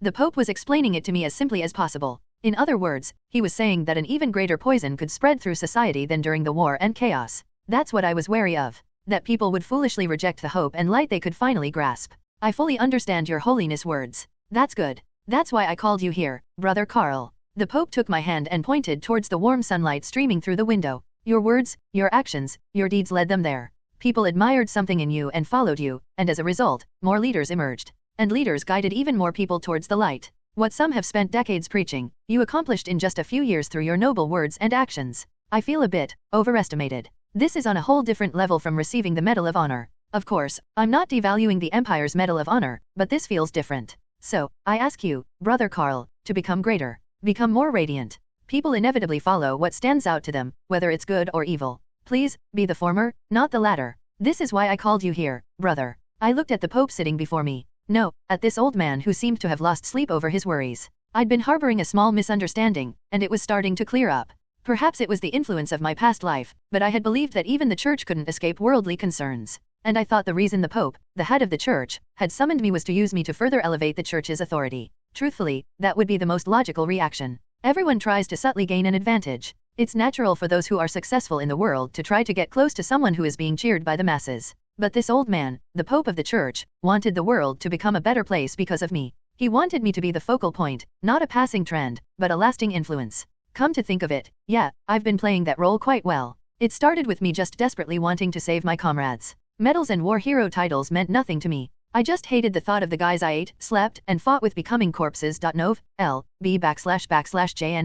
I couldn't have imagined back then that it would lead to a Medal of Honor and the title of war hero. But it didn't end there. For some reason, other people started paying more attention and showing more gratitude to the survivors, including me. Thanks to the efforts of my 4 friends, not only my comrades but also my seniors benefited. Then, the entire empire began discussing greater rewards for those who had fulfilled their national defense duties. Not just one-time material rewards, but expressions of gratitude that would last as long as the empire itself. That change spread to the elves, opening the eyes of the lower-class warriors who had been looked down upon. Even the influential elven families, who had considered fighting to be vulgar, had to back down. The atmosphere that had never existed before spread to them, following the empire's lead. Your holiness words made me reflect on my actions, even if it was just for a brief moment. Is that so? Yes. What did you think of it? It was unintended, so it was quite immature, and I was quite flustered. I didn't expect it to lead to such results. The Pope smiled. That's exactly it, Brother Karl. Changing the world isn't about strong will or divine mandate. It's about the will, decision, and action of a single person, like you, who steps up first and fastest for what's right. People change by seeing that, and the world changes by seeing the people. I think I understand why the church invited the other 4 along with me. They, too, played a role in guiding things in the right direction. It wasn't luck that led you to the sacred relic. It wasn't a coincidence either. The goddess made it happen. Is that what you believe? I believe it without a doubt. There's no other way to explain the miracle. Clank. The Pope suddenly stood up after finishing his sentence. Wondering what was happening, I quickly followed suit. The priests nearby rushed over and carefully positioned themselves around the Pope. Will you come with me? He must be suggesting a walk, right? I nodded immediately and went over to Selena, who had been observing the situation from behind. May she come with us, Your Holiness? Who is this sister? Well, you see, I couldn't say. She dumped me because she couldn't handle my confession, and I did something crazy like joining the army. But somehow, we got back together and now we're talking about engagement and marriage. So, I pondered how to answer. That's it. I decided how to answer the question about Selena. This seemed perfect. She's my starting point, Your Holiness.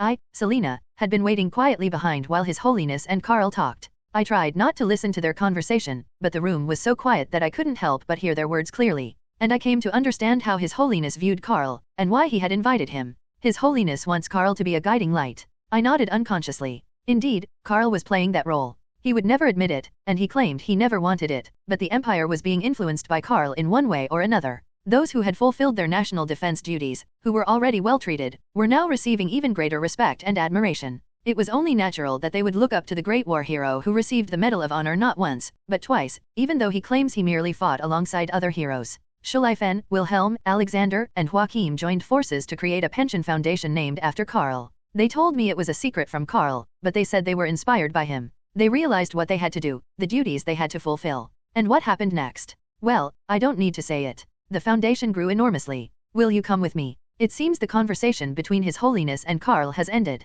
Or perhaps they're just taking a walk to change the mood.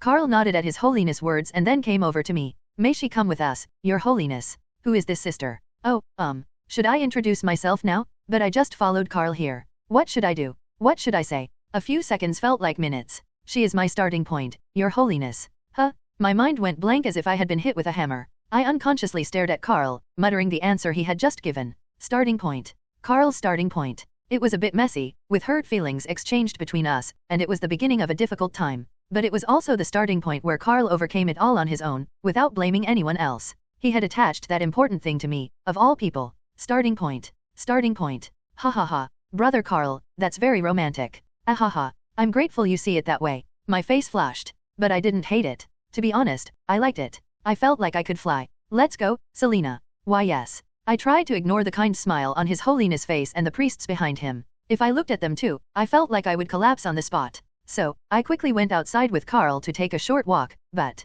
Karl. Huh? What's wrong, Selena? That's strange. Why does the light seem to be getting stronger around Karl? Is it just me? No, it's not. It's past noon, so the sunlight should be shining from this side to that side, right? Brother Karl. The Pope's voice came from behind. His expression was one of astonishment. Translator, angel dust, what the? What is this? Why is this happening? What is this? Seriously? Go away? The light is following me. Am I drunk and spouting nonsense? I wish I were, but unfortunately, I'm completely sober. I haven't even smelled alcohol, let alone drank any. Karl, you look like you're in a light. What are you talking about, Selena? Please don't say things like that. It makes me sound incredibly amazing. Being in the light? What kind of nonsense is that? But if it's actually true, it's the kind of thing that would earn me an absurd amount of medals. Your Holiness. Please stop saying like that. It's getting more and more ominous. Please stop it. Is this a hidden camera prank? Are the four of them somewhere, shining a spotlight at me and laughing, hee hee hee. The light will consume you? Is that it? Brother Karl, your current appearance is quite impressive. Your Holiness? Wait, it's not what you think. What does this old man think it is? Ha ha ha. Oh, come on. Please, stop it. I just want to quietly leave. I don't want any more attention. Oh goddess, please. I know you favor me, but this is too much. So, oh, Karl. It disappeared. As Selena said, the light that had been lingering around me changed direction. Then, it returned to where it should be. Ahem. Well then, Your Holiness, shall we continue our walk? Let's just move on. Yes? Let's pretend this was just a coincidence and move on, please? If the next thing I hear when I return home is, we must create the Karl Adelheit medal after all, I might die of embarrassment. I'll donate a lot of money, so please? Very well. Thankfully, the Pope readily agreed to my suggestion. As expected of His Holiness, he's as benevolent as the head of the church should be. I won't forget this kindness, Brother Karl. As we were walking around the garden, chatting about various things, the Pope subtly brought up a topic. The goddess loves all humans. Yes, I know. According to the teachings. But there are some she loves a little more. It can't be helped. It's like how there are beautiful flowers and even more beautiful flowers. Oh, I think I know what you're getting at, Your Holiness. So, right now, during the Feast of All Saints, when everyone gathers to pray to the goddess, would you like to step forward as a representative and ask her for what you dare to wish for? Your Holiness? How could I? As far as I know, you are in charge of everything. That's right. I am in charge. So, it's at my discretion to decide who to entrust it to. The Feast of All Saints. The feast day honoring all the saints who have lived on this earth. The prayer on that day is undoubtedly an important event. The fact that the Pope himself officiates it makes that immediately clear. But to entrust it to me? Not a member of the church, not even particularly devout. To give an ordinary believer the Pope's prayer meeting, n/o/vel/b/jn.c//om. This is a bit too much. I must decline. Even if it's the Pope's request, this is. Just offer a prayer to the goddess. That the Crown Princess's child, the heir to the empire, may be born healthy. The words the Crown Prince said to me suddenly came to mind. And the request he made also came to mind. My sister is pregnant. My niece or nephew is inside her. And next year, when spring is in full bloom, they will come to me, my brother-in-law, and my sister. I hope that warm day will not be filled with anyone's cries. I hope it will be filled with blessings and happiness. The Crown Prince asked me, not as a request but as a plea, for it to be so. My sister. My brother-in-law. No, even though I'm not as important as His Highness the Crown Prince and Her Highness the Crown Princess, I also hope that our niece or nephew, the heir, the future emperor, will be born healthy. I want to give back even a fraction of the love I've received. And one more thing. If the goddess is truly listening to my prayers, there's something I want to say. Please be at peace. I hope you will be born again later, as someone even greater and more amazing. I want to tell them that I lived because of them, became a hero because of them, and could become a better person because of them. Judging by your expression, it seems you've thought of a reason to pray to the goddess. That. Yes, Your Holiness. Hearing your words, I remembered why I should pray. What greater joy is there than knowing the path you must take? The Pope smiled and patted my shoulder. His gesture seemed to suggest that he had a good idea of what I wanted to pray for. Asterisk asterisk asterisk. For Wilhelm, this invitation to the Holy See was not just a simple trip or vacation. The Marquisate of Gramstad, where his family was located, was the land of blacksmiths. And by utilizing the excellent goods produced by those blacksmiths, they were able to exert a great influence in commercial and diplomatic fields. This was also the reason why he, among the four, was able to receive news faster than anyone else in the diplomatic field. Therefore, this invitation to the Holy See was an opportunity to further solidify Wilhelm's position as the next Marquis of Gramstad. There he is. A full day had passed since they arrived in the Holy See. Schleifen, Alexander, and Joachim, who had been discussing important matters since yesterday and then came out to chat amongst themselves, greeted Wilhelm. What serious matters did you discuss for so long? It's always the same. If there's something to gain, there's something to lose, and if there's something to lose, there's something to gain. You're speaking so casually in the Holy See. The Holy See is still a place where people gather, so there's bound to be some casualness. Fortunately, the business part was over. All that was left was the Feast of All Saints. This is my first Feast of All Saints. We don't have anything to do we? If Karl were here, he'd tell us not to cause any trouble. You've become quite the Karl expert. The four of them chuckled and began to wait for the Feast of All Saints, which would start in an hour. The Feast of All Saints lasts for 2 days. Since we've already been in the Holy See for a day, we'll be staying here for 3 or 4 days. Speaking of which, has anyone seen Karl? Yeah, I haven't seen him since yesterday. Did something happen? I heard he took a walk with His Holiness. Who knows? He might be up to something incredible again. He's a strange one. He calls himself an ordinary returning student, but his actions are anything but ordinary. What kind of ordinary person receives the Medal of Honor twice, the highest elven honor, the treasure of the Kingdom of Knights, and finds the church's sacred relic on top of that? The four of them whispered among themselves, saying things like, Karl must be up to something again, or does the church have any medals? I bet he'll get one. Their conversation continued until the Feast of All Saints, the main event, began, led by the priests. Our Holy Mother in Heaven, may the children of light receive your blessings. All four of them came from prominent noble families in the empire. They were the heirs. Therefore, they had a close relationship with the church and had attended large prayer meetings several times. But this prayer meeting was different. The Feast of All Saints, held in the heart of the church, the Holy See, the scene of the Pope himself offering prayers and numerous cardinals making the sign of the cross was overwhelming even for the four of them. Give us the courage and wisdom to lead even one lost soul to the bright path. Grant us the compassion and understanding to have mercy on them, even in the midst of any hardship. Suddenly, Alexander let out a gasp.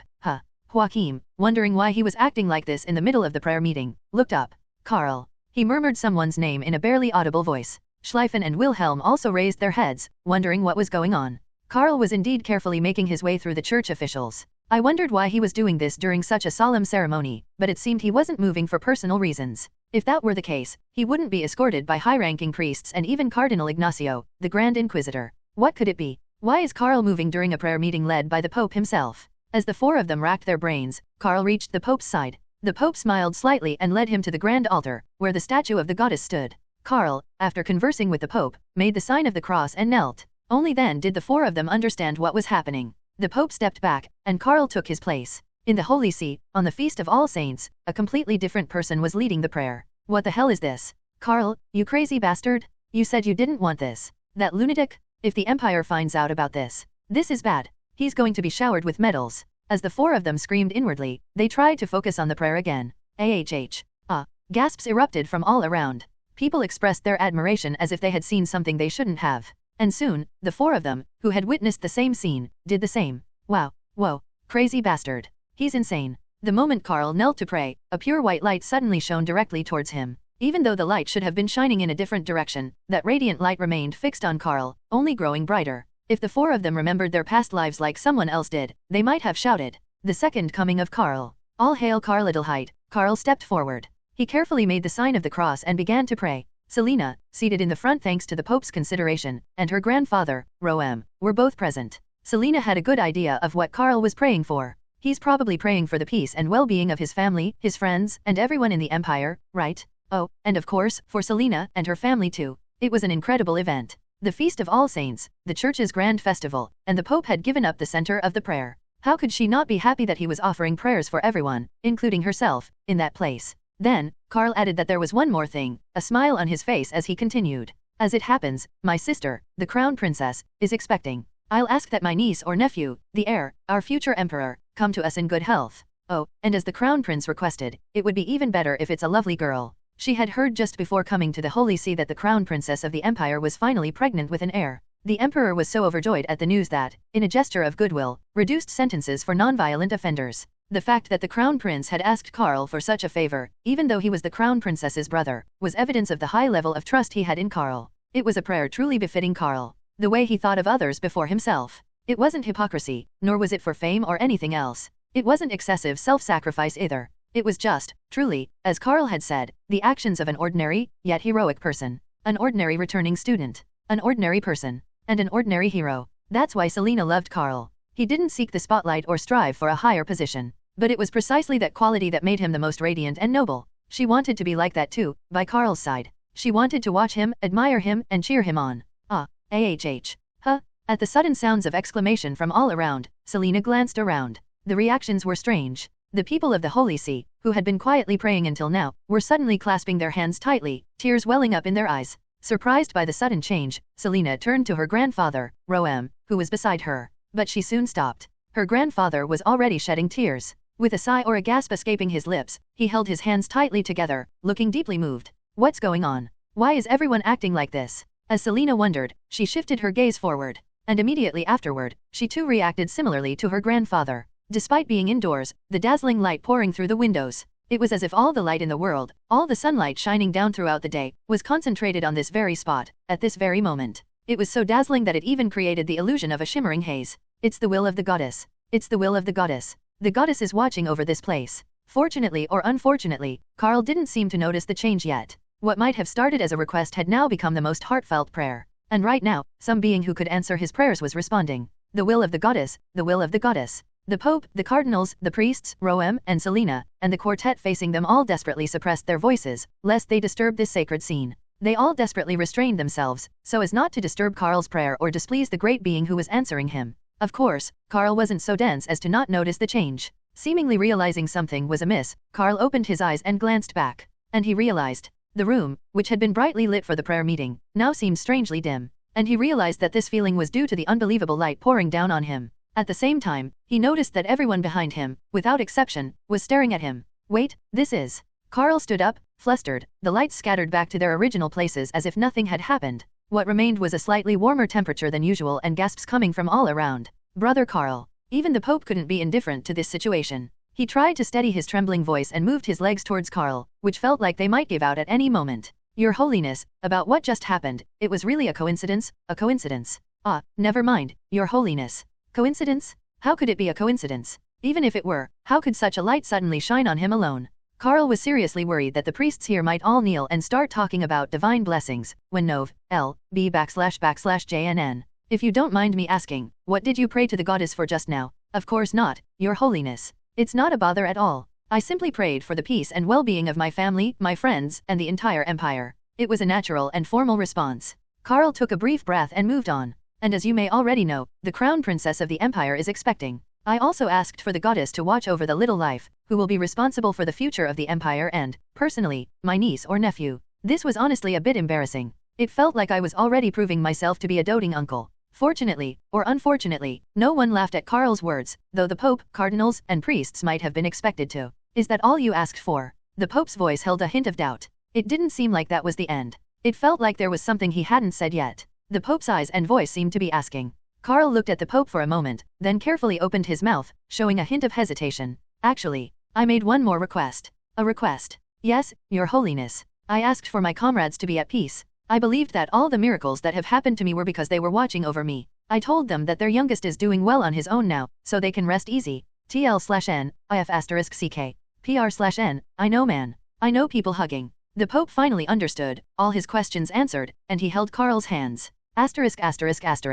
Today was the same as any other day. A relentless wave of work. An endless stream of documents. But I can endure it. I can persevere. I want to finish everything quickly and go to the crown princess's side. Your Highness. As I finally finished the day's work and entered the imperial palace, Rika greeted me. She looked the same as always, but now she wasn't alone. Inside her was our child. The future emperor, who would one day inherit this empire, was growing strong and wise. You've worked hard today, Your Highness. It's nothing. Just thinking of you and our child gives me strength. The child hasn't even grown properly yet. What does that matter? They'll soon grow big and strong and come to us. If the emperor and empress, his father and mother, saw this, they would probably scold me for not maintaining my dignity. But what can I do? I'm so happy I could fly. The woman I've always loved is my wife, and next year, we'll have the fruit of our love, the heir to the empire? How could I not be happy every day in this situation? If the goddess were to punish me, I would accept it willingly. No, I would beg for punishment, unable to bear the guilt on my conscience. Knock knock. I was about to tell Rika about the day's events when a slightly unpleasant voice interrupted. Your Highness, for a moment. It was the Chamberlain. I don't dislike him, but every time he comes, it means more work. That's the only thing that bothers me. This isn't good. I really wanted to spend this evening with Rika. What happened now? Enter. The door opened, and the Chamberlain bowed. His expression was full of embarrassment, as if he knew he was intruding. So, what urgent matter is it this time? Well, Your Highness, we just received an urgent message from the Holy See. The Holy See, Holy See, Holy See. Wait a minute. The person who is there right now is Karl. Did something happen to Karl? Your Highness, please calm down. But, I gestured to the Chamberlain to continue quickly. If he hesitated any longer, Rika might rush off to the Holy See. Yes, Your Highness. According to the news from the Holy See, well, the goddess herself has answered the prayers of Friedrich County's heir, Karl Adelheit. What? Wait a minute. What does that mean? News of the event has spread like wildfire throughout the Holy See, and the believers are overwhelmed with awe and reverence. It seems the goddess has truly blessed this feast of all saints. The Chamberlain suddenly smiled. What kind of news could make him smile like that? Well, until the heir is safely born, the Holy See will hold a weekly prayer meeting. They have conveyed that message. Translator, angel dust, may peace and well-being be upon all those in every place where you dwell. It's not that I'm wrong, but seeing everyone kneeling and shouting like that instead of quietly praying like before makes it feel even more like a cult. If they start praising a specific person, it'll really be the birth of a cult. A strange monster emerging from the shell of the Radiant Church. It's like shouting Hail Hydra, from behind a SHIELD uniform, you know? Noble souls who bravely fulfilled their duties in a place filled with death and fear? You who are truly worthy of the title of heroes. Rest in peace. Ascend to the place where heroes belong. O goddess, keep them by your side and let their loyalty and sacrifice shine for eternity. That part. I like it. It's always heartwarming to see my comrades being honored. It's not just for my unit members, but for everyone who responded to the call of duty and dedicated their time. Hearing that makes me feel a little healed, having gone through the same hardships. Brothers and sisters, let us all pray for the new gift that will come to us next spring. O goddess, please let no one shed tears. May another blessing come when the fresh scent of spring fills the air. Please watch over us and embrace us with your warm hands. What was that? Seriously, I prayed for the well-being of my niece or nephew, our heir, and now they're doing this. The Pope himself stepped forward and promised, we will hold weekly prayers. Until the day the heir to the empire is born, we will do our best to ensure they are born healthy and beautiful. They even said they were preparing a blessed baptismal name in advance, but I stopped them. If the Crown Prince and my sister have already chosen a name, it's only right to use that first. Ha ha ha. Seriously. At first, I was flustered. I wondered if this was all a staged play by the Holy See. Honestly, it's weird. Nothing happened when the Pope was praying, but when I started praying, a sudden light came in and caused a commotion. For those who are skeptical and love conspiracy theories, it would be easy for them to nod and say, ah, they put on a show for the empire's benefit. But no matter how I looked at it, I realized it couldn't be explained away as a mere act. If it were magic, there's no way I wouldn't have noticed it. I've experienced the feeling of mana gathering hundreds, thousands of times on the battlefield. It's like the sound of a cannon. If you don't notice it, you'll end up as mincemeat on the battlefield. So, that was definitely not an act, nor was it magic. It's beyond that level. The Holy See wouldn't resort to such a fraud, and there's nothing to gain from it. Brother Karl. I was staring blankly at the scene, wondering if this was really the Feast of All Saints or the beginning of something else, when I reflexively stood up at the Pope's voice. Your Holiness. I'm truly grateful to His Holiness. He prevented a situation that could have turned into something like the second coming of Karl. All hail Karl Adelheit. And he promised to hold prayer meetings for my niece or nephew. That alone is enough. May I sit for a moment? Yes, Your Holiness. Please, have a seat. Thank you. The Pope sat down next to me and quietly gazed ahead. The Holy See were bathed in the afternoon sunlight, filled with a pure white glow. Yesterday was truly amazing. It was the first time in my life. We pray to the goddess every day. Even if she doesn't hear us, even if we can't reach her, we have faith that someday our devotion will reach her and make this world a little better, a brighter place. Thanks to Your Holiness, the people of the Holy See, and the members of the Church throughout the continent, the world has already become a better place to live. It has been so until now, it is so today, and it will be so tomorrow. The Pope smiled, saying he was grateful for my words. Your Holiness, I'm not flattering you. The Church and religion have definitely benefited me. But yesterday, the goddess herself answered. It was a truly glorious moment. I would have no regrets even if I were to return to the light right then and there. Please don't say that, Your Holiness. It would be very inconvenient for me if you suddenly went to the goddess while I'm here in the Holy See. Brother Karl. Yes, Your Holiness. The goddess loves all people on the continent. Those who believe in her and those who don't. Those who do good deeds and even those who commit evil acts. She believes they will repent and atone someday. I've heard that her benevolent heart is as vast as the ocean. Indeed. However, even the goddess has those she loves more. As I said before, it seems to me that the person sitting next to me, Brother Karl, is one of them. Before I could answer, the Pope shook his head and continued. What did you say your prayer was about? Like all other brothers and sisters, for my family, friends, and furthermore, for the well-being of all. Not that. There was something else. If you're referring to the prayer for the heir to the empire. The Pope stared at me silently, as if that wasn't it either. If it wasn't the first or the second, then, there was only one left. Perhaps, for my comrades. Yes, that's it. The Pope's eyes seemed to be looking beyond the Holy See, to a higher place. To a place brighter than anywhere else in the world. The light yesterday was the goddess watching over you, and at the same time, those noble souls were by your side. That's what this old man thinks. They were heroes of the empire. And just as they say here in the empire, and as those who share the same spirit as you, brother, they were noble men who loved their comrades more than themselves. Could it be that they responded to your earnest prayer? I unconsciously turned to the Pope, as if to ask, do you really think so? Sensing my gaze, the Pope, who had been staring straight ahead, met my eyes. Your most cherished brothers stayed by your side. If they really came and went, can you tell me why they did? The question suddenly burst out of my mouth. I didn't know why I asked it. It wasn't a question the Pope could answer, but I wanted to ask. If my comrades, my brothers, really did visit, what did they want to say? I don't know. Your Holiness, your answer is so straightforward that I almost laughed. Thank you for trying to lighten the mood, but it's a bit of a surprising answer. Just like the goddess, those who are by her side don't give us clear answers. We have to find them ourselves. We must make every effort so that when we meet them someday, we are worthy of hearing the answers we seek. That's why we strive to live righteously. That's why we strive to live uprightly. So that when we stand before them, we can proudly say that we have strived to live righteously and have done our best to not tarnish their honor. Swoosh. Having said that, the Pope rose from his seat. When I tried to stand up with him, he stopped me. Stay seated a little longer, brother. Your Holiness. Your mind is still unsettled. Gather your thoughts, and when you feel calmer, then stand up. And take a step. As long as you don't lose your way, you can go anywhere, brother. With those words, the Pope left with the priests. Now, only I remained. I still don't know. I don't know if the goddess really stopped by for a moment, or if my comrades were telling me to cut it out. My mind is still hazy. I'm flustered, and a hollow laugh escapes my lips. But one thing is for sure. I can smile more easily than before. I'm glad they know that I really did my best. At least if I dream tonight, it won't be the nightmares I used to have. Asterisk asterisk asterisk. That evening, Selina and Karl were walking in the garden. His Holiness said that to you. Yes, Selina. That's what he said. He gave you good advice. The Pope is different, after all. Selina carefully watched Karl as he laughed. She was worried that he might suddenly become gloomy, like before. Would he be tormented by guilt again, as survivors often are? I'm fine, Selina. As if sensing her concern, Karl stepped forward and shrugged. I was just surprised. Really, I was so surprised. Honestly, so was I, Karl. Suddenly, while you were praying, this incredible light shone above your head. Can we please stop talking about that? I've heard it from everyone in the church since yesterday. Why? It was so cool. You looked like an angel sent from heaven. Selina's compliment was a mix of sincerity and teasing. Every time she said something like that, Karl squirmed.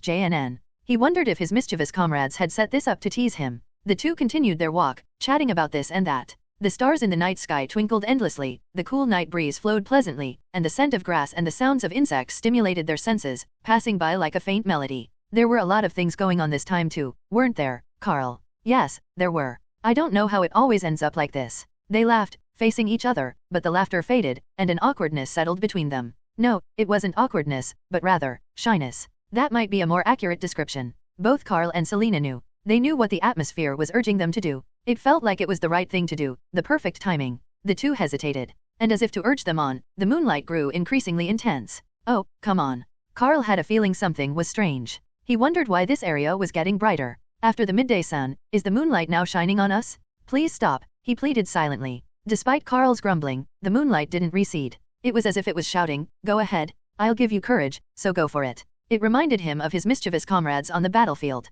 Geez, I would have done it without being rushed. Karl clicked his tongue and turned to Selina. A brief glance. A brief hesitation. A brief moment of shyness. And then, a kiss under the divine blessing, one that would be remembered forever. I had simply been invited to a grand festival, but over the course of a few days, I had somehow become something akin to a saint. Taking a walk to clear my head, I kept hearing whispers behind me. Can we really call him Karl? Shouldn't we call him Blessed One of the Light? But he might get mad at us again. Is it okay? But after seeing that scene, how can we act like nothing happened? Hey guys, my proud protagonists? You damn hydras, I can hear everything, you know? You guys think you're whispering, but after 3 years of fighting Canfras, that level of whispering sounds like a military march to me. You guys need to learn some eavesdropping skills. As if reading my mind, Schleifen spoke a little louder. He's still our friend, no matter what. If we act weird, Karl might feel hurt. So I think it's right to act like we always do. Is that so? Of course it is. We can't act like this if we're friends. Ugh, Schleifen. You're the first of the 4, and you're already making me emotional,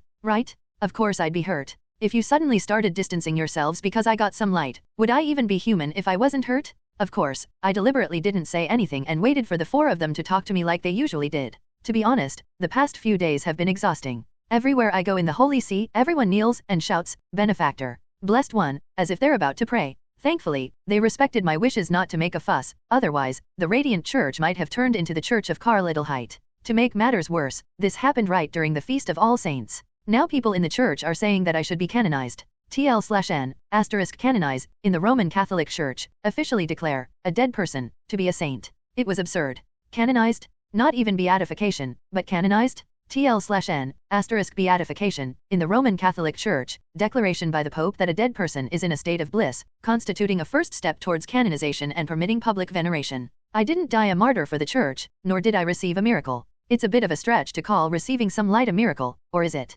Let's think back to what happened during the prayer. I received an abundance of light, something not even the Pope could receive. And during the kiss, even the moonlight was. Wait, does that mean I received 2 miracles? Hey, Karl. Meanwhile, Schleifen sidled up to me and put his arm around my shoulder. Yeah, that's it, buddy. Treat me like you always do. Cheer me up. Don't worry too much. No matter who you become or where you are, we'll always be friends. Thanks, Schleifen. You really have a good heart. It's a shame, though. If you were bald, you could have reflected the light and passed it on to someone else. Looks like having a full head of hair isn't always helpful. Ha ha ha ha. Did I hear that right? Did he just say it's a shame I wasn't bald so I could reflect the light and pass it on to someone else? Is this guy for real? Is he telling me to go pluck out all my hair? I slowly turned my head to look at the other 3, Wilhelm, Alexander, and Joachim. Did you guys agree with this nonsense? Even if you didn't, did you at least support the idea? That's what I wanted to know. Shake shake. Wag wag. The 3 of them desperately signaled to me. It wasn't us. We really didn't say anything. It was all his idea and his doing.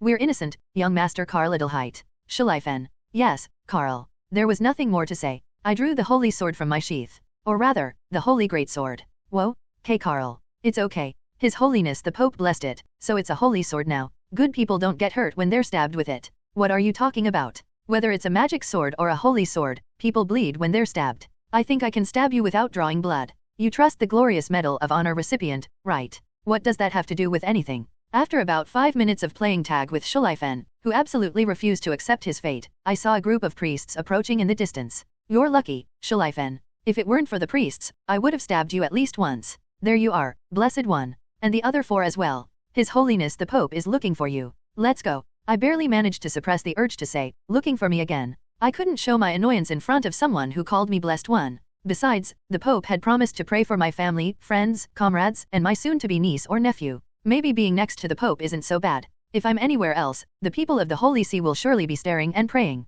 It's like I'm a living totem or something. Come along, blessed one and his companions. We heard you were looking for us, Your Holiness. Indeed. You all return to your homes tomorrow, so I wanted to chat with you a little longer. As the Pope said, the Feast of All Saints had ended, and tomorrow was the day we returned home. I wonder how the news will have spread by the time I get back. Ha ha ha ha. Oh, my head. Ah, Brother Karl. How is the item you've been carrying? It feels even more radiant than before, Your Holiness. I'm overwhelmed that Your Holiness himself has blessed it. Don't say that. This old man merely put the finishing touches on what the 2 cardinals had already done. If you wish to express your gratitude, you need only do so to the 2 cardinals. The Pope then turned his gaze to the 4 of them standing beside me. This old man envies the 4 young men here. What do you mean, Your Holiness? Haven't you received the greatest gift? The most brilliant and glorious gift of all, friendship. Ah, is he talking about that gift? The gift of friendship, Your Holiness? Looking at the reactions of the 4, it seemed like he was. All 4 of them looked at me at the same time, then grinned and said, yes, Your Holiness, or Your Holiness words are truly wise.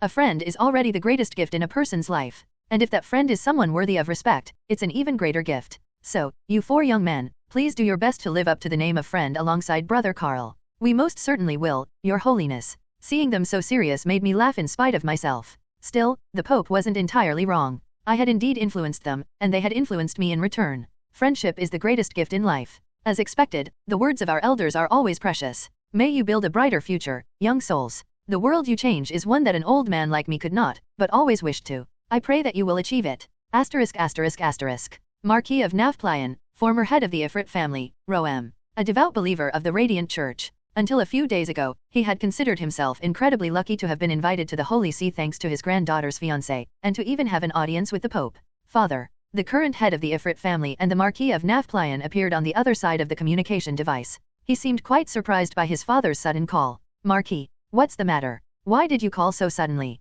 I could die right now with no regrets. Roem's words brought a look of even great bewilderment to the Marquis of Navplion's face. Any child would react that way if their parents suddenly said they could die with no regrets. What a strange thing to say, father. No regrets? Your granddaughter hasn't even gotten married yet. I understand you finally met the Pope, but it's still too early to say such things. My granddaughter. Our Lenny. Yes, Lenny. Ha ha ha ha. Ha ha ha ha. Clearly, something had happened. And it was definitely related to Lenny. N/O/vel/b/in.c//om. The Marquis of Navplion thought so as he gauged his father's expression through the communication device. Marquis. About Lenny's marriage. Yes, father. Is it possible for them to get married right away? What? I don't understand why you're acting like this. I tried to listen quietly, but I can't take it anymore. They need to graduate from the academy first, no matter what.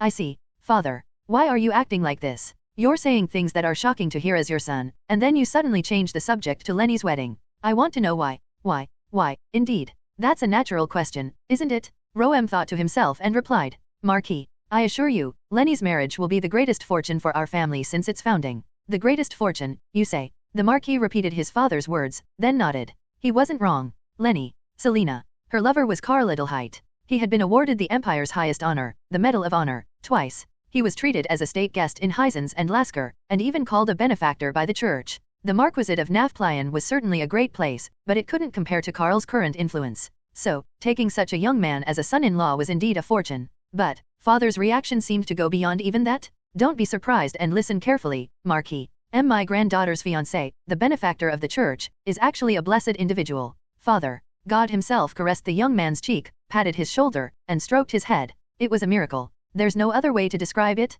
If you had been there with me, Marquis, you would understand. What is he talking about? I don't understand what father is saying. And a few hours later, the news of what had happened in the Holy See finally exploded throughout the Empire. The eventful the radiant visit to the Holy See had finally come to an end. All that was left was to take the train back to the imperial capital, give a brief report to the crown prince, and everything would be wrapped up. Blessed one of light. We believe you will surely return to this holy land. I understand. Everyone, I will definitely visit again, so please let go of my hand. Your diligent efforts to spread light and hope across the continent? We will certainly follow your example. What's this? Hearing those words made me think of the line, spreading love and truth, darkness all around. I can't take this anymore. Something's going to happen if this keeps up. There are too many people? At first, the holy knights had pious expressions, but now they were starting to look worried. This was the Holy See, after all, and people were fervently calling out a name other than the goddesses. Brothers and sisters. I can't let them put up some prohibition of Karl Adelheit idol worship edict across the continent. Do not look at where her will has touched.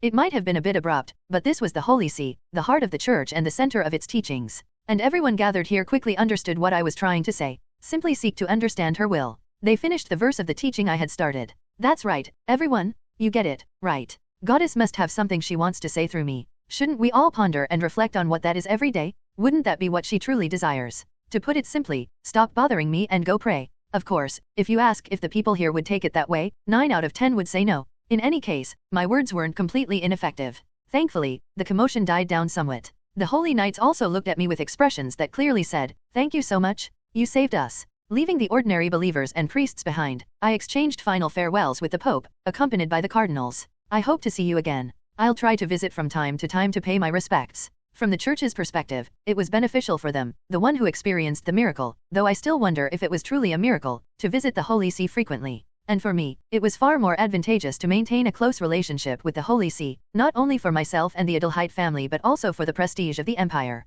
In other words, this wasn't just a vague promise like, let's meet up for a meal sometime. It was more like, let's hold hands and pray to the goddess again as soon as possible, and work together for each other's benefit. This is why having a sister was so convenient. No worries about succession. Even with occasional advice from my father, this is the best I can do. I still have a lot to learn. I've heard so much about the world of nobles, but the words they say and the meanings behind them are so different. It's hard to adjust. Where is the starting point of our blessed one? Why, your holiness. Selina blushed at the Pope's playful remark. It might be called a starting point, but everyone knew what it really meant. Stand by the Blessed One's side and become a precious person. A friend is good, but isn't a companion even better? Wow, he's getting straight to the point. Selena coughed at the suddenness of it. Meanwhile, her grandfather, standing behind me, burst out laughing, saying, "His Holiness is right. And our 4 brothers as well." I might have been caught up in all the excitement, but my 4 friends were also important guests. From the church's perspective, they had benefited greatly from the 4 of them establishing a foundation and generously funding various charitable projects, as the church had always been dedicated to such endeavors. Remember, brothers, your strengths come from your warm hearts and sincere actions. If you uphold those, you will all become blessed individuals, no less than your friend here. We will keep that in mind, Your Holiness. We will engrave Your Holiness' advice deep in our hearts and live by it. Seeing them so serious is a bit unsettling. Do they have no intention of acting like that in front of me? They won't be like this when they're older, right? It's ominous. They say men are boys until they die. If they're still like this when they're 40 or 50, I'll die of frustration. Your Holiness. It's time for you to board the train. I've kept you for too long. May Goddess's blessings be upon your path. We headed towards the carriage for the station, receiving farewells from the core members of the church. Your Holiness? Again. Oh, please, no. Oh God, are you going to do this to me until the very end? Let me leave in peace. PR/N, brothers got 2 lives memories, so he uses God and Goddess, mostly the former though. I ended up being showered with pure white light until the moment I got into the carriage. As soon as I returned to the Empire, I was summoned to the Imperial Palace, as expected. It seems I've become the crazy young lord who meets the Crown Prince most often in the Empire. The rumors that every marquisate, and even the duchies, are keeping an eye on my movements lately don't seem unfounded. Welcome back, brother-in-law. The Crown Prince greeted me brightly as I entered the Imperial Palace. I smiled back, about to reply with the playful "I'm back, brother-in-law," something I could only get away with while he was still the Crown Prince. Karl. A dark figure suddenly emerged from behind the Crown Prince and tackled me. The speed was so fast that I couldn't even react, let alone notice. As expected of my sister, the strongest having inherited both our mother's skill and our father's strength. Oof. Did you have a good trip? Why yes, Your Highness. I had a good trip. I told you not to call me that, at least not here. Sorry, sis. I barely managed to escape my sister's embrace and glanced at the Crown Prince. I was worried he might be jealous of his brother-in-law, but thankfully, there was no sign of it. A moment later, we sat facing each other with tea served by the attendants, me, the Crown Prince, and my sister. Could you please repeat that, Your Highness? Nov. L. B //JNN. And that's when I realized the situation had blown up even more than I thought. Why are you so surprised, brother-in-law? It's only natural. But, still, this is a bit too much. Tisk tisk. Sometimes I think you underestimate yourself, brother-in-law. It's the Holy See we're talking about. The place you visited. And the place where you experienced a miracle. The heart of the church, the Holy See, in front of the Pope and the cardinals, no less. Did you really expect the continent to stay quiet? The Crown Prince laughed, and my sister smiled beside him, looking overjoyed. And in front of them, a report stated, large-scale prayer meetings planned in each diocese of the Empire. The miracle in the Holy See appears to be the reason. Things had gotten too big. I thought it ended with "Oh, blessed one," in the Holy See, but that was just the trailer. The main event seemed to be unfolding in each diocese of the Empire. Even the Elf Diocese in the southern Great Forest and the Lasker Diocese had expressed their intention to join in. When we prayed in the Holy Land, the goddess herself answered, "I trust you won't call that radiant light a mere coincidence. If you did, you'd be dragged away as a heretic in no time." I agree. It was scary. As soon as I received the light and stepped outside, the believers were all like, "Whoa." If I had just grown a mustache and raised my hand, shouting, "Down with the canfras," they might have all chanted, "Hail, Karl." But you know, the real reason I'm so happy is something else. I can guess. It's because of the imperial heir, isn't it? The Crown Prince looked back and forth between my sister and me, then chuckled and nodded. When I asked if he was really that happy, he replied, "It's not just anyone, but His Holiness the Pope himself, praying for the imperial heir every week." What parent wouldn't be happy about that? Honestly, even I have to admit it's impressive. Throughout the history of the Empire, the Church has never prayed regularly for an imperial heir before their birth. There have been many instances of blessings being bestowed upon the heir after their birth, but this is truly unprecedented. By the way, brother-in-law, about that. Don't worry. I made sure to pray for a girl. Ha ha ha ha. Good, very good. You are truly a loyal subject. My sister gave the Crown Prince a look of utter exasperation, but, what can you do? Every father naturally wishes for a daughter. Your Highness, Karl is also busy with his own affairs, so wouldn't it be better to get to the main topic?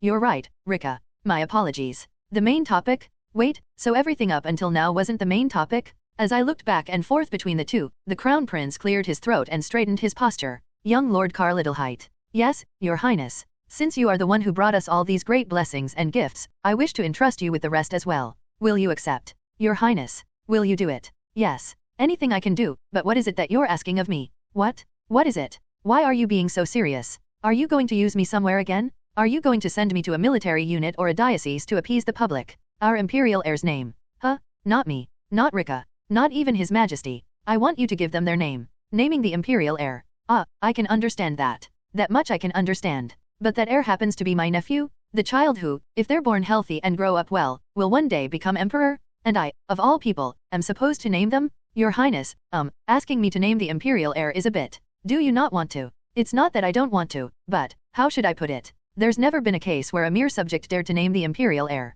Not even the founding heroes who served alongside the first emperor and contributed greatly to the establishment of the empire had such an honor. A member of the imperial family receiving a name from a noble, a subject? Not from their father, the crown prince, or their grandfather, the emperor, or even a respected elder of the imperial family, but from me? Think broader. That's what my father taught me. Power is always a muddy swamp, ready to drag you down. If my niece or nephew were to be looked down upon because of the name their uncle gave them, because it was given by a subject, how heartbroken would I be? I swear, if I see that happening, I'll draw my great sword and pay a midnight visit to the person who said such a thing. And I'll slice and stab them until they regret ever uttering those words. Listen, brother-in-law. The crown prince looked at me with a hint of pity in his eyes. You're forgetting one thing. What am I forgetting? There's never been a case where a mere subject dared to name the imperial heir? That's right. Never. But then again, no subject of the empire has ever received the Medal of Honor as a soldier or witnessed a miracle through the goddess's love. Oh, I see. I guess I'm not normal. Surely you didn't think I wouldn't discuss this with His Majesty. He's already very pleased with the idea. He said that the imperial heir would be overjoyed to receive a name from the one who received the goddess's love and brought about a miracle, and that they would live their life with pride. Well, they are calling me a saint and a blessed individual in the Holy See, after all. The nobles, who valued reputation above all else, wouldn't dare say, oh, how can we use a name given by a mere subject? That would be same as making an enemy of the church. So, what now? I have no choice but to name my niece or nephew. Your Highness, it'll be difficult right now. Could you give me some time to think about it? That's a given. Did you think you'd decide on the imperial heir's name right here on the spot? The crown prince let out a hearty laugh and came over to pat me on the shoulder. Don't feel too pressured, but think of the imperial heir who will rely on you more than anyone else. Your Highness. Of course, it's absurd for the future ruler of the empire to rely on anyone. But family can be a source of support, can't they? The passion and love you've shown for the empire, and the positive influence you've had seeing that makes even me want to rely on you. In other words, the imperial heir would have no one more reliable than me, neither as a subject nor as a family member. They would be a child who loved and relied on their uncle.n/o/fel/b/jn.c//om. I nodded unconsciously at the crown prince's words. Indeed, I wanted to be that kind of uncle to my niece or nephew. A family you can rely on is the greatest gift in life. Then, Your Highness, I'll come up with 2 names. Why 2? Well, shouldn't we consider both the case of a boy and a girl? Isn't that what everyone does? Both in my past life and this one, my parents had at least 2 names in mind when I was born. No, brother-in-law. Squeeze. The crown prince's hand on my shoulder tightened slightly. Only a girl's name. Your Highness. That's all you need to think about. Your Highness, even so, what if it's a boy? Didn't you say you prayed to the goddess? For a beautiful niece. And the goddess answered with a miracle. So, isn't the answer already given? But, Your Highness, you never know. What if the chromosomes suddenly change? The crown prince might not know, but thanks to my past life, I do know. Praying won't change anything? Chromosomes do as they please? Aren't you even considering the possibility of a son? I said with all sincerity, Your Highness, you never know what might happen in life. The goddess might be too busy with the prayers of so many others. But the crown prince's reply was, then I'll worry about the boy's name. You just focus on the girl's name. He's really obsessed with having a daughter. This is a big problem. If the firstborn is a son, he might resent the child. Can't my sister say something? My only hope was that my sister would step in and say, Your Highness, please calm down. But either she had already agreed with him, or she also wanted a daughter more than a son. She didn't seem to have any intention of stopping her husband, the crown prince. Very well, Your Highness. In the end, I had to promise to carve out a beautiful name for a girl before the conversation could end. Then, Your Highness, I'll try praying.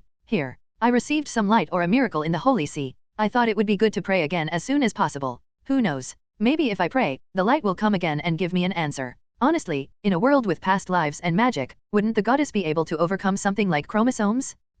Unfortunately, nothing special happened while I prayed. It seems it was only possible in the Holy See. That's the goddess's domain, so it was like I had a direct line there. That's why the goddess responded immediately by shooting a beam of light. It's a shame I couldn't show that in front of my sister. No, wait. She might have made a big fuss if I had. My Karl is so amazing. Even so, showing the crown prince me struggling in my sister's arms is enough for one lifetime. My pride as a Medal of Honor recipient can't handle any more than that. With the naming my niece discussion finally behind us, by imperial decree, a new policy is being discussed by the ministers. The real main topic between the crown prince and me had finally begun. What kind of new policy are you referring to? At first, we wanted to create a medal named after you, but as you wished, that's no longer happening. Instead, His Majesty wants to give greater rewards to all those who have fulfilled their duty to defend the empire. For a moment, I almost blurted out, haven't we already rewarded them enough? I belatedly realized there were two meanings behind the emperor's words. One was the simple intention to provide sufficient compensation and honor not only to those who had distinguished themselves and been injured in battle, but also to all those who had faithfully served their military duty. The other was to create an atmosphere in the empire where sacrifices were not simply acknowledged with a few rewards but remembered and appreciated forever. The problem here was that it would require a lot more taxes. Whether it was compensation or honor, the most effective way to show it was through money. His Majesty the Emperor's will is firm. Whether they went to the battlefield or not, they have still sacrificed their own time. It is we who have been cared for by them who must give them the response they deserve. All the people of the empire will praise the Emperor's benevolent decision. A benevolent decision, indeed. Though His Majesty laments that he thought of it too late. Too late? There are so many who don't even do that much. They take the sacrifices of others for granted, mocking them, asking for more only when it suits them. I would call them disgusting parasites. Rotten flesh that needs to be cut out, smelly pus, maggots. They're worse than trash. Still, I'm worried, Your Highness. In the end, isn't it just a money issue? Why? Are you worried about paying more taxes, brother-in-law? For me, if it means taking care of my seniors, juniors, and comrades, I welcome it with open arms. But it's a different matter entirely whether the whole empire will accept it.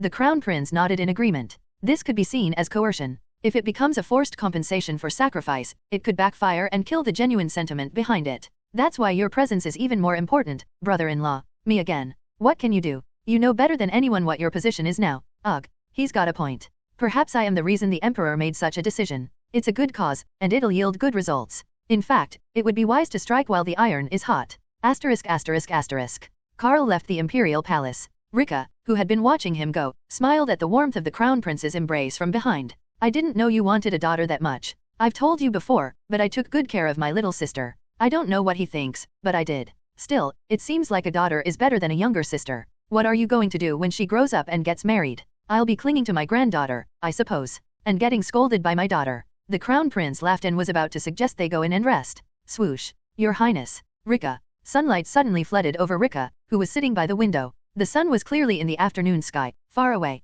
Why was the sunlight suddenly shining here? The couple stared blankly at the scene, then chuckled. As if in answer to Karl's earlier prayer, the light rested precisely on Rika's belly. Originally, I had planned to spend more time with Selina. After all, the poor, pitiful graduate student would have to return to school in a few days. Unfortunately, Selina had her own matters to attend to. Family matters, to be precise. Sorry, Karl. My father asked me to come to the family estate urgently. Is something wrong? I'm not sure. I'll have to go and see. I hope it's nothing serious. I saw Selina off, wishing her a safe trip. I heard that Eloise went on a trip with the Elven exchange students. Something about strengthening their bond? But no matter how I think about it, the bonding seems like an excuse. It looks more like the academy dragged them somewhere else to legally exploit them. Normally, the exchange students from prominent families would have protested. Their families would have every right to say, hey, what are you doing with our kids? The problem is that the current situation within Heisens is one of conflict between the old establishment and the new forces that have risen since the war. To be precise, it's a confrontation between those who did nothing in the war with Luzernes and those who fought and bled. The latter group is mainly composed of lower-ranking warriors. In that situation, they wouldn't have the time to worry about the exchange students. Besides, didn't the Canfras try to cause trouble within the academy a year ago, n/o/vel/b/in.c//om? Even if it was Luzernes and not Heisens, they're still elves. Therefore, it's politically burdensome for the elves to intervene in the academy any further. The Empire overlooked the incident, saying, this was done by the bad Luzernes, and the good Heisens were victims, so it's okay. But no one knows if there will be another chance like that. Poor elven exchange students. I wonder if Eloise is putting them through some kind of guerrilla training. Well, it might be a good thing. They'll probably come back closer as a group. As a bonus, they might even work harder in their remaining time at the academy to avoid falling back into that hell. So that's Eloise taken care of. Next up, our Princess Lefia. Or rather, my junior. Princess Lefia? No, Junior Lefia? I think she joined some club after the semester started and is doing well. I heard she's going to the Empire's summer resort with them during the break. Marcus, who seemed to still be trapped in grad school, filled me in on the situation. That's a relief. It seems Lefia is doing better than expected. I was worried she'd be alone at the academy during the break, but it was just a needless worry. Then all that's left is Lav. Just like with the other two girls, I had asked Lav if she wanted to come with me to the Holy See. At the time, she had looked genuinely disappointed as she explained why she couldn't go. She had signed up for summer classes, just in case. It was a precaution in case she lacked scores, wasn't satisfied with her grades, or felt she needed more knowledge. It wasn't a bad choice. In fact, students from commoner backgrounds to noble families often took summer classes when they felt they lacked knowledge or didn't achieve the grades they expected.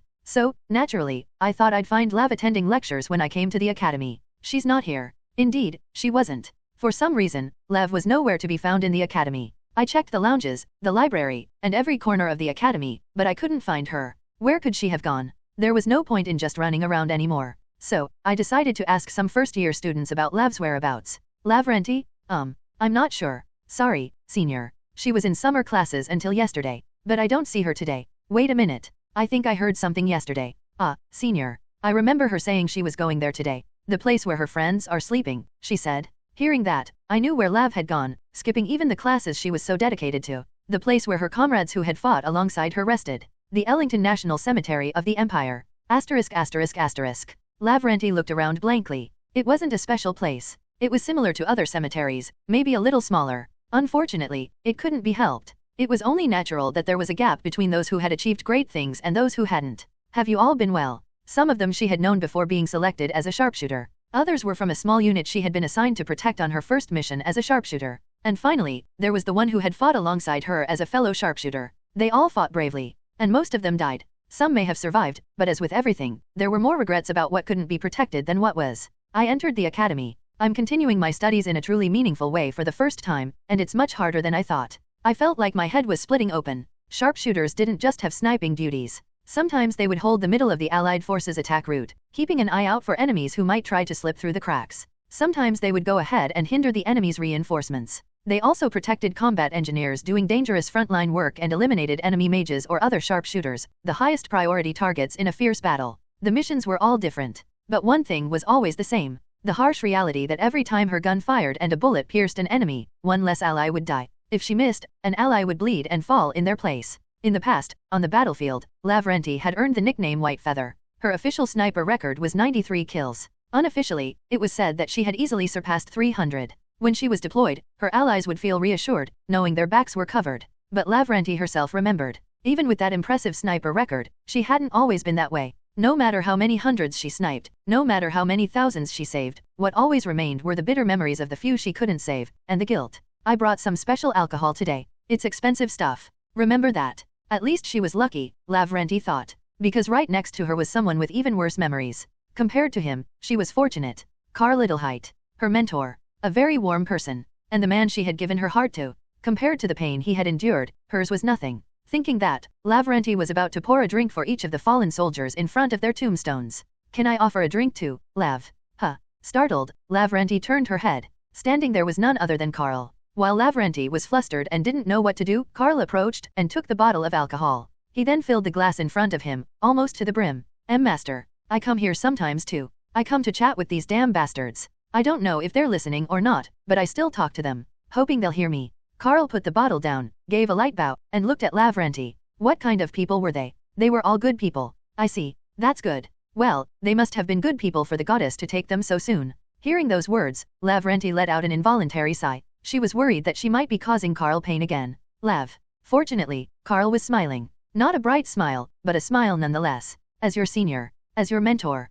Damn it. I hate being your senior and mentor in this situation, but I won't tell you to forget. I can't forget either. Overcoming it. Yeah, it sounds strange. Overcome what? You can't overcome this. If you could, neither of us would be here visiting these people. Lavrenti wondered if Karl was talking to her or to himself. It's just about being able to face it, so that when we meet them again someday, we can tell them, honestly and without a shred of falsehood, that we did our best in their place. He was right. No matter how much you cry or regret, the departed remain silent. They don't answer. Only the living can answer. They can either drink themselves to death or live their lives to the fullest, carrying the burden of those who are gone. What can I do for them? What can I leave behind? That's why I survived. To live my best. For myself. Because living for myself is ultimately living for them. Did you have a good trip to the Holy See? It was too good, that's the problem. I heard you received a miracle. Ugh, damn it. I don't want to talk about that here. But the Empire is already buzzing with the news, Master. Lavrenti smiled brightly at Karl, who was making exaggerated gestures.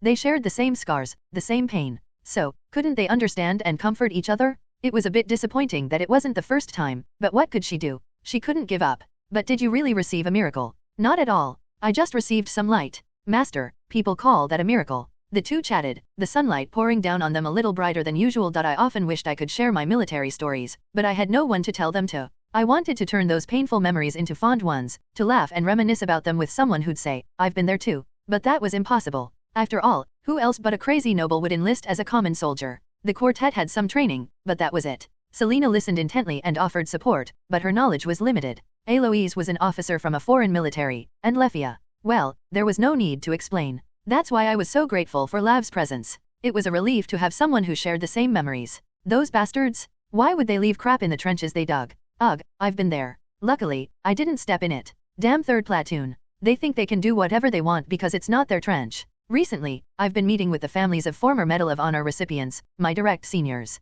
They told me that if I keep layering happy memories over the sad ones, one day I'll meet those fallen comrades in my dreams and be able to face them with a smile. I think it's good advice. I can't dwell on the pain forever. They didn't die for me to be like this. If they hadn't performed well on the front lines, I swear I would have hunted those bastards down and wiped them out.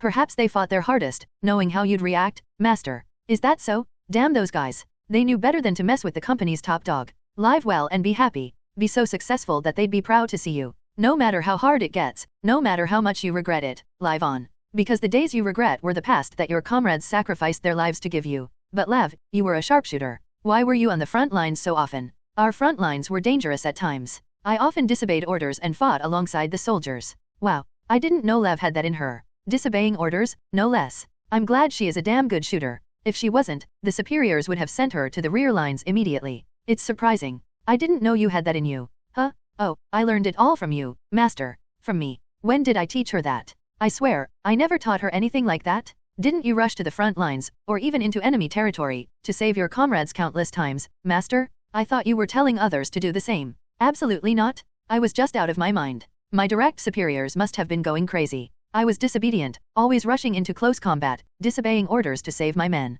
And to top it off, I was the son of a count, so they couldn't even beat me up. Thinking about it now, it's amazing they left me alone. If it were me, I would have beaten the crap out of myself, regardless of my background. I'm reminded once again that I'm Lav's teacher. What are you talking about? You've always been my teacher. But I'm telling you, I taught you that for no reason at all. So you even performed acts of kindness without any reason. Even if I told her otherwise, she wouldn't listen now. I might as well just agree with her. As we leave the cemetery, Lav looks at me with a subtle glint in his eyes. This doesn't bode well. Did your trip to the Holy See with Senior Selina go well? Huh? Oh, yeah, it went well. I see. Did anything happen? Happen? A lot happened. As you know, Lav, I received that mysterious miracle or light several times. The 4 of them teased me endlessly, and I even received a blessing from His Holiness on my greatsword Lav.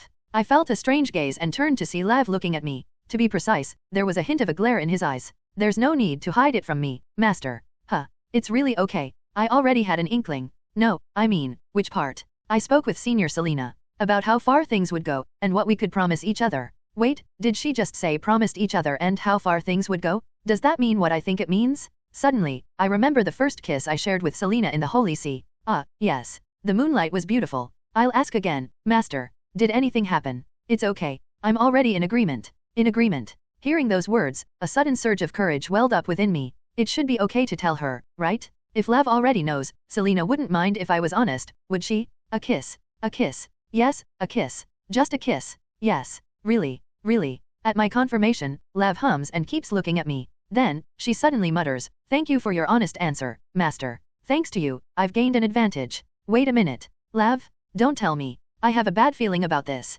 It's like the feeling of dozing off during guard duty and then the commander shows up for inspection. Don't tell me you were lying. Hey, tell me honestly, there was no agreement with Selina, was there? N/O/vel/b/jn.c//om. Lav subtly avoids my gaze and answers, "On the battlefield, deception is key, Master. You know that." "No. Anyway, so you and Selina kissed. Thank you for the useful information. Hey, damn it, I've been had." The matters between the Empire and Lasker were finally settled. There were both undisclosed unpleasant rise and public cooperation. Lefia felt a mix of tension and relief. Honestly, just thinking about that time still made her heart pound. To come all the way to the Empire, as a foreign exchange student, and make such a proposal. Were they insane? Thankfully, the Empire turned a blind eye. If they had immediately severed ties with Lasker and demanded an explanation, there would have been nothing her home country could have done. If it weren't for Senior Karl, The Empire subtly expressed their displeasure by involving Karl, a Medal of Honor recipient. Fortunately, the news reached Lasker, and they also expressed their regrets.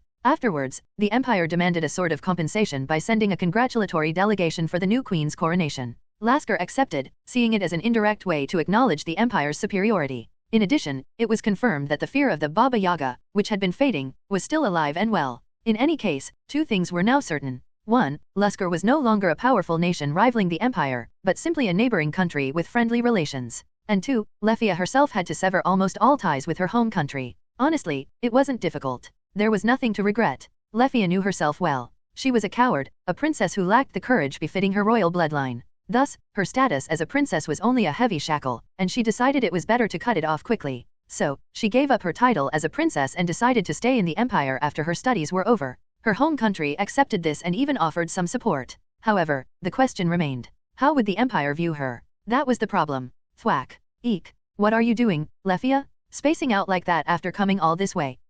I am sorry. It turned out better than expected. Her classmates were even more accepting of Lefia than before. Whether it was because abandoning her royal status had removed a sense of distance, or because rumors were circulating among the first years that Lefia is close with senior Karl Adelheit, it didn't matter. Lefia got up from her seat and walked towards the beach. The warm sun, the wide sandy beach spread out beneath it, and the blue sea. It was a sight rarely seen in her homeland. There was a sea, but the North Sea was much colder and rougher than this one. Almost every day was a storm. At first, she slightly regretted not going to the Holy See with Karl. But looking at the sea, and seeing herself getting closer to her classmates, the regret faded, leaving only joy. Lefia. Lefia. A female student approached Lefia, who was dipping her feet in the seawater. Did you hear the news? News? What news? About the miracle that happened in the Holy See. Miracle? This was the first she'd heard of it. Did miracles even exist? She thought they were just legends passed down in the church. Not just any miracle. In front of His Holiness the Pope, the cardinals, and all the believers, during the Feast of All Saints, Senior Karl was praying, and light just shone on him, like whoosh.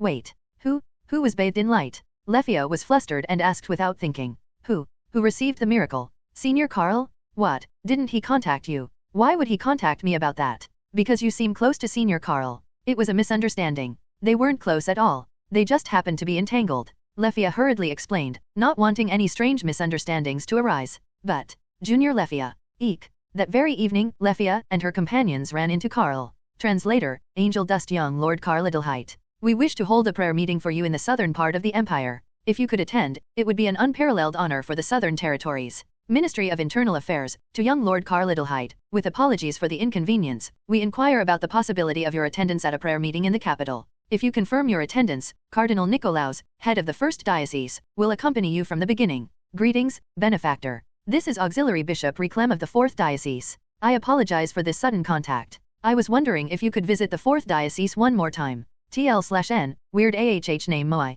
Strange. Isn't it vacation time? It's vacation time, isn't it? Arg? Please stop asking. Don't you know even the military leaves you alone during vacation? Ever since I visited the Holy See, to be precise, ever since I was showered with that so-called miracle, people from all over the Empire suddenly started looking for me like crazy. They're begging me to visit them. This is especially true in the capital, where the First Diocese is located, and in the south, where the 4th Diocese is. In the capital, it seems like more than just the church is involved. It looks like the Empire itself, specifically the Ministry of Internal Affairs, is working together with them. It makes sense, though. If they announce that the miracle worker or the one loved by the goddess is an imperial noble, it would be a huge national advantage. And the 4th Diocese is similar. In fact, they might be even more desperate than the First Diocese. Not long ago, the loss of their sacred relic shook their position quite a bit. But then a young man suddenly found it, and the same guy went to the Holy See and received a miracle? If the 4th Diocese isn't inviting me after all that, then the Archbishop and the Cardinal should be reprimanded. I have to go somewhere eventually. To be precise, I have to visit every diocese in the Empire.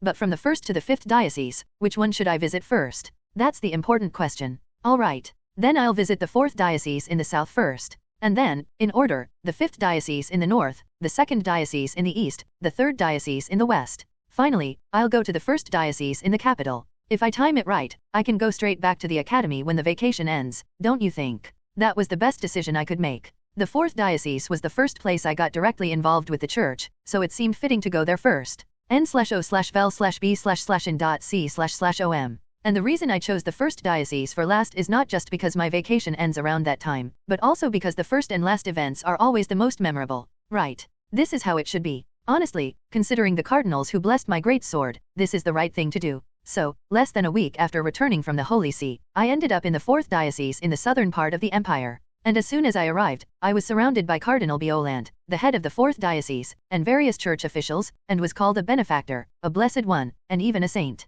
I didn't raise a cripple, or come back from the dead. I didn't even part the sea or walk on water, so calling me a saint seemed a bit much. I wanted to say something about it, but the atmosphere made it impossible. If I had said, I'm definitely not a saint right there, everyone might have knelt down and said, you are a saint. They say you define yourself, but others ultimately define you. It's strangely sad, but in a way, it's also true. What can I do? Even if I say I'm not, if others say I am, there are only two options: accept it, or prove them wrong. But in this situation, proving I'm not a saint is harder than just accepting it. It's too late to ask the goddess to tone down the light, and I'm a bit scared that if I do, people will say, goddess is angry. He's not a saint, he's a sinner. Besides, I've earned the favor of Selena's grandfather to the point where he'd probably go to war if anyone touched his future grandson-in-law. I have nothing to say. Sigh. Anyway, for these reasons, I did my best after arriving in the south. I met with all the church people, and when it got too overwhelming, I'd throw out a let's pray, a kind of trump card to calm them down instantly. But I couldn't use it too often. Cardinal Adelheit started looking at me with eyes that said, oh, the blessed one is so pious. Your Eminence. Now that I'm in the south, I'd like to see the sea. I saw the southern winter last time, so I'd like to experience the summer too. I couldn't take it anymore and spoke up in a subtle tone. It meant, I'm dying here, please give me some time to rest. Fortunately, our Cardinal Adelheit was not someone who lacked tact. Very well. It was a hot spring last time, so the sea is the right choice this time. Ha ha ha. I hear that the academy students are currently visiting Lydia Beach, the pride of the south. Go there and rest, while also greeting your juniors, blessed one. Having received permission from the person in charge, I took off without looking back. Honestly, I've done enough. I'm not doing anything more. If they want more, they can pay me with money or something. What? They're already making donations to the church and the pension fund? I'll sign it later. Phew. And so, I arrived here at Lydia Beach, said to be one of the top 3 most beautiful beaches in the Southern Empire. Swoosh. Crash. So, what are my thoughts right now? It's water. It's sand. No matter how bleak it sounds, I can't help it. I've never been a fan of the sea, neither in my past life nor in this one. Why on earth would anyone go into that salty water? Why would you go into salt-filled water? Go to a valley instead. It's much better. I came here to avoid being surrounded by people shouting blessed one, benefactor, saint, but now that I'm at this beach, I have nothing to do. Should I brainstorm the next patented item while I'm here? This beach looks quite different from the ones I remember from my past life. If we set up parasols and sunbeds like this, it would look more like a proper beach. Oh, isn't that Lefia? It is Junior Lefia. Wow, what a surprise to see her here. Junior Lefia. Eek. Why is she reacting like that? It's like she's seen something she shouldn't have. I'm suddenly feeling hurt. Sob, sob. I've taken such good care of Junior Lefia. TL/N, brothers hurt LMAO. PR/N, loudly crying face with tears of joy. Senior Karl, what are you doing here? Well, I considered explaining, but it seemed like it would take too long, and it would sound too much like bragging. I had some business here, but it got too overwhelming, so I escaped here for a bit of rest. Escaped. Yes. Lefia's expression becomes even stranger. It's as if she's asking, what kind of trouble could make the son of Baba Yaga run away? Are you being chased by assassins? But, Junior, assassins are something you can fight, at least. The people surrounding me would tear those assassins apart and eat them alive. Anyway, I heard you were on a trip with your classmates as part of a club activity. So you were here. Oh, yes. I heard the southern sea of the empire is completely different from my home country. Lasker. Right, that's right. It's located a bit further north, so even the summer sea there is said to be more terrifying than the winter sea in the southern empire. Is that why you're dressed so freely, Junior Lefia? At my words, Lefia lets out a ha-ha laugh. Her outfit, how should I describe it? It's like a swimsuit, but also a cool summer outfit. She doesn't seem too embarrassed, so I guess this world is quite open-minded in that regard.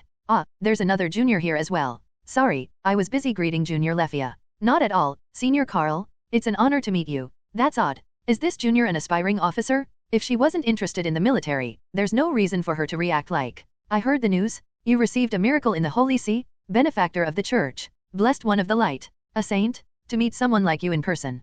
Right. That happened. Another crazy achievement has been added to my list, one that makes medals seem like trifles. Haha. I'm losing my mind. The junior suddenly exclaims to herself and starts patting Lefia's back. Eek. Why are you doing this? Do your best. I'll get rid of the obstacle for you. Fighting, Lefia. What? Wait a minute. Wait. Despite Lefia's desperate cries, the female junior had already run off into the distance. And as if they had heard her words, the other students also started cheering, fighting, and oh, Senior, this is a misunderstanding. My friends are getting the wrong idea. That's right. It's a misunderstanding. We're not like that. But, even so, I understand what's going on. Let's go, Junior Lefia. Huh. If I say, I have no business with Junior Lefia here, it'll put you in a very awkward position. I heard you adapted quickly because you were close to me. So I'll use my influence to help you adapt even more, so that next time, you can mingle with the people of the Empire even without me. How could I leave someone in trouble? It wouldn't be fitting for a noble, a Medal of Honor recipient, or even for someone whom the church calls a blessed one or a saint. I carefully extended my hand. Lefia hesitated for a moment, looking at it with a conflicted expression. But soon, she grabbed my hand and muttered, "I'll be in your care until then." Surprisingly, Lefia and I had a lot to talk about. Honestly, I thought it would be awkward when we met, but since we unexpectedly ran into each other in the south, we had many topics to discuss. I was worried about how you'd adjust to the academy, but seeing you traveling like this, it seems my concerns were unfounded, Junior Lefia. Well, I joined a club, and they happened to be going on a trip to Southern Empire. It seems like more than just luck. If they didn't like you, they could have left you behind. At first glance, she seems very shy, but she's also quite sociable. That's probably why there was a movement in Lasker to make her the next queen, even though she openly declared her neutrality. How should I put it? It's just a feeling I had from the beginning, I guess. Anyway, that's how it is. For some reason, I didn't find it difficult to talk to Junior Lefia either. You said it's almost impossible to find a place like this in Lasker, right? Yes. Even in the summer, the sun isn't this warm. And when the wind blows and the rain falls, going into the sea would be a strange thing to do. They must live in a harsh environment. Maybe that's why they're so obsessed with knights. In places where life is tough, you need something to be proud of, something to hold on to. I understand. But the one who mercilessly crushed that pride, like a bully kicking a sand castle, was my father. By the way, Lasker recently sent another gift to my father. I'm not sure if it's a real gift or a bribe that says, "Please stay away from our borders." Are you really not going back to your home country at all? I'd rather not, if possible. It would only make the domestic atmosphere awkward. But last time, it seemed like the Queen of Lasker cared for her younger sister. That's exactly why I shouldn't go. Since Her Majesty cares for me, I think it's right for me not to cause her any trouble. It's truly a sad situation. One side cares for their younger sister, the other cares for their older sister. But due to past events, they can't help but be wary of each other. This is what power is, huh? A force that can make even parents and children forget each other, let alone easily separate half-sisters. It's better not to get involved before it gets messy. It's pitiful. The more I get to know Junior Lefia, the more heartbroken I feel. She's a good person. She's not the type to harm anyone. But because of her bloodline, she had to flee or be exiled to the Empire and can't return to her home country. The good thing is, as I mentioned earlier, Junior Lefia has a strange power to attract people. It's not about seducing them, but rather making them feel comfortable. Even I, who don't trust people easily because of that damn war, didn't have any trouble talking to Junior Lefia from the first time I met her. Assuming you don't return to Lasker, have you thought about how you'll support yourself after graduating from the academy? Well, wouldn't the Empire help me out a bit? She gave up her title as a princess, but she's still a member of the Lasker royal family. She's hoping the Empire will offer some support, knowing that. Indeed, our Empire wouldn't mistreat Junior Lefia. Rather, they'd try to take care of her. For whatever reason, a foreign royal settling in the Empire is not harmful to the Empire in terms of both justification and external relations. I hope so. I hope the Ministry of Foreign Affairs will take good care of you. Well, there is actually someone who cares for me the most. Huh? What? What did you just say? Oh, nothing. It's nothing? If you don't know, then it's nothing. Someone cares for her? Has the Ministry of Foreign Affairs already taken action? That's good news. It wouldn't look good if word got out that we mistreat foreign royalty. I turned my head to look at the beach. I still don't understand why people go into that water, but the scenery is beautiful. The wind is blowing, and the sun is just warm enough. I thought it would be scorching hot, but it's not too bad. It's true what they say about beaches being cool in the summer and warm in the winter. Senior Karl. Yes, Junior. How long are you planning to use formal speech with me? How long am I planning to use formal speech? Well, you're from another country, aren't you? But Eloise is also from another country. You speak casually with her. That's because, where do I even begin to explain this? I guess I'll have to start with what happened that day, the train hijacking and attempted terrorist attack that happened over a year ago. Oh my goodness. After hearing my story, Lefia reacts with a what? She repeatedly covers her mouth in surprise, astonished that I single-handedly stopped the Canfras from taking over the train. As expected of Baba Yaga's son. That's why you received another Medal of Honor. Honestly, I'm not sure if that deserved a Medal of Honor. Of course it did. You didn't just save the train and the passengers, you prevented another war from breaking out? I think you absolutely deserved it. What? Why such a dramatic reaction? Relax, relax. Anyway, that's when I met Eloise. And after that, we kept running into each other in various places. She's from another country, or rather, another elf? Anyway, it felt a bit strange to use formal speech with her after that. We've seen each other too much. Junior Lefia nods as if she understands. Of course, she only nodded, and something completely different came out of her mouth.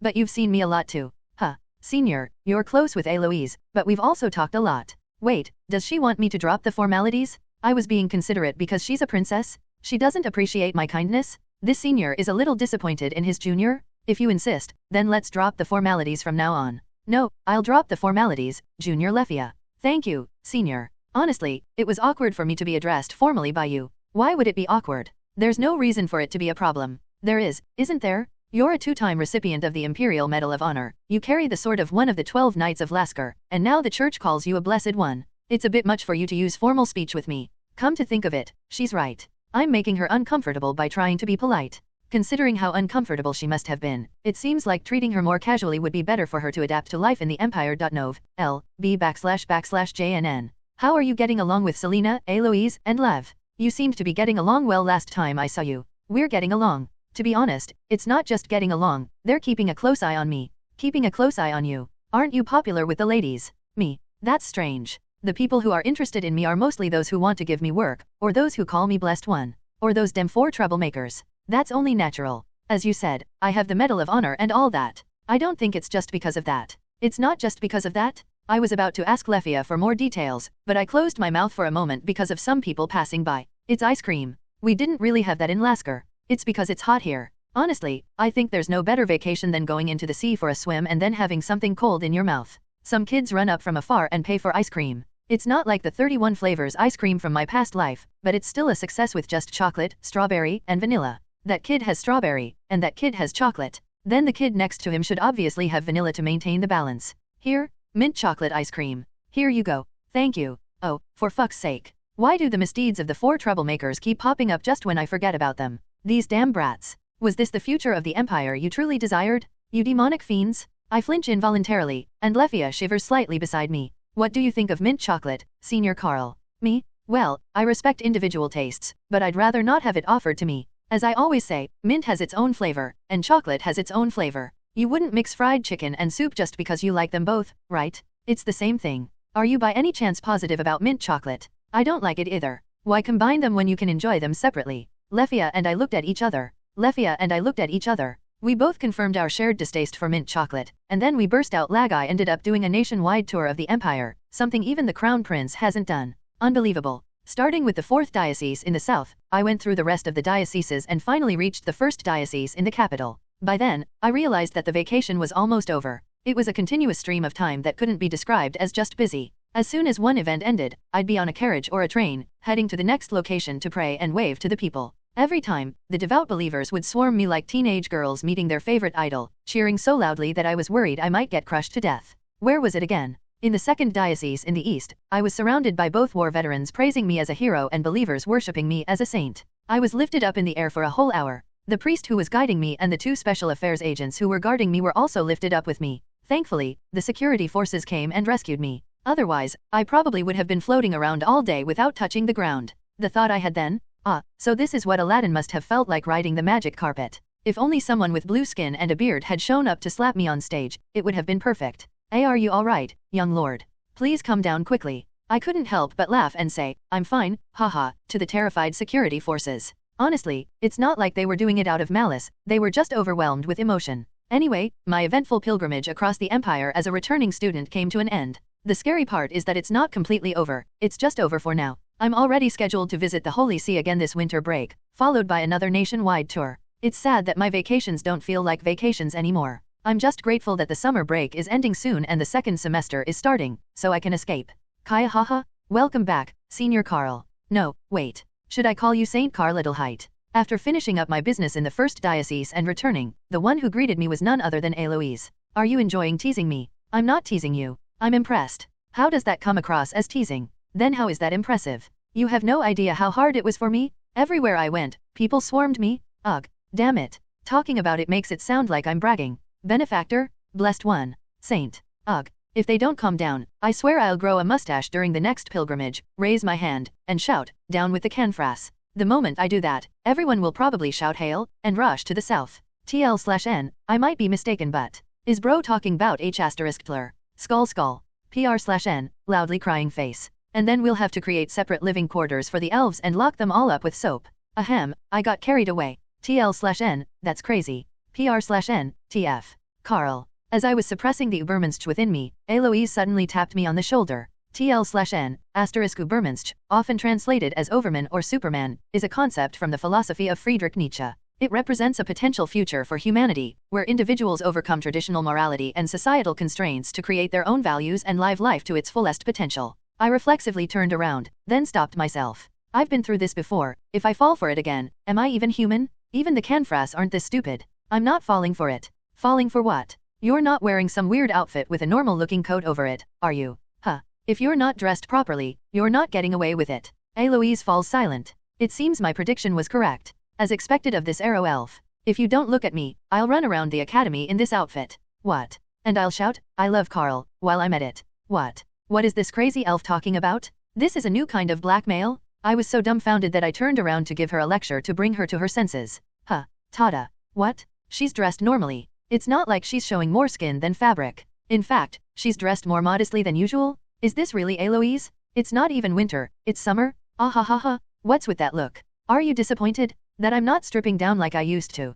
It's not that. Heh. Is that so? So how disappointed are you? Should I act a little more loosely in front of you, like I used to? No, thank you. This is perfect. So please don't be a Canfra or an arrow elf. You told me to dress properly back then, Karl. So I've been dressing properly ever since. It's hard to believe, considering your track record. If you don't believe me, you can follow me around and keep an eye on me. I'll allow that much. You can even follow me to my room and bathroom. TL/N, at this point just give her the D-man. PR/N, shut your nasty ass up, angry face Selena FTW. TL/N, my bad brah, loudly crying face. Yeah, that's why I'm suspicious. How can I trust her when she says things like that so casually? I let out a sigh. Even if it's just this much, it's an improvement. I was so curious that I asked the Heisens about it a while ago. Hey, how did Eloise usually dress back home? Is she still dressing indecently in the Empire? I told her to be careful. Their response was immediate and predictable. So when I mentioned she's been dressing modestly here, their reaction was priceless. Eloise? What's wrong with her?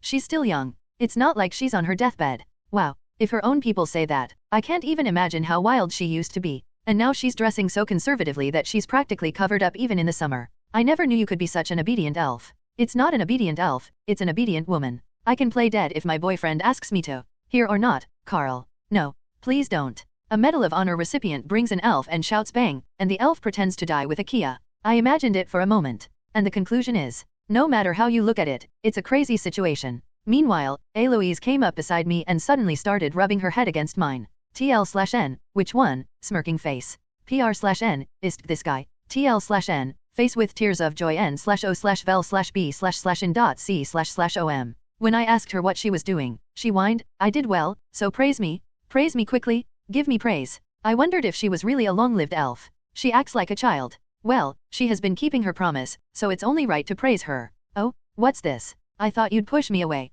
Is that all you have to say after I let you pet my head? No, it's just, you seem to get embarrassed easily, Karl. Me. Not you. Last time, when I tried to close the distance, you were the one who ran away, Eloise. Have you forgotten? Or do you just not remember at all? This woman oozes arrow elf energy at other times, but at crucial moments, she turns into an innocent elf. It's driving me crazy. Anyway, this is nice. The head patting? Well, I can do this for you sometimes. Huh? Oh, that too. But I meant it's nice to see you becoming more and more amazing, Karl. If you're joking again. Not at all. This is genuine, pure admiration. As I quietly stroked Eloise's hair, she continued. Honestly, even I've never heard of a miracle before. I never imagined it could actually happen. I thought it was just a story the church made up to make people believe in their teachings. That's blasphemy, you know. Really? I heard the Radiant Church doesn't hunt down and kill people for heresy just because they don't believe in their teachings. Or am I wrong? She's not wrong. If the Radiant Church was like that, they wouldn't have been able to spread their influence across the continent so quickly. And the people in the church have all been good people.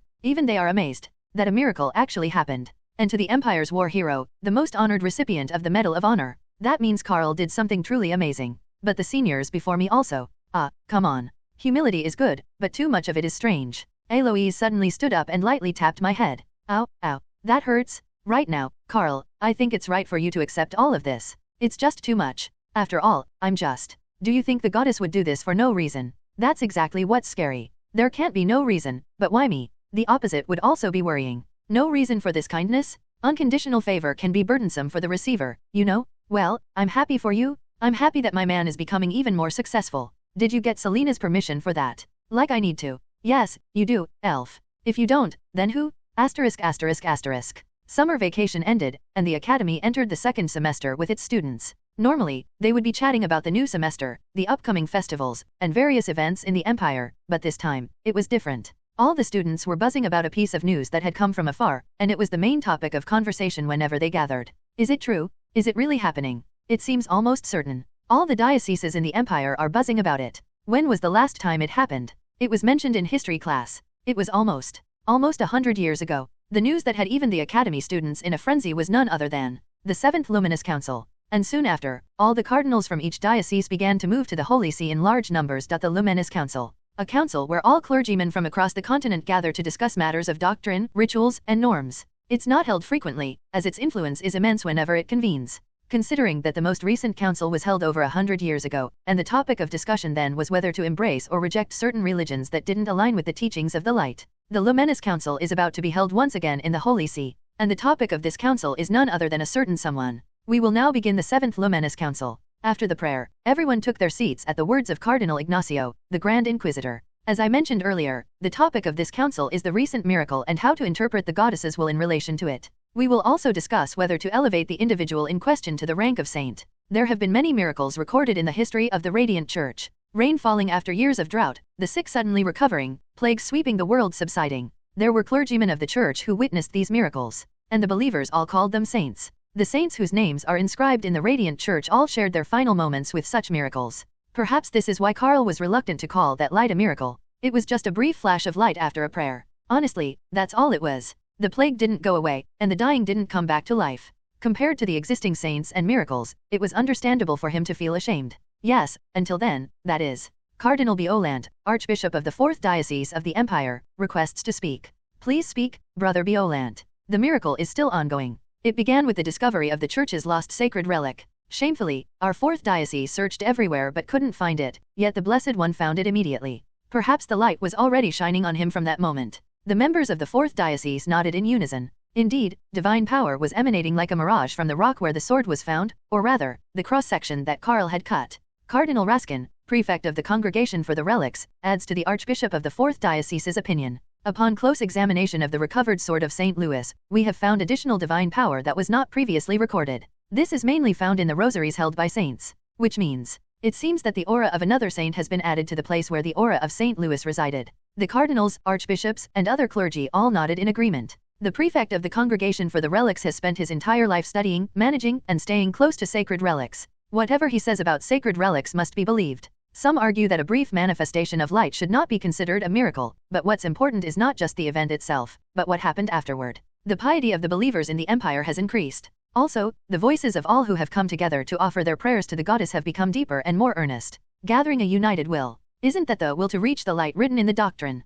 Contrary to Karl's wishes, the council was already solidifying the opinion that it was indeed a miracle. Would there be anyone to refute this opinion? In this atmosphere, wouldn't such a person be considered extraordinary, in a way? Then the next issue arises. At the words of one cardinal, everyone's faces showed signs of deep thought. In this case, is beatification or canonization appropriate? To be honest, this is the first time we've encountered such a case. Miracles. Saints. The important thing is that all of these occurred at the end. When the saints were martyred or returned to the goddess's side after their light faded, only then did the miracles recorded in history manifest. But this time is different. Karl, who experienced the miracle, is still alive. This is a first in the history of the Church. Everyone said that miracles were bestowed upon those about to embrace the goddess, as a sign of her appreciation for their devotion. But this case is far too different, isn't it? I believe the conditions for canonization have been met. However, the canonization ceremony itself might need to be postponed. There is no doubt that it was a miracle. Whether he is called a blessed one or a saint, there is no objection. However, even for them, a living saint was unprecedented.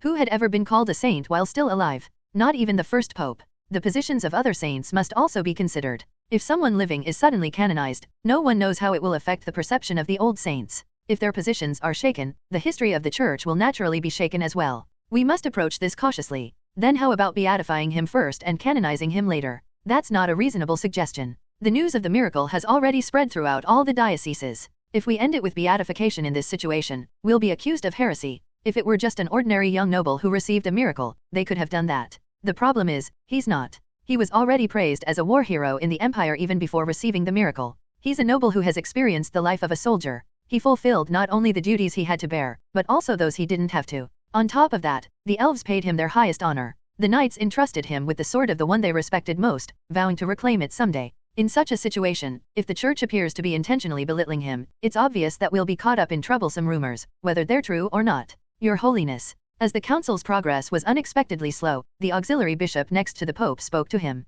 What are your thoughts, Your Holiness? At this rate, wouldn't it be better to hear more opinions? If we knew it would be like this, we should have invited the Blessed One. Ha ha ha, don't be absurd. Why would we invite him to a place like this? That young man would have waved his hands and said it's too much for him. Honestly, it doesn't make sense. How can we call the person involved and ask, do you want to be beatified or canonized? Or should we do it later? The news of the council's commencement would have already reached Karl, beyond the Empire. That young man would probably insist that all of this is not suitable for him and decline. But what could they do? They had witnessed the miracle with their own eyes. What clergyman could ignore that? Besides, they had already benefited from it and would continue to do so in the future. They couldn't simply leave it at benefactor. The Holy See, a place that, while not overly entangled in worldly affairs, still had to compromise with them. In that sense, the Pope and the cardinals needed to compensate Karl.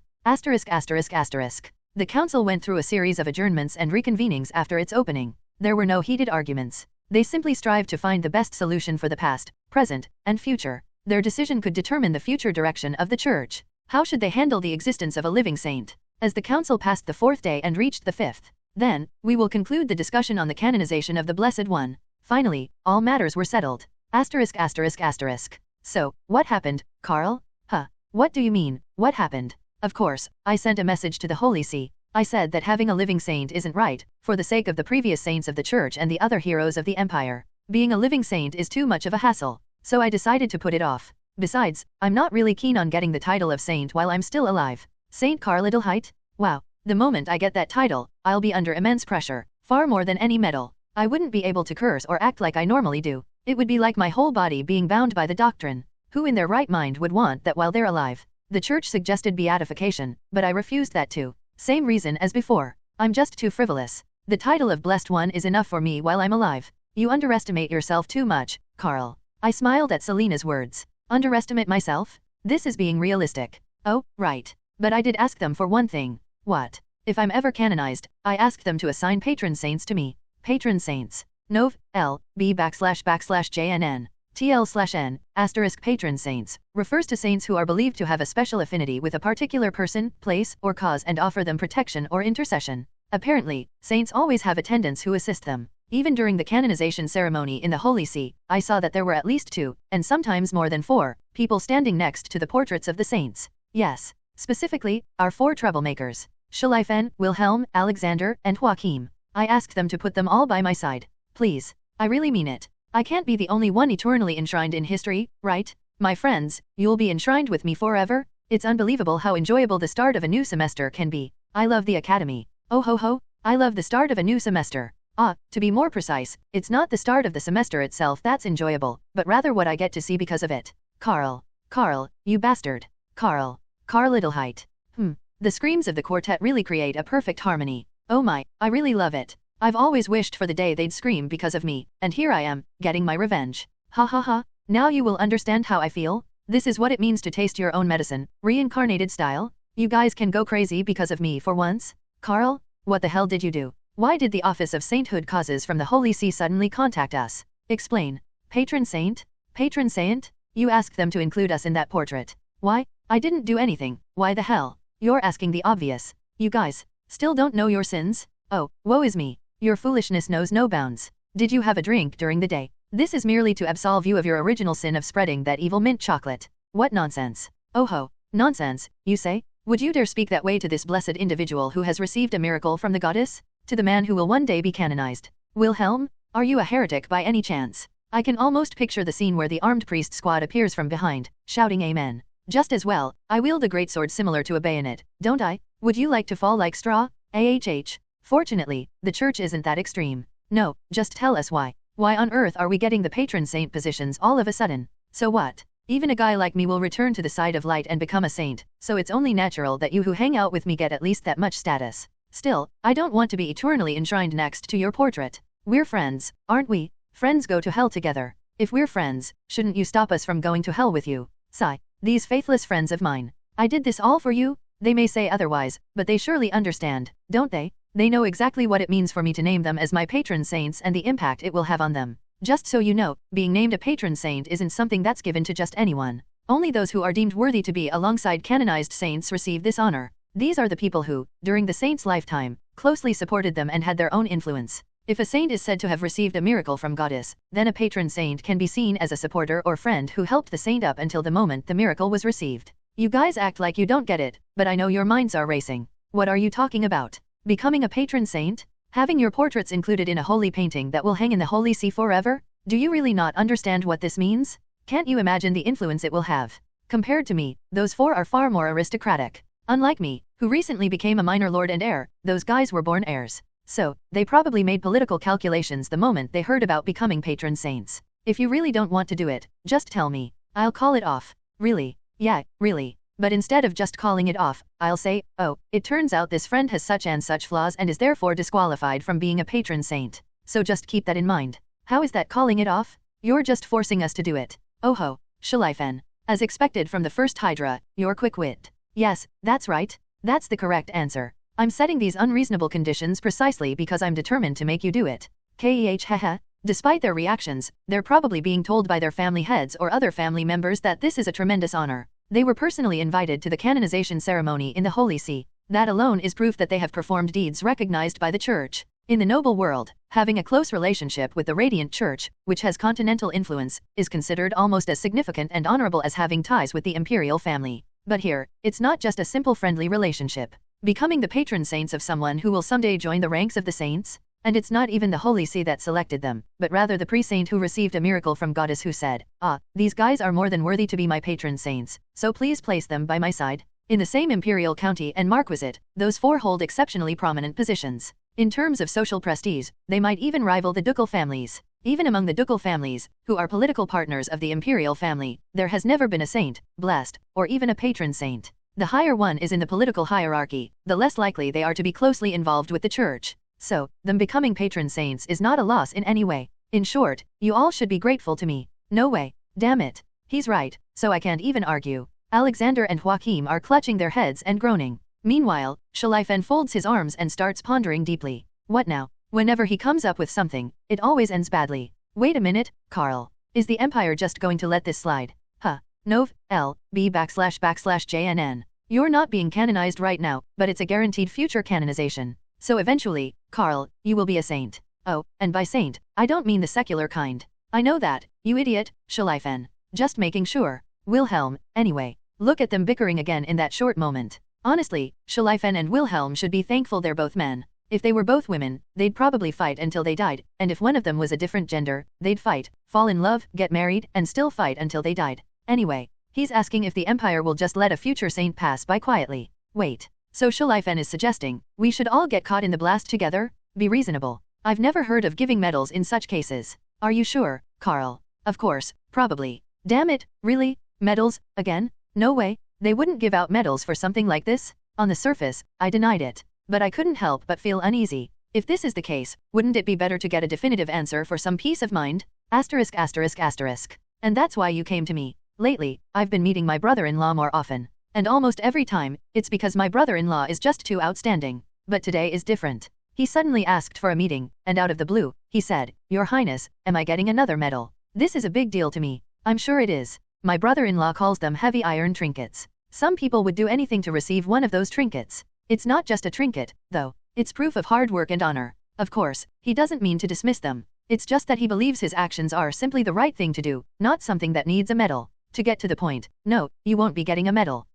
What's with the brother-in-law? I shouldn't find this so funny. I seriously wonder sometimes if he's really Rika's brother. They're like night and day. Don't tell me you're glad you're not getting one? That's absurd. It's not that you're not getting a medal, it's that they can't give you one. Has anyone ever found a lost sacred relic? Or received a miracle in the Holy See? Never. It's simply unheard of. Even if it did happen, would a medal be enough? War is one thing, but finding a sacred relic or receiving a miracle is on a whole other level. You shouldn't be happy about not getting a medal. Immense glory and honor are heading your way, and they'll make any medal look like a cheap toy. It seems that with all the recent fuss about medals, I've lost sight of the bigger picture. After hearing me out, my brother-in-law kept muttering, I see, and then started spouting strange noises like ayo, ayo, and while I have you here at the Imperial Palace, I should probably mention this in advance. Please, Your Highness. I beg you, tell me it's not another huge ordeal. I'm sorry, brother-in-law, but it is. His Majesty will be summoning you soon. And no complaining, you hear? Think about everything you've done recently. The Emperor can't just stay silent when a noble of his own country receives a miracle, can he? Karl might think he's the only one struggling, but if he had any conscience, he'd consider those around him. In fact, both His Majesty and I have been caught in the crossfire. A noble family loyal to the imperial family suddenly produces a benefactor of the church, and then suddenly becomes a saintly figure? We thought that was the end of it, but now he's received a miracle and is being considered for canonization? Karl, you have no idea how much our workload has increased because of you. So, whether it's a medal or something else, just accept it graciously. Didn't I tell you before? If we don't look after you, the imperial family will be criticized for years to come. Congratulations? I've heard the news. They say when a new saint of the empire appears, you two will be enshrined as patron saints, enjoying eternal glory. Haha. Remus Bayern, the heir to the Duchy of Bernstfall, approached with a laugh. TL/N, Remus Bavaria Rightwardero Remus Bayern. Schleifen, Wilhelm, Alexander, and Joachim all forced smiles onto their faces, their lips twitching as they looked at him. Thank you, young lord. It's an honor, sir. Ha ha ha. Ha, ha, ha. Oh, this is wonderful. Ha ha. Is something the matter? Of course, given who they were dealing with, their change in demeanor was immediately noticed by Remus. They weren't strangers, having met more than a few times. They knew each other well, including the fact that they tended not to show their emotions easily.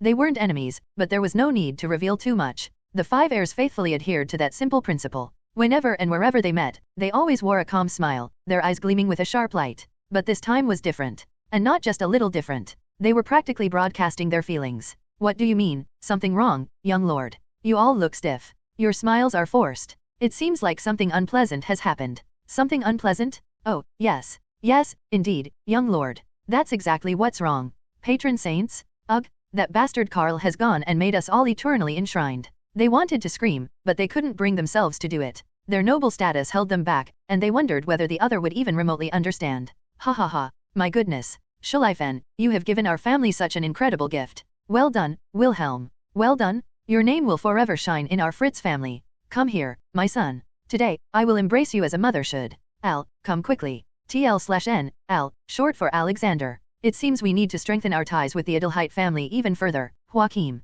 These were the reactions of the four family heads upon hearing the news of their sons becoming patron saints. It wasn't just anyone else, but their own parents. They laughed and rejoiced, saying how proud they were of their children, how remarkable they were, and how they would become great treasures of their families. And was it just them? No, other family members, retainers, and servants at the main residence felt the same way. Even other nobles they knew, and even those they barely knew, applauded them and exclaimed how envious they were. But what was there to complain about? It wasn't a matter of whether others heard or not, but rather the possibility of being misunderstood as if they were bragging about receiving such an important role. Young Lord Remus, about the patron saints thing. We never wanted this, not at all. I heard. That's why it's even more remarkable. What does that? Young Lord Karl Adelheit has proven himself to be a remarkable figure, worthy of being called a saint. The fact that he chose you as his patron saint is a testament to your own greatness. He's not listening to a word I'm saying. Ha ha. The four of them thought almost simultaneously. In any case, this has once again greatly elevated the empire's prestige. Who knew that the current heirs, who will one day lead their own territories, were such devout individuals?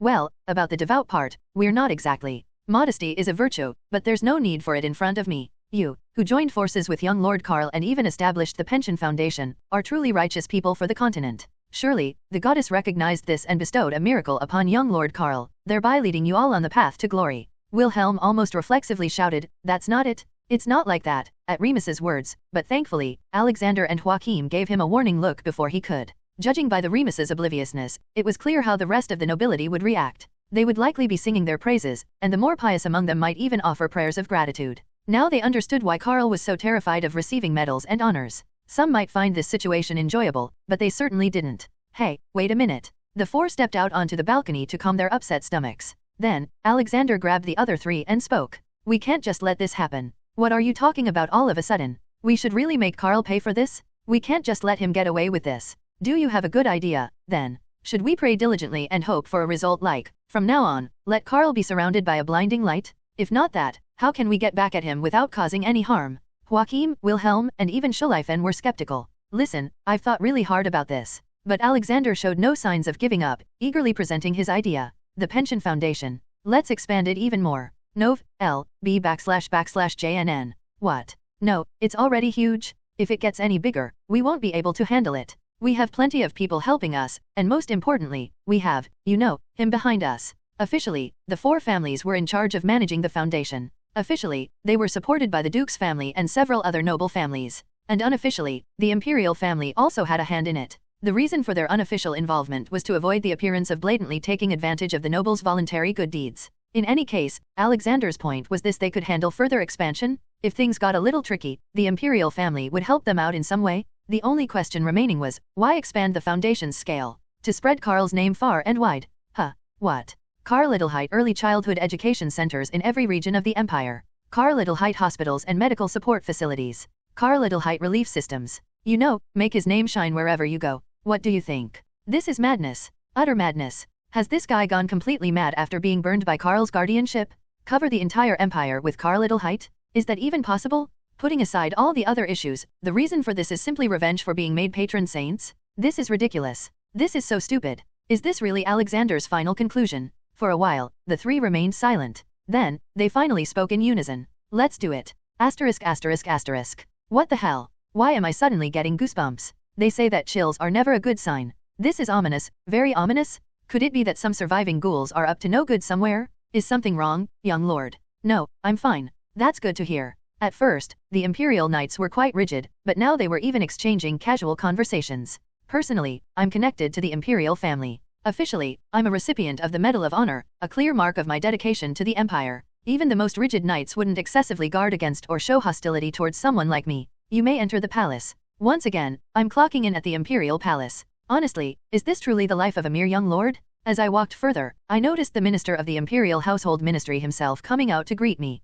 This is driving me crazy. The Minister of the Imperial Household Ministry, along with the Chamberlain, is one of the Emperor's closest aides. The fact that he personally came to greet me means the Emperor has postponed all his appointments to meet with me. Greetings, Minister. I see the Blessed One. That's a bit embarrassing. Please don't. Ha ha ha. My apologies, young lord. Your reputation has been quite extraordinary lately. I suddenly feel worried. How will that staunch Imperial loyalist perceive me? Will he yell, because of you, the people of the Empire are chanting your name more than the Emperor's? You scoundrel. If you ever become a traitor, I'll personally drive the carriage to capture you. Why are you looking at me like that? It's nothing. Let's go. His Majesty has been waiting for a while. This is insane. I've even made the Emperor wait. As expected of a man like me. No, wait. This is truly crazy. I quickly followed the minister, and soon, I was once again in the Emperor's presence. Long live His Majesty. I, Karl Adelheit, have arrived at the palace in response to the Imperial summons. Welcome. I have been waiting for you. An emperor waiting for his subject. I'm both honored and terrified.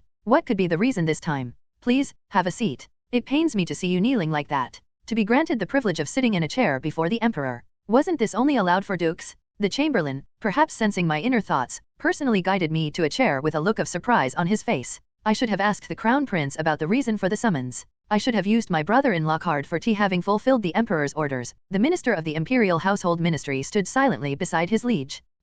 Karl Adelheit, the young lord of Friedrich County. Has there ever been a noble who visited the Emperor's chambers so frequently? Even the dukes didn't come this often. Not to mention, Karl wasn't even a titled noble yet, just a young lord. He received a miracle in the Holy See? Young Lord Karl Adelheit. The Emperor's laughter at the news from the Ministry of Foreign Affairs and the Holy See was still vivid in his mind. It was understandable. In truth, the Minister of the Imperial Household Ministry himself had been dumbfounded when relaying the news. A miracle, indeed. And not one that appeared as a saint ascended to the light, but one that manifested simply as a response to a prayer. He suddenly recalled Karl's recent audience with the Emperor. There, he had claimed it was merely good fortune. He hadn't made any noble sacrifices or held any resolute determination. He had thought it was humility. But could that be true? Had he accomplished all those things without any spirit of sacrifice or determination? Then how could the actions of others be explained? And the manifestation of the miracle in the Holy See confirmed his suspicions. No matter how lucky one might be, could luck alone cause a divine miracle? It was love. It was affection. It was like a divine tribute to the most radiant soul.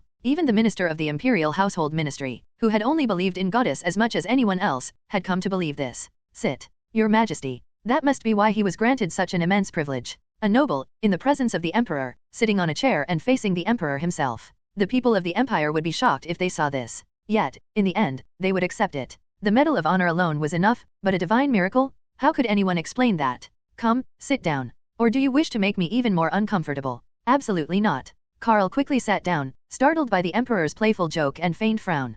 Karl must also know that this is the Emperor's affectionate jest towards a subject who continues to elevate the Empire's prestige. That's why he's responding with such exaggerated reactions. I've heard all about it. You've had quite a busy vacation. Yes, Your Majesty. It just happened that way. You've worked hard. For an academy student, vacation should be a time to rest. Since you've been so busy, I must offer my condolences. I'm deeply honored. For a moment, the Minister of the Imperial Household Ministry almost burst out laughing. The Emperor was essentially teasing Karl, saying, "How are you doing, since you couldn't enjoy your vacation?" And Karl, in a very polite manner, was whining, "Oh dear, it was so hard for me." Of course, he didn't actually laugh. He had been in court for years, so he wouldn't make such a mistake. Young Lord Karl Adelheit. Yes, Your Majesty. You first. Your Majesty. It seems you have something to say, so I'll give you the right to speak first. Upon hearing those words, the Minister of the Imperial Household Ministry and the Chamberlain immediately prostrate themselves and exclaimed, "Your Majesty." This was the Imperial Palace, the residence of the Emperor, the heart of the capital.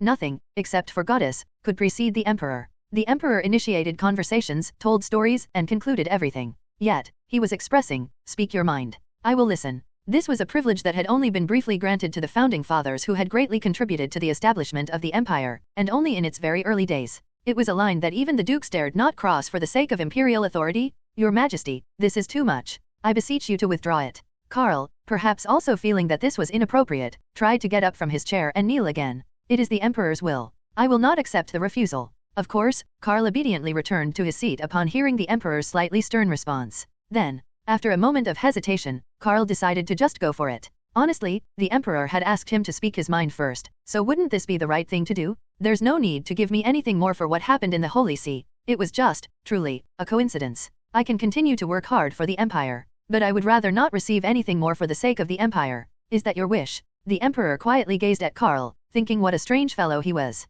Strange. Extremely strange. It couldn't be anything but strange. Why was he acting like this? Anyone in the Empire would want to spread their name further. No, it was only natural for any person to feel that way. Who in the world could be without ambition? It was self-satisfaction derived from self-display. No human could escape it. It was a kind of instinct, a survival instinct etched in long history, and simply a natural course of things. There was no reason to refuse it so vehemently. I have already received more than enough, Your Majesty. I'm receiving an overflowing amount of love. Receiving an overflowing amount. He knew he was receiving an overflowing amount. But still, wouldn't anyone want to receive more, even if it overflowed? Many people willingly gave their lives for me on the battlefield. I have already been sufficiently rewarded for everything I did there. And since then, I've gained friends, regained the starting point I lost due to foolish thoughts, and everyone around me is already happy. So, I believe I've received all that I need. The Minister of the Imperial Household Ministry, who had been bowing his head, stealthily glanced at Karl. Now, he truly didn't understand. At first, he had thought Karl was just a young noble who spoke well and strived to gain the Emperor's favor.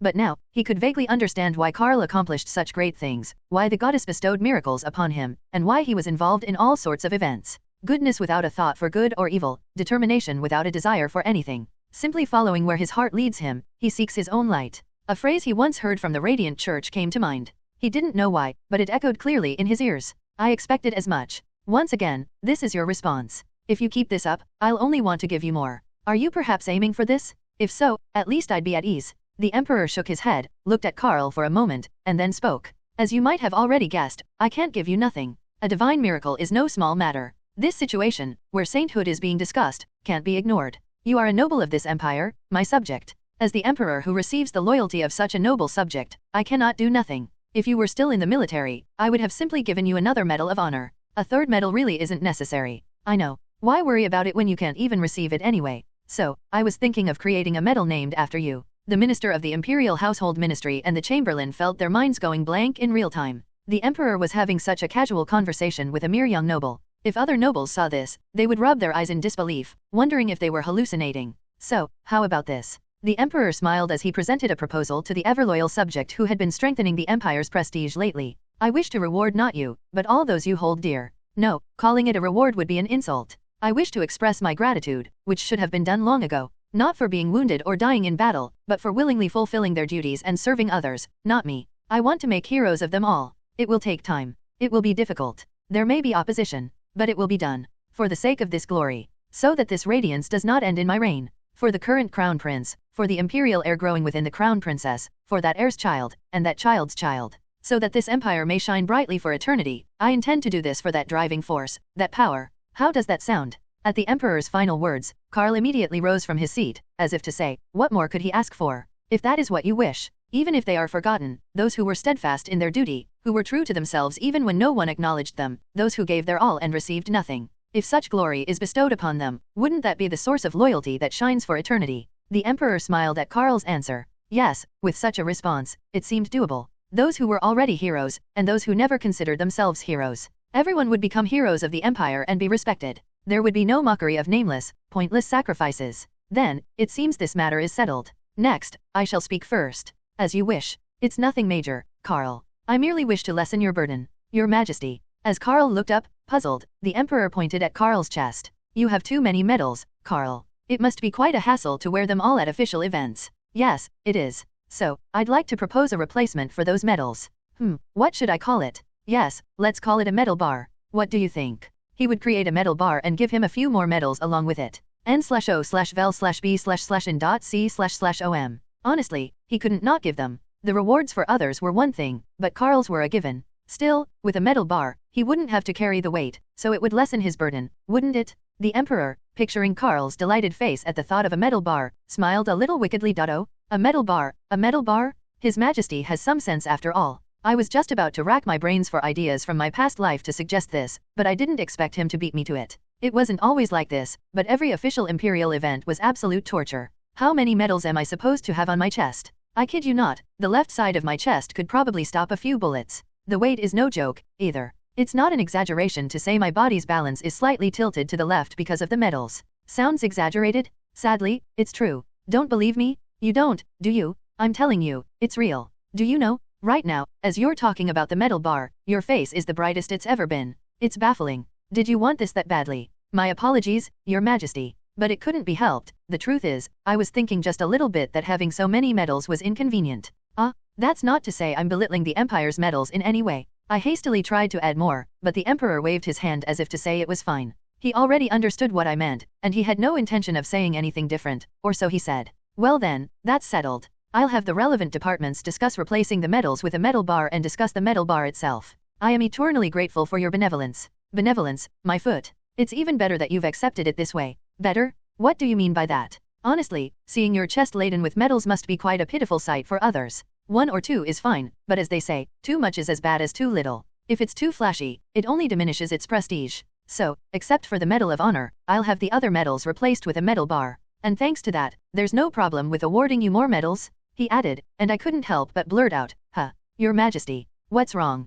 Surely it's not because of the additional medals I mentioned just now. Your Majesty's words. Of course, that's the main reward. However, it can't cover all of your achievements. The miracle in the Holy See is the Holy See business, and the fact that you raised our empire's prestige through that should be calculated separately. At least, since you asked so earnestly, I'll forget about increasing your territory or promoting you. But you'll receive the medals. Since they'll be replaced with a medal bar anyway, there's no problem, right? No. Wait, Your Majesty? So, come to think of it, he's right again? Promotions, territory expansion. Honestly, from my perspective, those are things I'd rather avoid. It's not like my family is from some backwater territory. We already hold the title of Count and possess ample lands. There were actually a few discussions about it. But my father flatly refused, saying, a warrior's place is right here. Going higher, having more, it'll only exceed our capacity and create more problems. And that applies to me too. With my sister becoming the crown princess, I naturally became the next head of our family, the next owner of the county. But honestly, while I'm good with people, my foresight and political skills as a noble or head of the family are just average.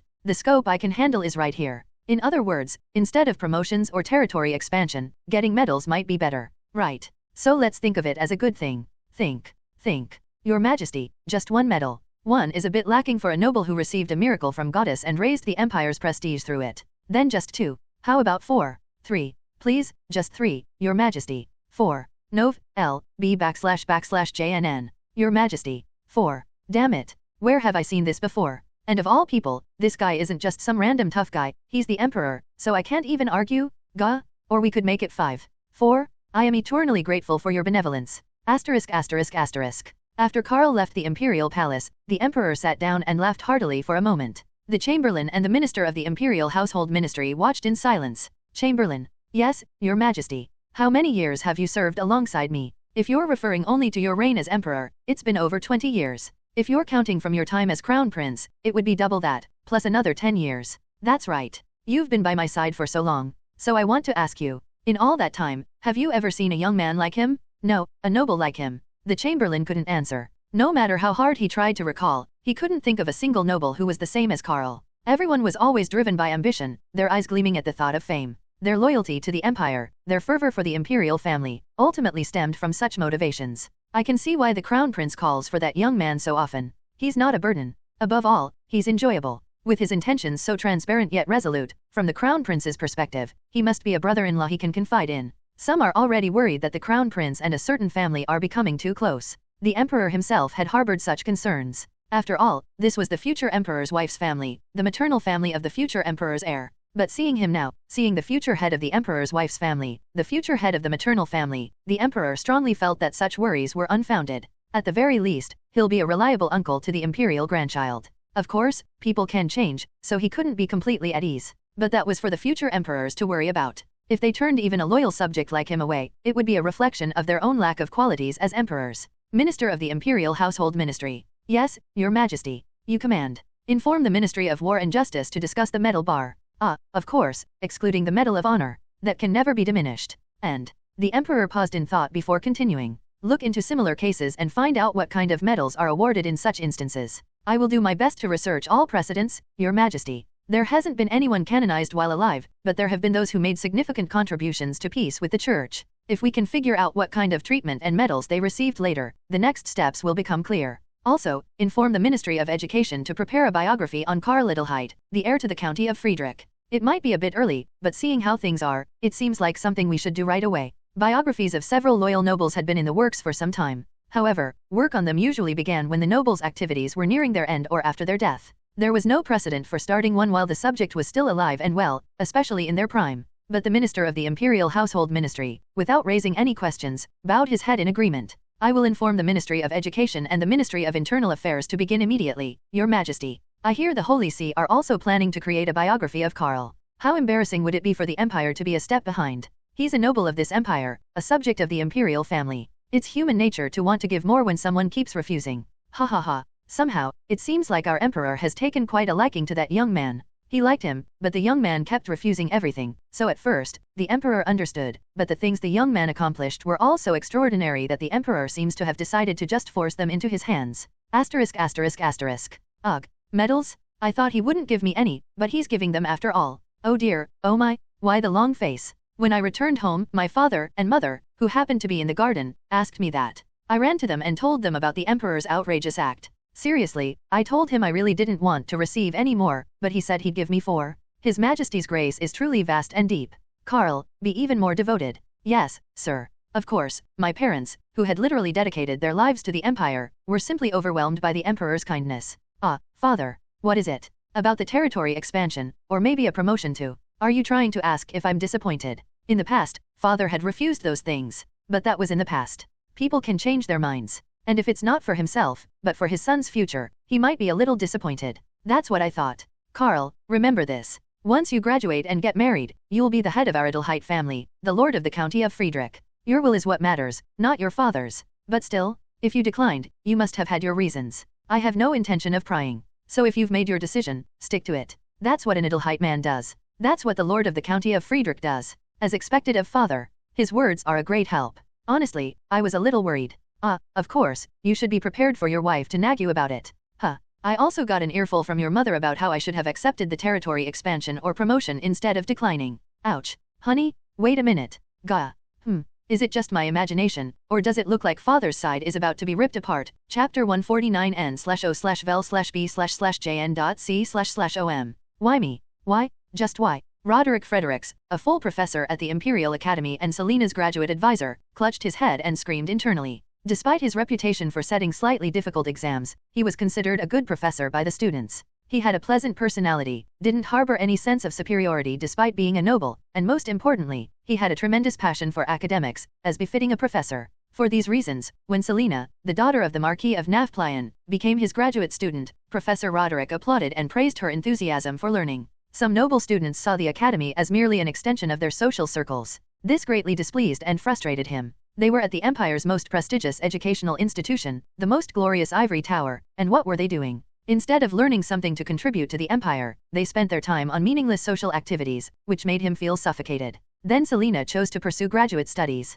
Despite being the daughter of a marquis, she was interested in pursuing a higher degree. It just so happened that Professor Roderick specialized in imperial history, and she also wanted to study history, so they smoothly became advisor and student. From then on, he was passionate about his role as an advisor. He strived to set a good example for a student eager to learn. Selina was keeping up well, and he was feeling quite satisfied when he heard the news. Professor Roderick, I'm not trying to belittle you or anything, but, be careful. What do you mean? Selina Ifrit, the graduate student. I heard she's dating that young man. That young man? Karl Adelheit. There was no response like who's that? Of course not. No matter how much an academy professor immersed himself in academics, there was no way he wouldn't know that name. No, rather, as someone dealing with imperial history, he should be more familiar with that name than anyone else. A fair number of individuals have received the Imperial Medal of Honor in the history of the Empire. Most of them were common soldiers of common birth, but there were also a few noble recipients. However, among them, not a single one, not even once, has had the honor of wearing it twice. Perhaps it's only natural.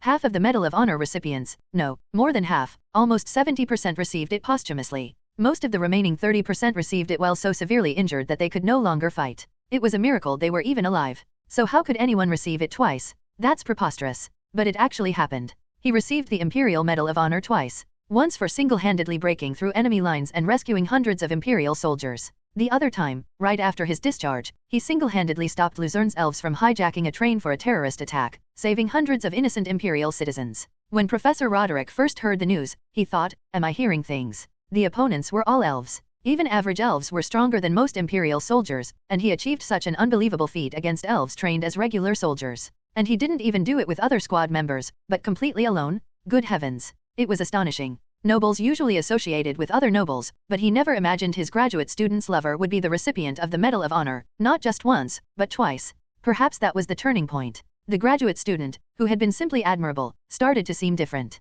To be precise, it was because of the warnings he received from those around him. Don't push your graduate student too hard. You'll be in real trouble if you do. The military already treats him like a hero, and now she's the lover of someone the entire empire knows. He tried to remain indifferent. But Professor Roderick was also human, so he couldn't help but be affected. His graduate student was now engaged to a two-time Medal of Honor recipient? I wish it had ended there. That was the limit of what I could handle. Not long after, the Heisens unexpectedly bestowed upon him an honor that was only allowed for elves. The Legion of Honor medal being awarded to a human? Upon hearing this news, both elven history researchers and imperial historians cried out in astonishment, proclaiming it a momentous event. Following that, a lost sacred relic of the church suddenly came to light through Karl's hands. Even the fourth diocese had half given up on it, but he found it and returned it to the church. Thanks to this, Karl became known as a benefactor or a blessed one within the church, receiving immense respect. Was this the end? No. This time, it was Lasker. Those knights, obsessed with their knighthood, relinquished their honor to him. They personally requested that he safeguard the sword of the 12 knights until they regained their qualifications, promising to return for it someday. Professor Roderick. Eek? S.E. Selina? What is it? I found the materials you asked for earlier. I see. Haha, thank you. Every time Karl's achievements soared, Professor Roderick's anxiety rose in direct proportion. No matter how much of an academy professor he was, in the end, such individuals were replaceable. There were many others like him, but there was only one Karl Adelheit. Only one. In that situation, if that young man were to suddenly ask, Professor, you're not mistreating my fiancé, are you, and confront him, can I continue my life as an academy professor? This was his worry until just a few days ago. Yes, until a few days ago. Luminous Council concludes. Canonization of Karl Adelheit, heir to the County of Friedrich, to be discussed, canonization confirmed. However, the timing to be discussed later. The news that reached him was truly shocking. That young man had ascended to the ranks of sainthood. He had displayed the glorious act of receiving a miracle from the goddess in the Holy See. With a situation like this, just if, Karl were to look at him with arms crossed and say, it wouldn't just be a matter of continuing his professorship. Can I even survive? Yes, that worry is probably more realistic. Professor, it's Selina. It wasn't like this at first, but now just hearing her voice makes my heart pound. Oh my, do I really have to endure this for another 2 years? Can't she just graduate early? It would be great if grad school, like the academy, allowed early graduation for top students. I've organized and brought what you asked for last time. Do you have anything else for me to do? Huh? Oh, no, nothing. Nothing at all. Okay, I'll be in my research room, so please contact me if you need anything. Even with such an incredible fiancé, Selina never bragged or tried to use her influence. I'm grateful for that, but it also makes it even scarier.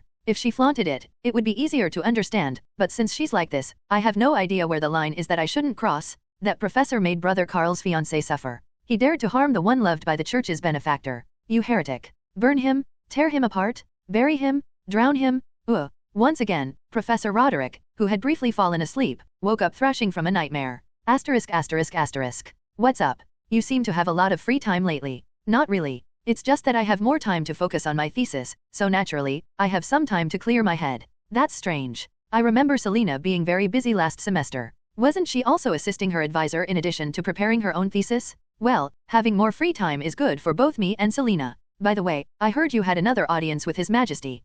Yeah, it turned out that way. You're really amazing. I bet you're the only heir in the history of the Empire who's had so many audiences with His Majesty and the Crown Prince. It's not that big of a deal. I'm getting more medals, Selena. Speaking of which, did you hear the news? What news? Huh? You haven't heard yet. What news? I have no idea what she's talking about. The festival this time.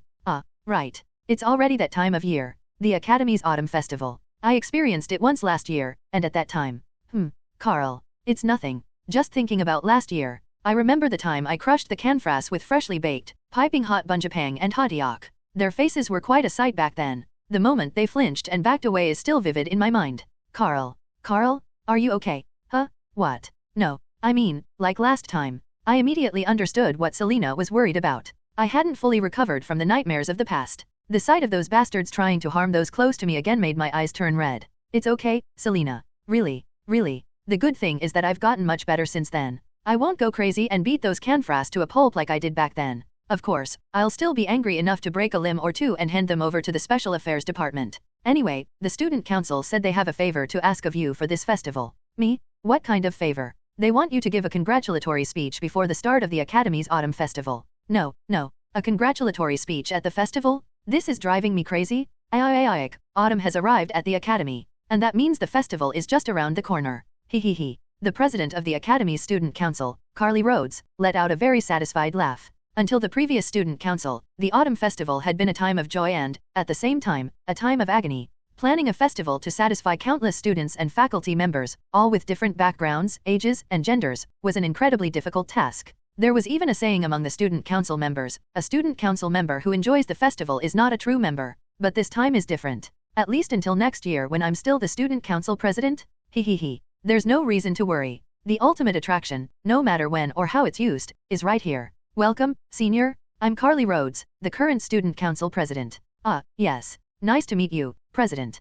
Karl Adelheit. Honestly, I'm still not sure how I should address him. For now, I'm calling him Senior, but looking further ahead, that can't be the end of it. The heir to the County of Friedrich, the home of the Crown Princess. A two-time recipient of the Medal of Honor. A recipient of the Legion of Honor Medal. A skilled swordsman who wields the sword of the 12 Knights. The benefactor who found the church's sacred relic.n/o/vel/b/n.c//om. And the one who received a miracle and is certain to be canonized after his passing, following the canonization discussions. At first, I considered calling him a saint to be, but it felt a bit distant, so I decided against it. Besides, according to rumors, Karl is quite embarrassed by such things, so it's better to approach him casually, the Student Council president concluded. I heard you were looking for me. Yes. I need your help with the festival this time. My help. From last year to this year, perhaps even next year and the year after that, the Student Council president thought that the biggest attraction of the Academy would be the person sitting in front of her. Even though he had already achieved so much and enjoyed so much glory, it didn't seem like it would be the end. This year, next year, and the years after that, he would probably create more headlines and become the center of attention again. That was her prediction. We need something to wow the crowd at the festival, and it seems like you're the best person for that right now, Senior. Meanwhile, Karl's anxiety was growing. Surely they wouldn't ask him to go on stage and sing or dance, or even worse, participate in that hellish talent show? He could handle dancing, but singing was a no-go. He hated singing, both in his past and present life. It was so bad that even his superiors in the military told him, hey, just don't sing. First, we'd like to ask you to give a congratulatory speech. Would that be all right? A speech is fine. But wait, isn't that usually done by the Chancellor or someone else on their behalf? That's true, but we think it would be more fitting for you to do it this time. We've already consulted with the Chancellor, and fortunately, they readily agreed. No, they might not be happy about it deep down. They just had their speech taken away by a mere student. Go ask them again. 3 times. They say the real conversation starts after 3 refusals. Go, now. Whether or not she knew what Karl was thinking, President Carly continued chattering away. You even ran a snack booth at the last festival, right? This time, The memory of beating up the canfras was far more vivid than the snack booth. Karl tilted his head. Or was it the delicious snacks that led to that cursed mint chocolate? Can we expect something different this time? Don't get your hopes up. I might suddenly receive a miracle in the middle of the festival. I'm scared that might actually happen. If it happens in front of all the students, I might swear, saint or not.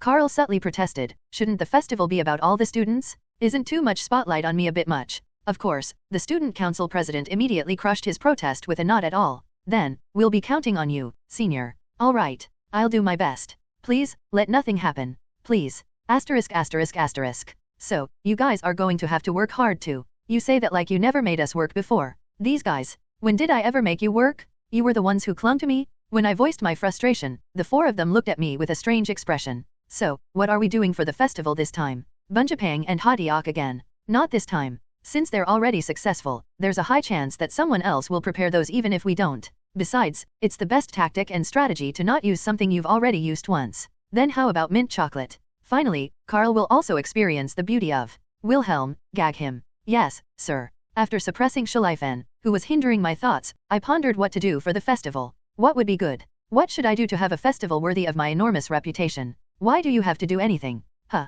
Joachim, who rarely speaks, finally opens his mouth. He's the weakest of the four. Not really, it's just that he's relatively quiet compared to the other three, so his presence is a bit faint. If this were a movie or a drama, would he be the character you'd say, oh right, there was that character too, at the end? Why do you have to do anything? But the student council president keeps saying she has high expectations of me. She seems to want me to do something. That's exactly what I'm saying. Did I just fail to understand Joachim's words? Just in case, I glanced at the other three, and they were also looking at Joachim with strange expressions. What is he talking about? Or speak in the imperial language, Or maybe even that's all you have to say. Are those the looks they're giving him? This festival, instead of you doing something, Karl, you should visit all the booths run by your juniors. I did that last time, too. It was only for a short time. This time, do it properly. That way, the booths will naturally gain more attention thanks to you, and your reputation will increase as well. Anyway. Aha. So it's like a kind of food tour? No, wait, a booth tour? Joachim's suggestion, after his long silence, was quite good.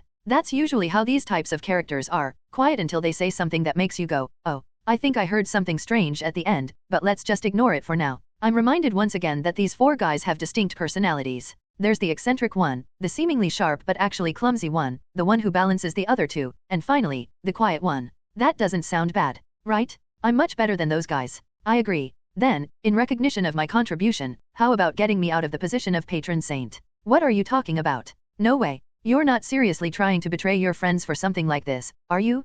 Joachim, let's all hold hands and leave our faces on the murals of the Holy Cathedral together for generations to come. But, it's already weird enough seeing my portrait now, do I have to make others see it too? Right. That's exactly it. I'm the one who has to do it, but I want to do it together. I patted Joachim on the back in encouragement and immediately headed to inform the student council of this great news. Eloise. Oh, hi, Karl. Ah, Senior Karl. Lav and Lefia too. What's this strange combination? Eloise greeted me cheerfully, Lav smiled quietly beside her, and Lefia, squeezed between them, managed to wave a hand after some struggle. Meeting these three wasn't strange in itself. The question was, why were they all gathered right on the path to the student council office? The reason was soon revealed. The elves are setting up a booth together. Yeah, what do you think? First, Eloise said that the elven exchange students were working together to set up their first booth. This had never happened before. Although elven exchange students had been seen occasionally at festivals, they had never taken the initiative to create a booth and participate so enthusiastically. This is good news. It means the elves are starting to integrate into the academy.